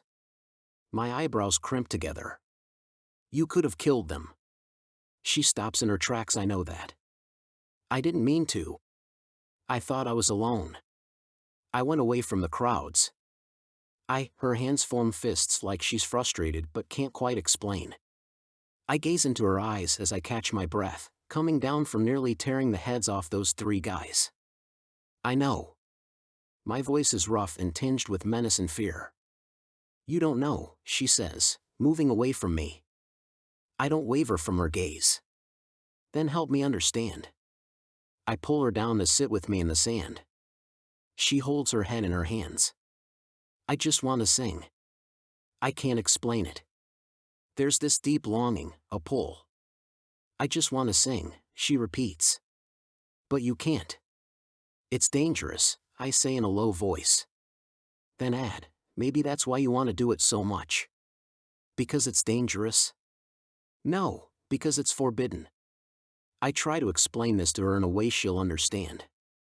When I was a kid, we never had sweets or cakes except for once a year on my birthday. Only once a year?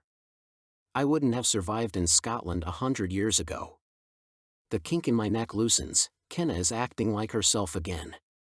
"Of course, we wouldn't eat the whole thing in one sitting. I probably could have, but no way my dad would let me. It would sit on the counter, beckoning me. I'd ask for seconds. No chance. I'd ask for a piece after dinner, but I'd already had my cake quota for the day. Dad's rules, probably because we had it so seldom he wanted to savor it. One year, the cake was calling to me. I wanted a slice so badly. I knew my father wouldn't let me. So the next morning, I got up at dawn and caught myself a big, whopping slice for breakfast. Kenna giggles. "I cannot imagine you as a child." My lips quirk. I ended up polishing off the whole thing. I snuck back to bed, pleased with myself. About 10 minutes later, I was bouncing off the walls and then had a stomachache. My father found my plate and fork. I paid the price, had to fix a stone wall and didn't get cake on my next birthday. Harsh. Those were the consequences. We don't know what your song will do. It's concerning that it lured those guys out of the surf. It's better not to test the waters, as it were. I draw her toward my chest, anchoring us both against this uncertainty. "But we broke the curse," she says softly. "And my understanding is that the Fae only sang to kill on the full moon.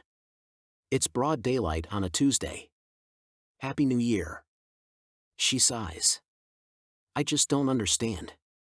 The desire comes and goes, but it's so strong, I'm not sure how long I can resist it." "You're strong. You can. But when we get back, we'll talk to someone. I'm sure we'll find help. In the meantime, no singing so I don't have to fend off any dudes who want to get frisky with my wife." I narrow my eyes. She softens the moment with a kiss. When we withdraw, Kenna brings her fingers to her lips, reminding me what could have happened. I worry we made a mistake coming here. Chapter 21. Kenna.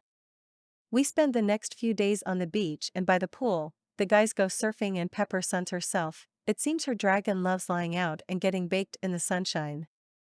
I try and fail to sneak off again, desperate to sing, despite what happened the other day.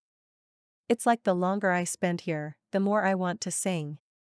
It's something about the rhythm of the island itself, the lapping of the waves on the shore, the rustling of the breeze in the palms, and the calls of the seagulls and other birds. I distract myself by swimming, surfing, snorkeling, and hiking with Pepper. The guys are mostly in the water after Clove beat the jet lag. I never expected them to bond over surfing of all things. Pepper and I lounge by the pool as I continue my silent mantra, that's turned into a plea, I am wolf, hear me howl. My wolf wants nothing more than to be away from my fae. Pepper eyes her freckles. Want to go into town? I need more sunblock and the stuff they sell here at the resort is too expensive. Sure, I say, willing to do anything to distract myself from the desire to stand at the edge of the ocean and sing my heart out. Clove and I have been trying to find the best shave ice on the island. There's a great spot by the shops near the point. We should get some. I thought you guys went there after dinner last night. She clears her throat. Yeah, but I didn't try the Hoppia special. It's delicious. Confused, I tip my head toward her. I thought you said you didn't try it, so how do you know it's delicious? I tried Clove's. I want my own, she says with a grin. This is why we're best friends, I say with a laugh. When we reach the shave ice stand, she orders us each the special. This will change your life, Pepper says, passing me my cup. Wait. Don't take a bite yet. Let it get just a little bit melty. We'll go sit on the beach. You are the queen of shave ice, I declare. I shall obey your orders. We both laugh. A few people our age sit on the sand. A girl plays a familiar song on the ukulele and everyone sings along. We plop down a measure away from them. Pepper, do you ever want to do something so bad, but you can't because you know that it would ruin everything? I blurt. Her grin broadens. Do you mean like staying here and never returning home? I've been obsessing over it every day. Clove and I could open a bakery. I could read books in a hammock all day. Corbin could surf.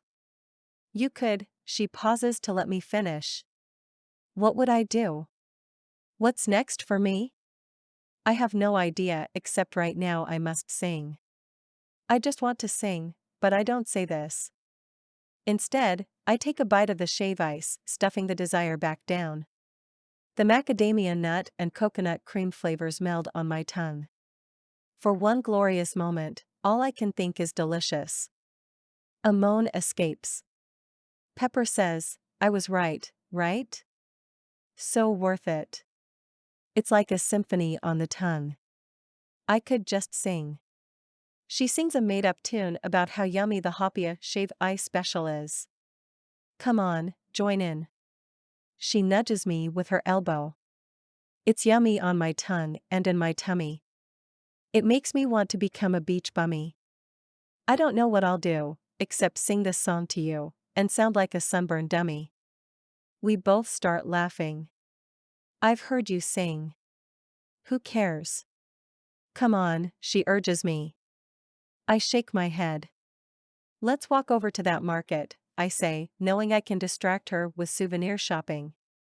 We browse the typical tourist trap items like towels emblazoned with the word aloha, mugs with rainbows, and coffee beans.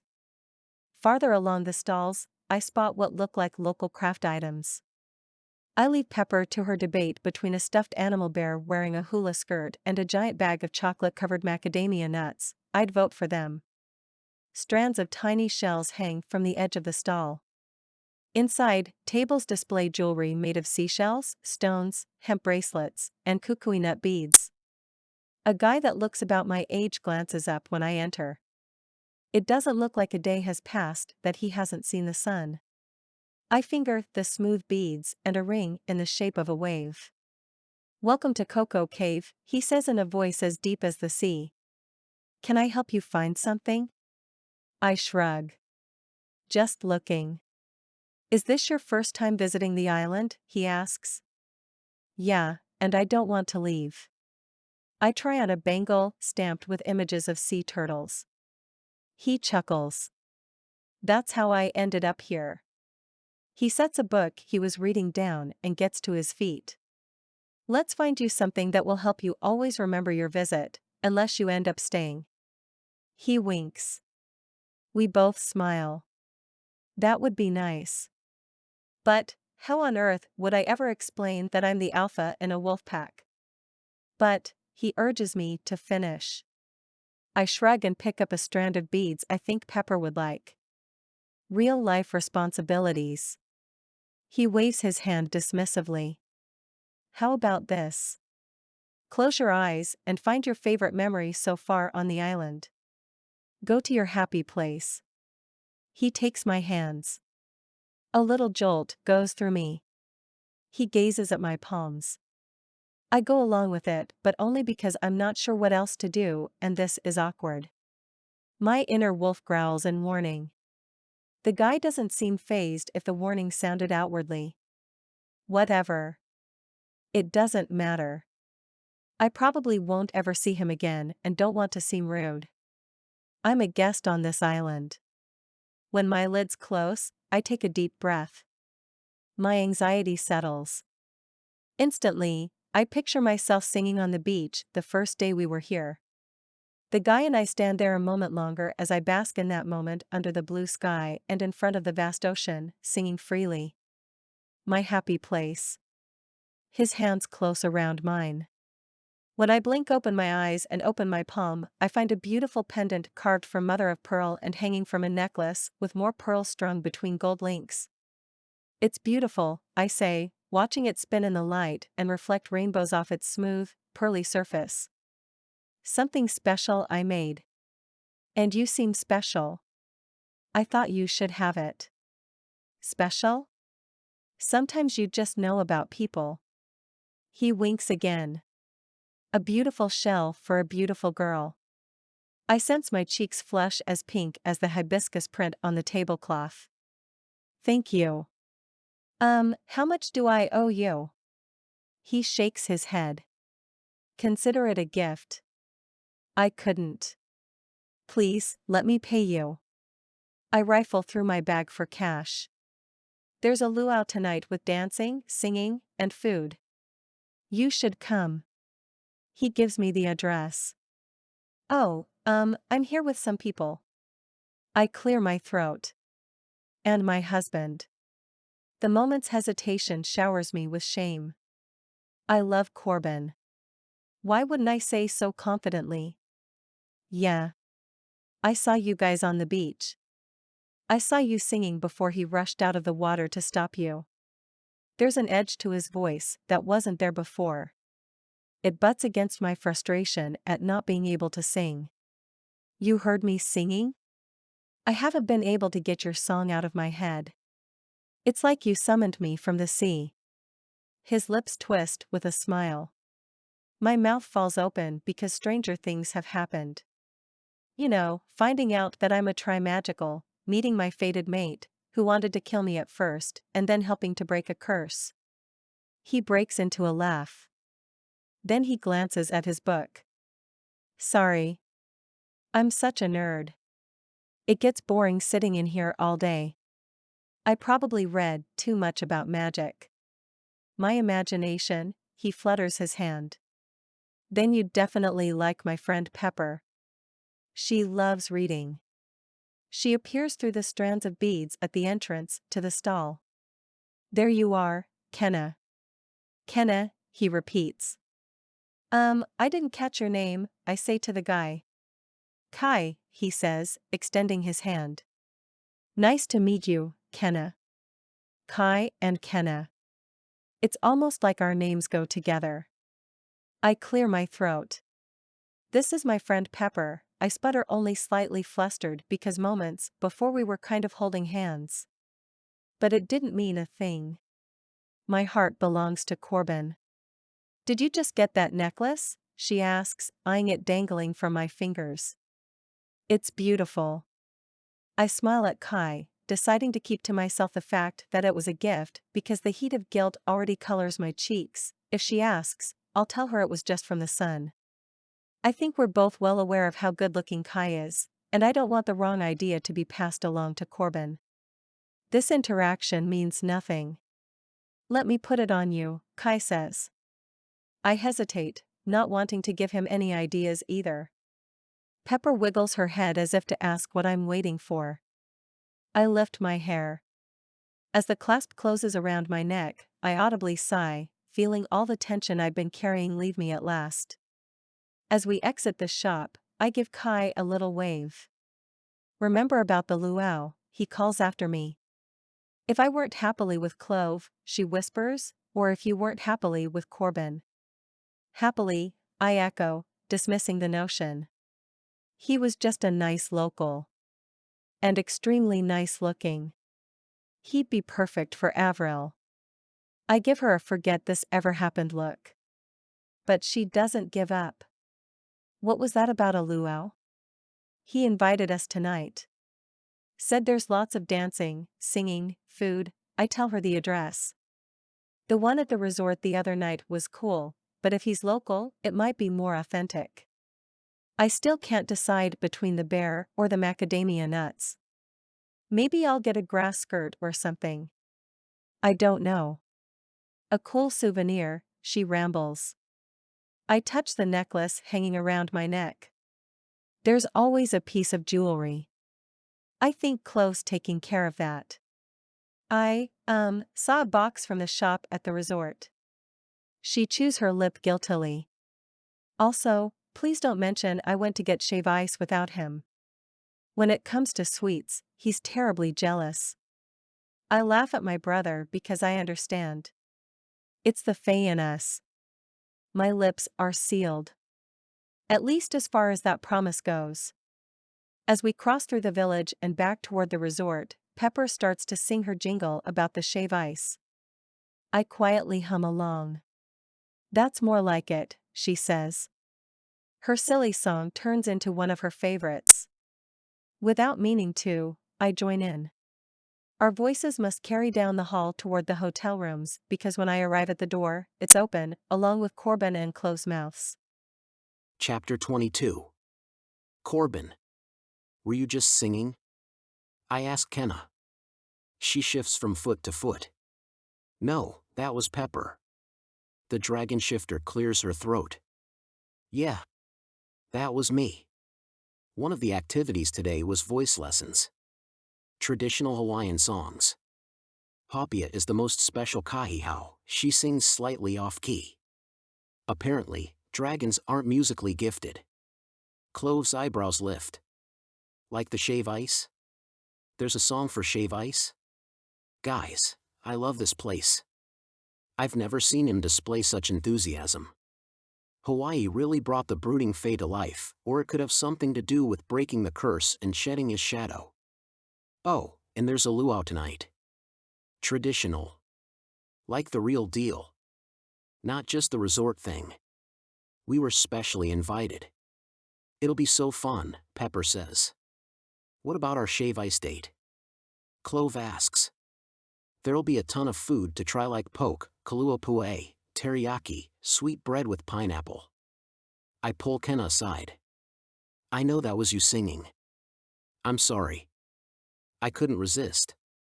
She swallows hard. Her brow wrinkles with defeat. You couldn't resist when you know there might be consequences? Kenna, think about it. We risked our lives to stop the fae from singing.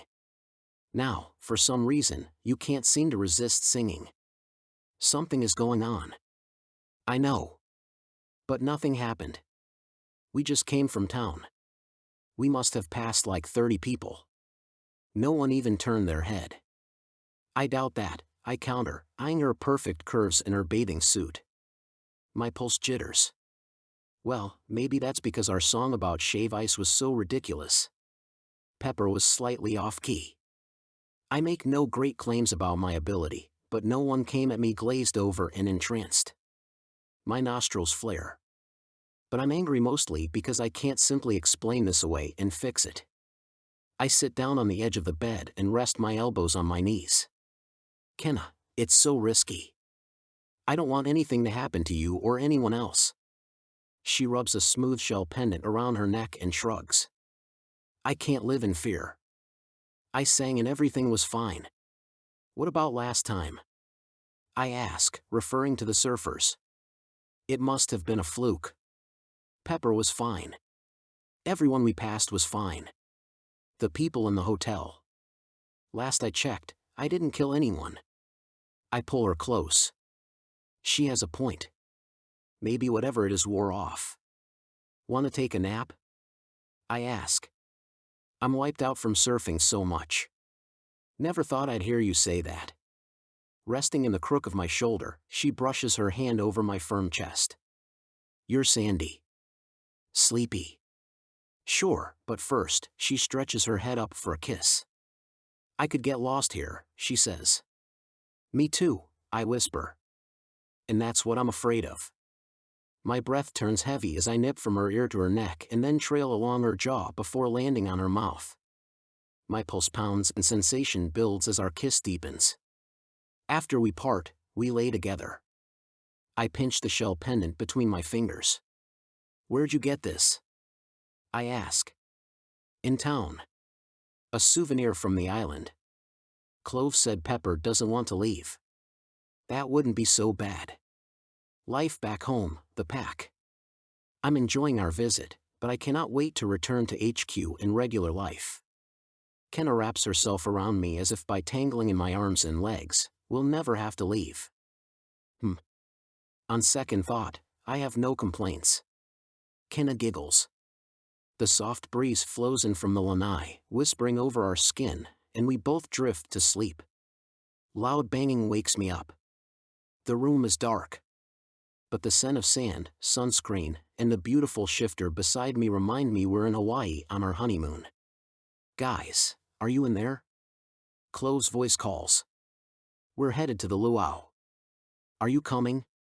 Pepper asks. I carefully untangle myself from Kenna and open the door. Sorry, we fell asleep. Whoa, the sun already set. Yes, we're coming to the luau, Kenna says, clambering to her feet. I can't believe I missed the last surf session of the day, I say, pulling on a shirt. Must have needed the sleep. Kenna flashes me a smug smile. She's been saying I need to rest more. She's not wrong. What did you do this afternoon? Kenna asks them. Pepper smiles. We went on a shave ice crawl. What kind did you guys get? I hear there's this great place in the village. I bet Kenna would like to try it. Macadamia hopia, Clove answers. Then he lists several others. I wonder if I could convince my grandmother to get a shave ice machine. Actually, how do they make it? Pepper asks. A mission for tomorrow, Clove says, then turns to his sister. Go get ready, I have some dancing to do. Who are you and what did you do with my brother? She asks. I close the door to freshen up. Kenna rubs her eyes. She finds a sundress, grabs a light sweater, and ties her hair up. She stops and inclines her head. What? I slide my hands across her waist. I'm thrilled that we're married. Me too. I steal a kiss before we join the others.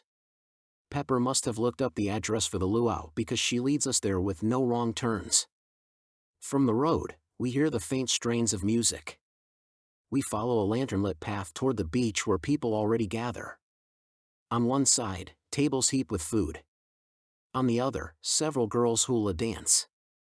As we emerge onto the beach, a guy with a deep summer tan approaches. A girl walks beside him, and she drapes orchid lace around our necks. He puts drinks in our hands and then explains how he met Kenna and Pepper in the shop earlier. I'm Kai. Strange, Kenna didn't mention him. Clove and I introduce ourselves. It's as if he already knows who we are. My wolf bristles. I tell him there's no reason to be jealous. Kenna and I are married and sealed. Nothing can tear us apart. Kai leads us over to the food, and after we fill our plates, he suggests we sit in the sand to watch the dancers. A few surfers I met earlier lasso me into a conversation about waves, breaks, and the tides. Out of the corner of my eye, I spot Kenna and Pepper digging into the poi and poke. The shirtless figure slides onto the sand next to her. My wolf ears attuned to their conversation. "So glad you made it," Kai says. "Me too." "This is amazing," Kenna replies. "The hula you're watching tells ancient stories." Like me, Kai has tattoos, but they're not the mark of an alpha, and I don't scent wolf. However, he does wink at Kenna, then gets to his feet and goes behind the stage area as the music changes. The drum beats intensify and women in dresses in a geometric print replace the ones in grass skirts. They spin balls on the ends of a thin rope in elaborate configurations. Men file in, dance, and then the surrounding space goes dark. A figure with fire sticks appears, wowing the crowd. In the glimpses between the glowing flames, Kai swings the blazing sticks in rhythm with the music. It's mesmerizing. But so is Kenna. I sit next to her now. The show continues a few minutes more before everyone erupts in applause. Moments later, Kai appears, glossed in sweat and smiling. "That was amazing," Pepper says. "It was a lot like the show at the resort, but most of the people you saw tonight work at the resort, but we put on these more intimate luau's once a month. Now, the real party begins. You should stick around. It gets kind of crazy." He smirks and passes the girls drinks. "This is the life," Clove says, clinking our cups.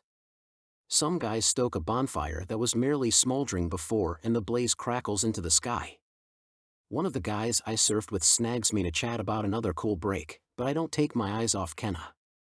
I don't know if it's the ongoing singing issue or the way Kai was looking at her, but my wolf is restless. It's probably because I haven't shifted in so long. I lift my gaze to the woods. I suppose I could go for a run. I talk myself out of it when one of the hula dancers picks up a microphone and starts singing karaoke. Kai breaks into the conversation and says, "Help yourself to seconds." He gestures to the table. "There's always tons of leftover food." "Don't mind if I do," Clove says, helping himself to malasadas which look a lot like donuts. I'm surprised Kenna isn't challenging him for them. My attention splits between the guy telling me about a surf break called Jaws and eavesdropping on Kai chatting with Pepper and Kenna. "The necklace looks pretty on you," Kai says. Her cheeks were already pink from the bonfire, but the comment seems to drive the heat deeper. She half smiles. "Thanks." My wolf practically roars inside. I can't take it another second. I excuse myself, dash into the woods, tear off my clothing, and shift. Chapter 23. Kenna. Pepper grabs my arm and with a giggle says, "Let's go sing karaoke." I've always wanted to try it. Kai urges us on and we take to the makeshift stage. Pepper holds the microphone for both of us. She belts out the opening lines to a 90s song. I sing along, reading lyrics from a screen. The song ends with clapping and cheering from those still at the party, locals mostly, and another begins. We rock out to two more songs, getting very into character, strutting across the stage, and giving it our all. However, when the last notes ring out, I don't stop singing. I can't.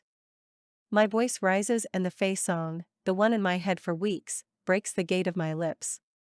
It pours forth, like liquid starlight, like a warm breeze on a summer's night, like the softest waves kissing the shore, like it's being pulled out of me.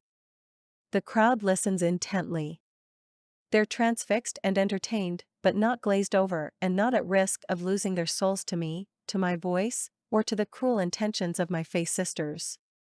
Encouraged, I continue, letting the familiar sounds pass my lips, casting the words into the night, finally free.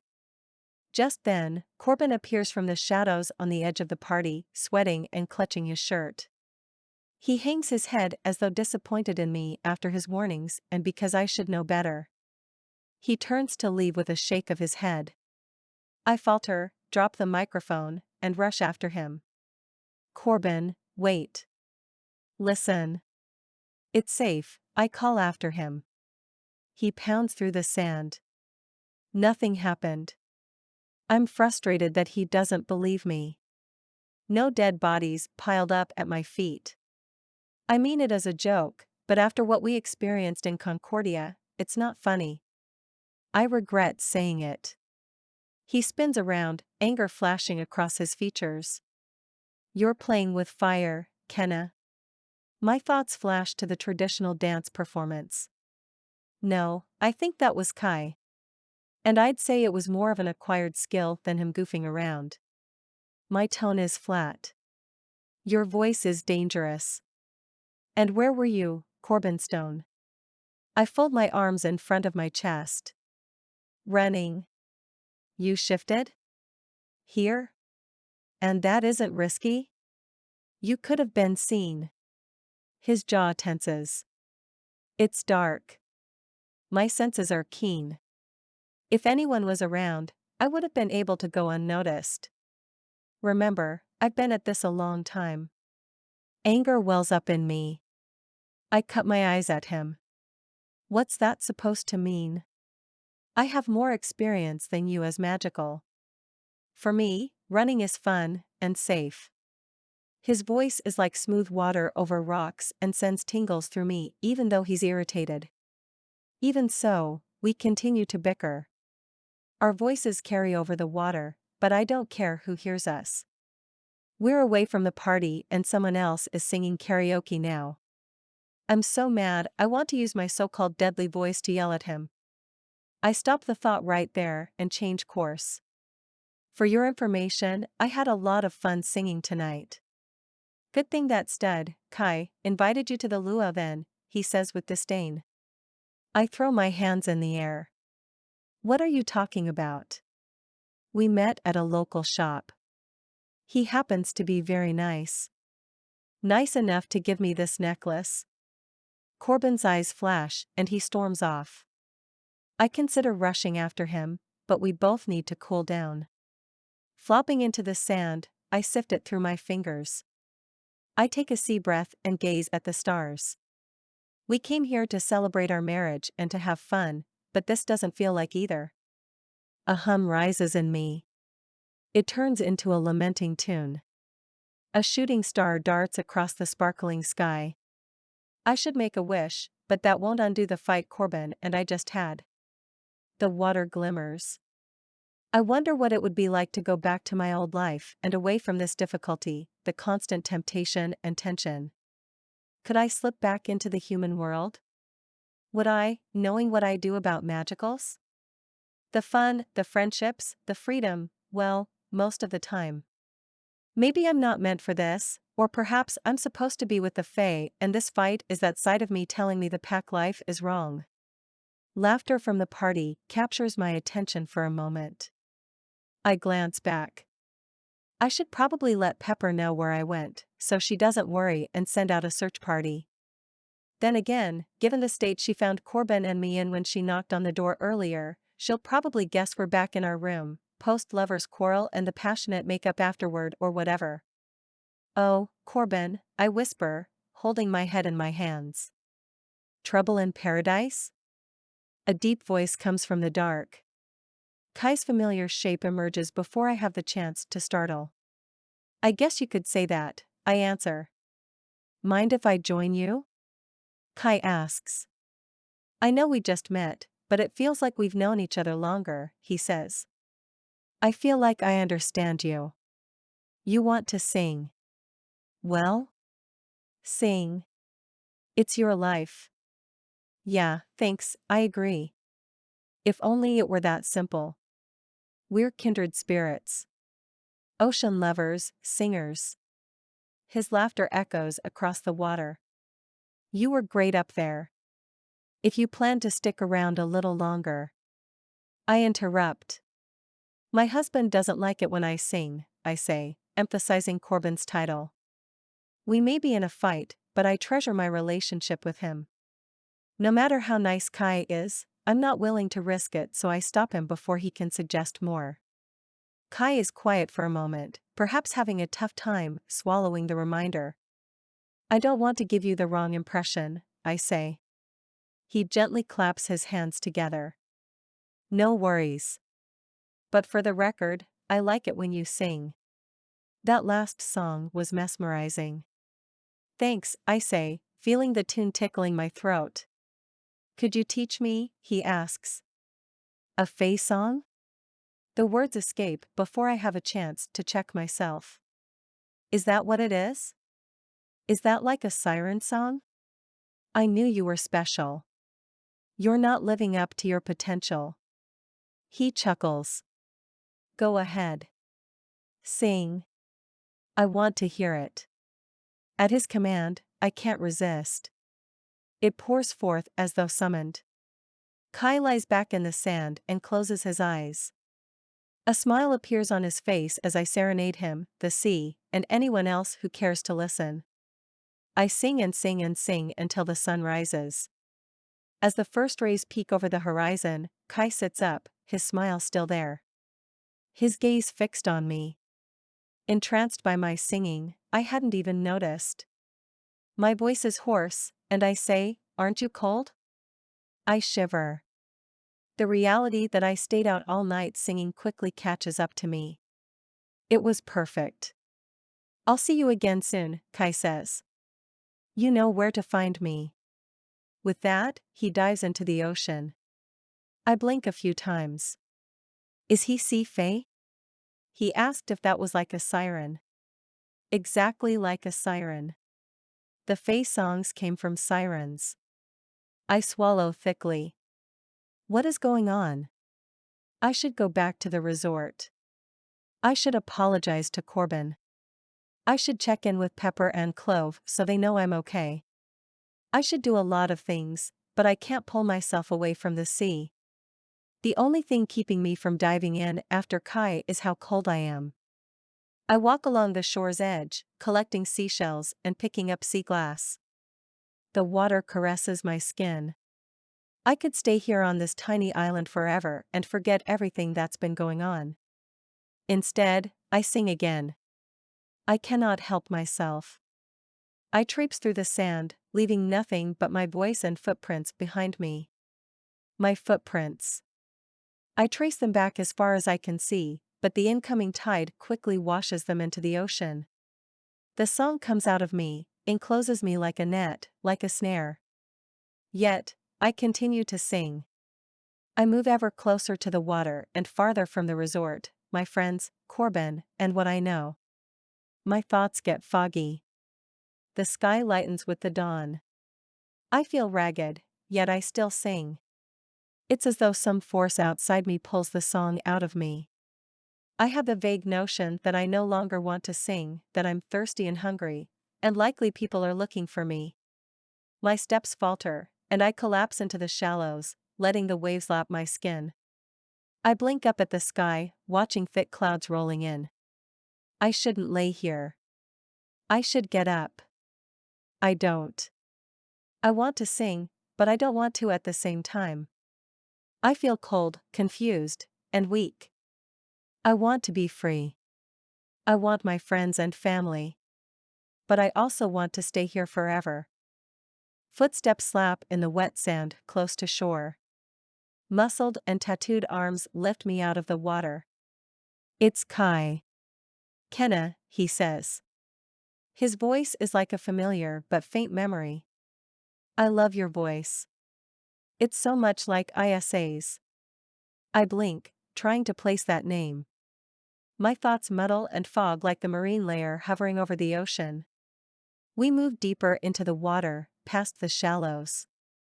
I still sing and my voice changes into a strangled, murky thing. Someone calls across the distance, a burble in the water, a message only for me. Kai, what are you doing? I whisper or think, I'm not sure. Fear pierces me. Why is he bringing me deeper into the water? What did he mean about loving my voice? Who is Isa? I hear my name, a shout, a call, a cry above the surface this time. We spin around, pausing, and then slowly emerge from the water. I hear voices over my song. I found her here. She was in the water, practically drowned, but singing, Kai says, sounding confused and stricken. He stops when he's waist deep. Pepper rushes into the water and wraps her arms around me. Kenna, it's okay. We've been searching all over for you. Let's go back to the hotel room. Her eyes flash gold. I sing at a whisper now. Clove rushes over, holding me up. A lifeguard appears. Thankfully, the water is warm, but she's been out for a while. Maybe you should take her to the local clinic. Thank you, another voice says. Corbin comes into focus. I'm her husband. I'll take it from here. His wolf warmth envelopes me, but for once, he doesn't tell me not to sing. My lips still move, however, the song falls silently from my mouth. Without another word, he leaves. Pepper and Clove help me back to the hotel room.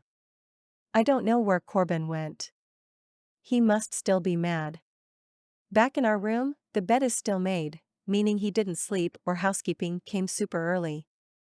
In the bathroom, Pepper helps me out of my dress from the night before and slides my hair over my shoulder to remove the mother-of-pearl necklace. My stomach grumbles as she fumbles with the clasp. I feel weak, faint. I can't get it off, she says as the shower warms. Tired, I shrug. Don't worry about it. I already got it wet, I answer. What? I couldn't hear you. You must be exhausted. I move my lips again, but no sound comes out. I swallow hard, trying to allay my worst fear. Now my voice can't hurt her or anyone because I don't have one. She comes to my side, pointing at my chest. Her eyes are even wider than before. In my reflection, my lips and chest beneath the shell pendant are a bruised shade of blue.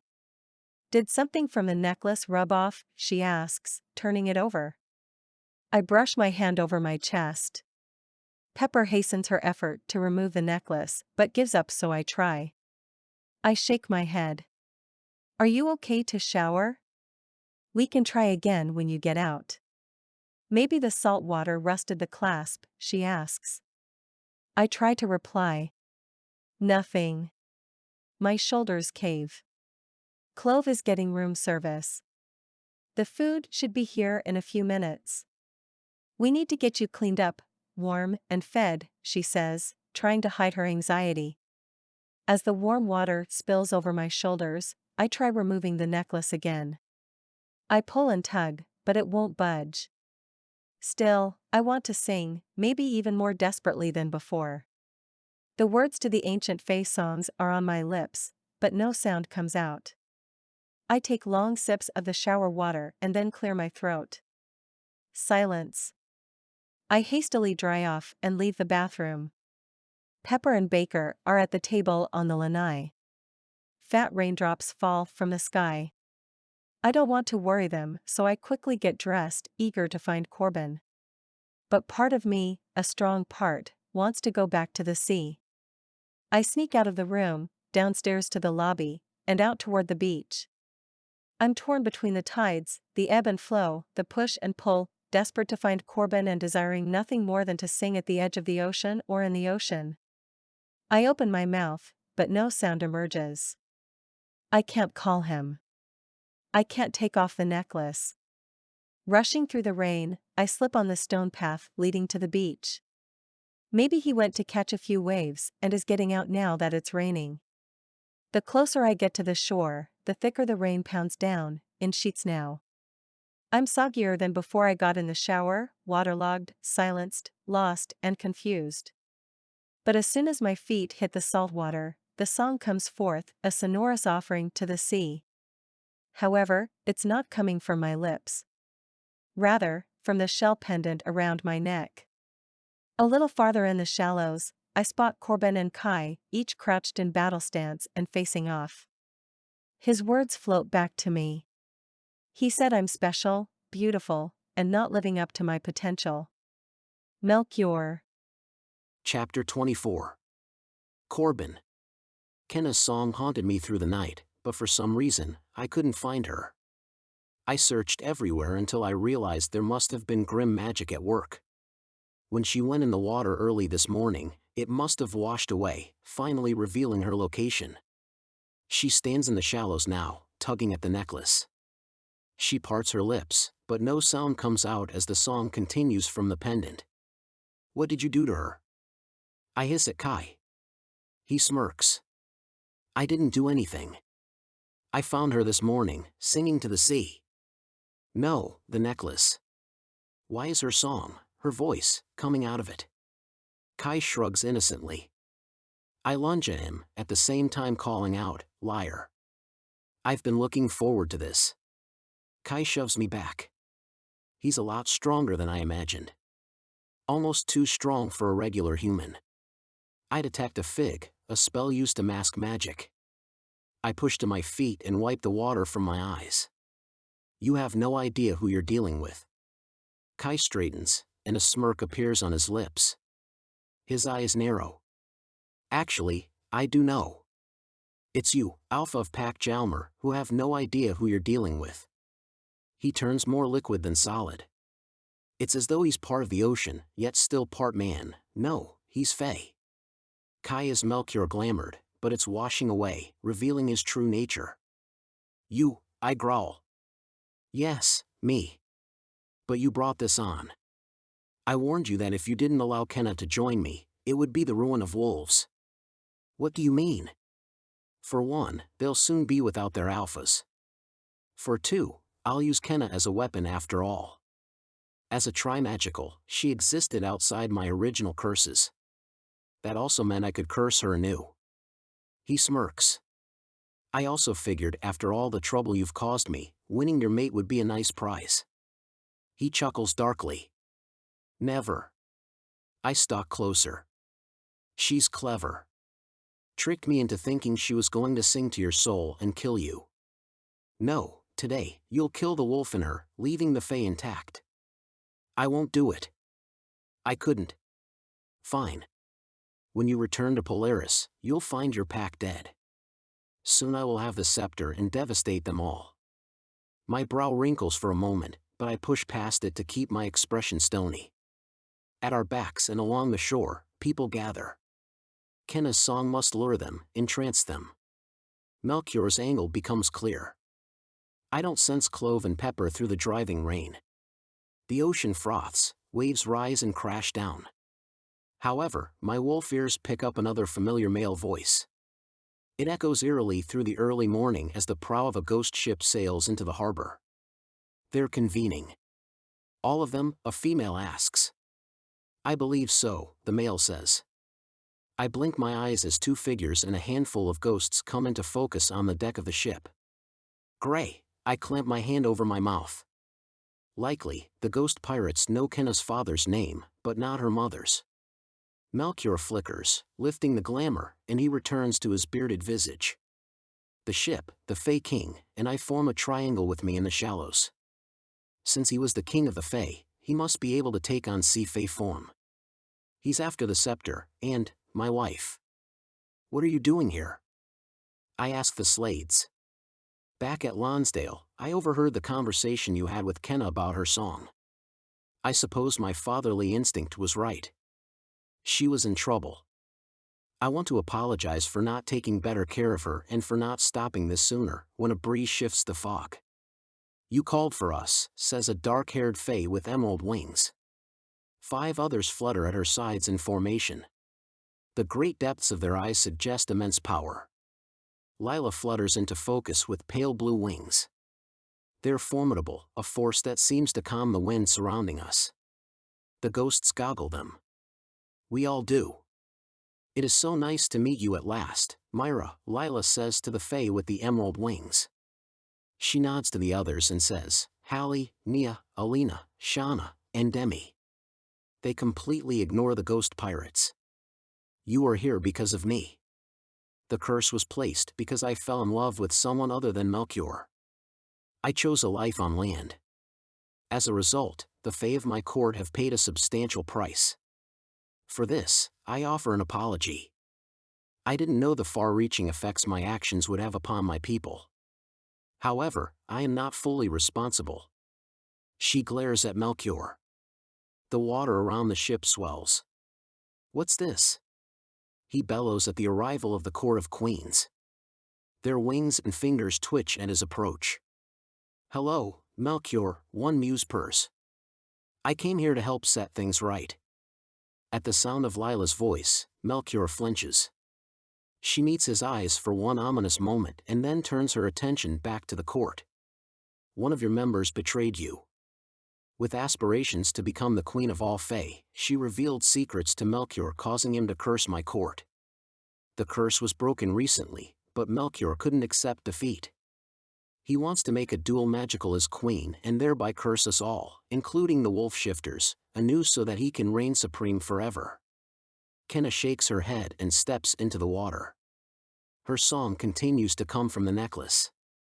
Melchior lunges toward her, but Ivan, an alpha vampire, steps in front of her, angling the scepter at the former Fae king. Is it the real or the fake? A roar builds around Melchior as the wind howls. That is mine. Tisk, tisk, a muse with cascading blonde hair and crystalline eyes reprimands. Melchior, ever a rude host, never invited us all to get to know each other. So years and years ago, we took it upon ourselves to start a little club. When we did, well, let's just say a few islands in the South Pacific are now underwater habitats. Several of the queens flick their wrists in unison.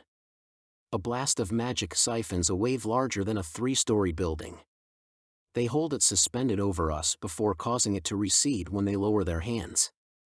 When we came together, we realized how powerful we were, says a consort with a crown of braided hair. She extends one finger and taps the water. It sizzles. But, Lila is correct. One of our sisters took advantage of our power and betrayed us. Her gaze turns on a Fae with coils of gold-green hair. Where have you been all this time, Demi? Demi's painted lips lift into a smile. Where I've been doesn't matter, so much as whom I will become. She punctuates her sentence with a cackle that raises the hair on my neck and then lunges for Kenna. Without thinking, I shift, launching myself at the deviant Fae Queen. My wolf snarls as the vamp hisses, both of us coiled for action in defense of Kenna. The water around Demi bubbles and pops. How sweet, she says to Kenna, you have protectors. However, they're no match for me. Demi dips her hands into the water. It pools black around her. Finger-like ooze slithers in Kenna's direction like thousands of starving hands. Ivan and I move Kenna toward the sand, but she's frozen, stuck as the hungry poison spreads from Demi's hands. I will get what I want, she calls. No, she's mine, Melchior challenges. The 5 original queens plus Lila encircle Demi, but the tar-like fingers grope for them and their shining eyes dim. Meanwhile, Kenna's father, practically fading into the gloom, nods at Ivan. We broke the curse. However, little was known about what to do to reinstate peace. Jackie smirks. Fortunately, my favorite vampire club came across a cave of sleeping dragons. The wind whips stronger from the beating of mighty wings. 3 dragons hover above us as Pepper runs down the beach, gripping Kenna's original wedding dress, the one I got her in Las Vegas. Kenna had the triad jewels sewn in as part of some human tradition or something. Without stopping, Pepper grabs the scepter from Ivan and leaps into the air, and shifts into her massive pearly, purple dragon. The 4 dragons take off in flight, presumably to bring the scepter to the Montmartre's mountains in Concordia. Meanwhile, the surrounding water continues to stain black and thick like tar. The Court of Queens begins to hum. Before they break into song, Demi raises her voice in a dark and sinister tune. Kenna steps deeper into the water. The black liquid licks her legs. I grip her wrist, stronger as a wolf than human, and able to withstand magic and Fae song more readily. Ivan holds on to Kenna as well, but the flatness in his gaze tells me the music takes its toll on him. I study Kenna's eyes, hoping they spark with the light that's always been there, but they're as dark as the sea. The heads of dozens of sea Fae and Selkies rise from the water. Together with the Fae Queens, the hum turns into a chant of the word, home. Vampires fill in along the beach, blocking the humans, men, women, and children alike. Unlike the forest fae, this song doesn't just lure males. A helicopter flies overhead. I sense my betas above. The humming vies with the song from Kenna's necklace and Demi's tune. As the sound crescendos, the pendant around Kenna's neck glows a sinister green. Isa appears on silver wings of war, whizzing past the cluster of queens. Melchior's expression is stark, stricken. You returned. Your greed, your hunger was too strong and my light too bright. You were meant to share your affections with one fey queen. Not 9. She glides toward Melchior with a ferocity of 200 years of pent-up rage. He sputters. Falters. I ask that you break these final curses, the necklace, the ghost pirates, and any others. Bring peace and unity to land and sea. Then you will go home. Your time is done here. Her voice is melodic, but under it is a command as deep as the sea. Kenna wavers on her feet. Hope springs to my chest. Melchior is going to break the curse. But he doesn't move. Instead, Kenna dives underwater and disappears. As ripples form in the black, tarry substance, a figure jumps out of the helicopter. Avril's expression shades sharp as she disappears after my mate. Panic seizes me. My wolf paws at the water. I shift back to human form. With a blast of fey magic brighter than the rising sun, trying to burn through the morning haze, Isa strikes the muck Demi created. It swallows the traitor up. The waves lap once, twice, 3 times before the water turns clear. Then with a glance at the other fey queens, Isa strides toward the fey former king. I have waited too long for this moment. Melchior, your reign has gone on long enough. Leave this to me. I will finish this now. Isa's voice echoes stridently over the water. Chapter 25. Kenna. As I dive underwater, the song still comes loudly from the pendant around my neck, but Corbin's voice is in my head, not in the wolf way of communicating, but of his alpha issuing commands. The last thing I saw was my parents on the ghost pirate ship, the court of fey queens, sea fey, selkies, the vamps, and my mate. Everyone is here to fight Melchior, yet the power of my song is stronger, holding them all captive. If only I could stop it. No, I will stop it. I dive deeper. While above, I realized there's only one way to silence the song. I have to make a choice. I have to sacrifice myself. This is what Isa meant in the diary. I don't hesitate. I don't think about the what-ifs or the things I could or should do. I go under to end the fey magic within me. It's as though my body knows what to do without any other special command. The waves churn up the sand on the seafloor. Air leaves me as the necklace takes on a life of its own. It drags me across the rough seabed. The reef scratches me. I grip rocks and strands of seaweed, but the seashell pendant is strong. But I'm strong too. I remember my wolf nature. I thrash, then lash out, trying to regain control. Now that I'm underwater, I reach my fingers back to unclasp the necklace, but as soon as I do, a forceful surge of water floods me. Hands grip me, a familiar voice tries to communicate in the wolf way. All I hear is static. Pressure builds. The water blurs. Avril tugs on me, trying to pull me to the surface. A bright light flashes overhead. Melchior suddenly tears me away from her, radiating power. My beta's lips are turning blue as she tries to help me, but she doesn't understand that I have to kill off the fae inside of me. I have to let her go. Nevertheless, I struggle, tugging on the necklace. Melchior smirks as if pitying me for not being able to get the necklace off. A bright light glows, momentarily blinding me. Isa appears, dangerously fierce as though something other than fey magic fuels her. Remove the necklace, she orders. Her ethereal beauty is terrifyingly captivating. Either that or the lack of oxygen is going to my head. Even though we're underwater, I hear them speaking. Must be a Fae way to communicate like wolves. That means my Fae is stronger. That's the opposite of what I want.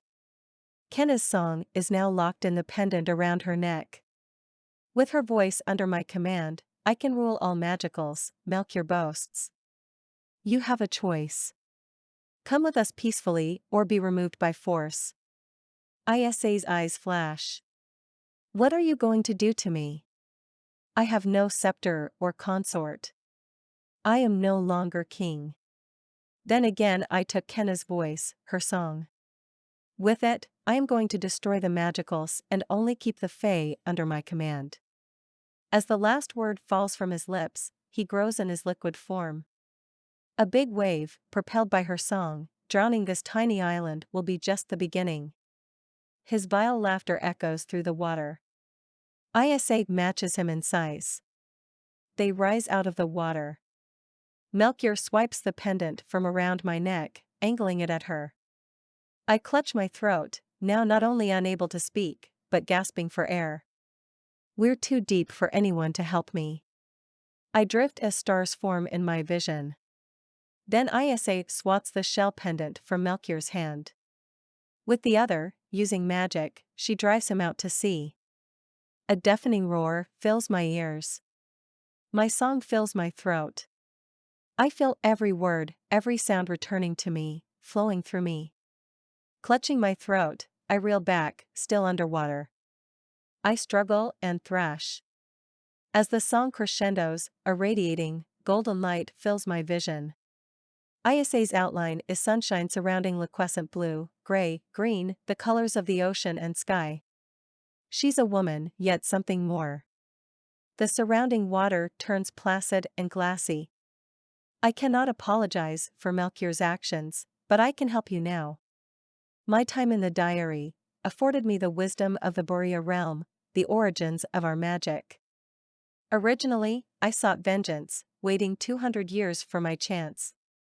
However, during that time, I learned it would be better to offer Melchior amnesty. The serenity in her expression looks slightly forced, like she'd enjoy nothing less than throttling the guy. Pity, he turned it down. Now, I will free him from his own shadow, thereby freeing you. Kenna, do you wish to return as a Fae, a wolf, or both? I gasp and gurgle, trying to speak. The best I can do is growl. In my mind, I say I am wolf, hear me howl. She repeats the words back to me. I nod weakly, hoping she understands. I'm afraid I'll soon be neither wolf nor Fae nor anything. My vision flickers. Then she says, salt and water, time and tide, together we unite, we abide. May the sea be one, the curse undone, let Kenna's wolf be free to be. I sputter and cough. You're fully wolf. But I fused your Fae magic so you can still have a little fun. Now, I have to go see a wolf of my own. Isa winks and in a blink, disappears. A jolt rocks me as though a chain tightens and then slackens, before shattering. I feel an invisible thread weaving through me, anchoring me to my wolf. I feel her pulse, her heartbeat. I feel like I could go under, but the greatest treasure is waiting for me on the surface. I'll do anything to unite with my true love again. An invisible wave of peace settles over me, like a blanket. My wolf heart pulses, telling me she's intact. The restless Fae within is gone, but a burst of magic thrust from the lightning in my fingertips shuttles me to the ocean's surface. Everyone rejoices loudly. The queens hover next to Melchior, restraining him with magic. All the same, he gazes upon them with longing. I hope never to see him again. Lila joins her sisters. Isa runs along the shore toward a wolf, Alden. Before they meet, she pauses, turns, and extends her hand, volleying a burst of magic that casts Melchior into a million pieces of what look like sparkly confetti, except the exact shade of shadow. The vampires mesmer the people on the shore so they forget what they heard and saw. One by one, the remaining ghost pirates, including the captain, dissolve into the water with a contented sigh. The wolves and Fae prisoners swim free of the ship. The helicopter filled with the beta wolves, and with Avril hanging out the side, lowers its ladder and my parents climb up. Well, my mom does. Ghost Dad floats up to safety. Inside, I feel something lift gently and then I exhale. The sea fae and selkies disappear under the surface. I scan for Corbin. Then a hand is in mine. I breathe in his wolfy woodsy scent. I gaze into the calm of his copper eyes. You're my gem, my queen, my night and day, and my everything. We are each other's anchor, keeping us loyal. Hand in hand, we are friends. But above all, you are my love, my great love, and I hope I am still yours, he says. I clear my throat. Yes, of course. The words don't come. Panic streaks his face. I'm sorry I ran from you last night. I'm sorry I didn't understand. I'm sorry you experienced this. I shake my head. That makes two of us. But it was a curse. Kai/Melchior and his grim magic ensorcelled me. I am so sorry. I want to explain everything as we stand on the sandy shore. I look for Isa, the queens, for anyone to help. They're gone. A single tear falls from my eye. I wish I could speak, to tell him how sorry I am, but the words don't come from my lips. Instead, I communicate through our wolf connection. Corbin smiles and says, I have an idea. You know those fairy tales about the prince kissing the princess, and I don't let him finish. I know exactly what he means, every girl does, even a dual magical. It can't hurt to try. Without another word, his lips land on mine. The kiss is a soft embrace at first. Lips pressing against lips. Vitality rushes back. Then the kiss builds. It's like sunlight over the water, bright and reflective, warm and sparkling. Our fingers tangle in each other's hair. Desire burns between us, warming the air as the sun burns away the clouds. Our kiss moves from fevered to gentle, then back as though we both hunger for more. A comforting sense of rightness settles over me. I'm meant to be in Corbin's arms, and by his side, no matter if I'm a fae or a wolf. We kiss and kiss until once more the water calms and the clouds part, revealing the sunshine. As the rays warm our skin, I open my mouth and say, I love you. I can't resist the huge smile on my face, thankful my voice has returned. Those are the only words I need to say. I love you too, he replies. Then his lips land on mine again and we kiss as the waves gently lap the shore. Corbin laces his arm across my back. This honeymoon has been a disaster? I ask. I could go for a run. How about we hop on the plane and head home? That's exactly what I was thinking. But remember, when I'm with you, I am home, I say. Corbin dips his head for another kiss. A contented and completely wolfy sigh escapes my chest, my wolf heart. I like the sound of that, my mate says. Me too, I reply. We walk along the beach and don't look back as the island welcomes the morning in sunbathed glory. As much as the internet is a great tool, I don't miss having it at headquarters in Polaris. Enough is going on among the pack to keep everyone connected, especially with the constant wolf way of communication. However, it turns out Pepper's phone is partially what saved the day last week in Hawaii. A bonfire blazes as we all gather around the clearing after a hearty barbecue. With thanks to Pepper's grandma, we have brownies a la mode for dessert. I had a double serving.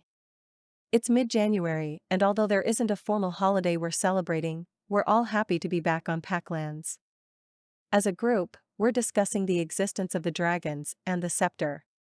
One afternoon in Hawaii, while I was lounging poolside at the resort, I was going through the photo and video app on my phone.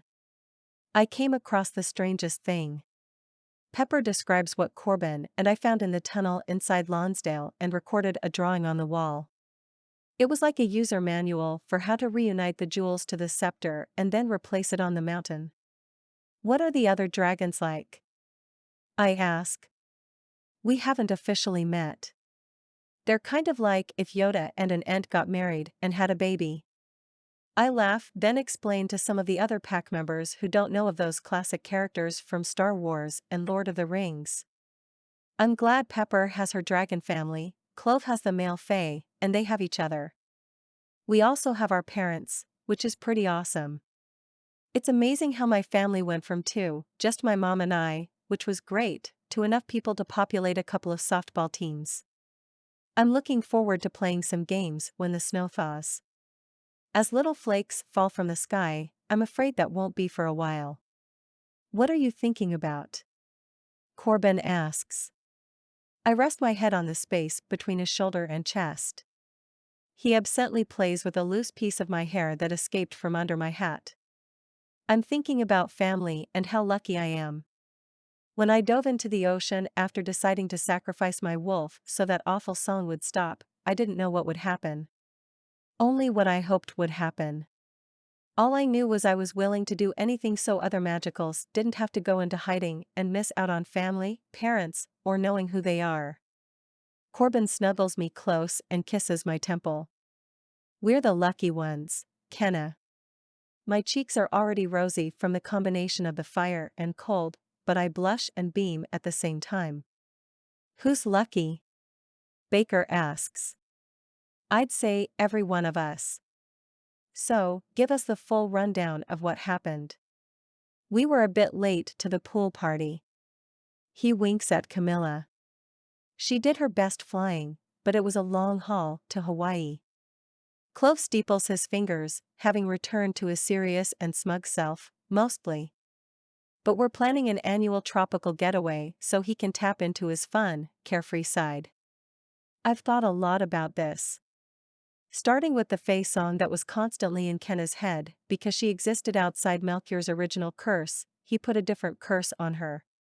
But the necklace must have kept everyone safe from Kenna's song because its energy was going into the pendant. Then Melchior activated it that night at the luau, so the pendant was using her power to summon and enchant people, Pepper says. So what happened with the ghost pirates? The Fae Queens broke the curse, freeing all those under its hold. The pirates dissolved though, ghost guts, Avril says. I wrinkle my nose. Thanks for the assist, by the way. It means a lot she jumped from the chopper with the intention of rescuing me. The surly wolf shifter lifts her shoulder in a half shrug. Don't mention it. I'll do anything for my sisters. I move to hug her, but stop myself. She'd probably prefer I not express my appreciation in front of the pack and our friends. Wouldn't want anyone to think she'd gone soft. Mom, how'd Ivan get the scepter? I ask. I called in the club, she says, referring to the Brooklyn Vampire Club. Ivan was all too happy to help. We made a trade with the Sea Fae, telling them we would break the ghost pirate curse once and for all. They went along with it? Inga asks, surprised. It was that, or what Ivan called a red tide, grim magic. The Sea Fae weren't too thrilled. But the possibility of ridding the ocean of the ghost pirates compelled them to act. By compel, do you mean mesmer? I ask. She doesn't answer. That would be a yes. Last but not least, what became of Lila and Isa? Clove asks. They're among the original 9 muses or Fae Queens. Lila joined her sisters. As for Isa, the last I saw her she was with Alden, my father, my dad explains. They had to use a lot of magic to destroy Melchior. I imagine he's now sailing the Sea of Dreams. I think about how Isa helped me restore my wolf and cast away the Fae. I wouldn't have minded if they could have peacefully existed within, but that was not to be. My Fae was too loud. Literally. Plus, now I get the best of both worlds. What about your Fae magic, Kenna? Do you miss it? Camilla asks. I swirl my finger, sending a little sparkler-like burst into the air by the fire. The magic fused. I'm no longer Fae, but a few of my abilities remained. We continued to chat about what happened on that fateful day, but I'm tired of thinking about it. I'm looking forward to what's next. And whatever that is, I know I'll have Corbin by my side.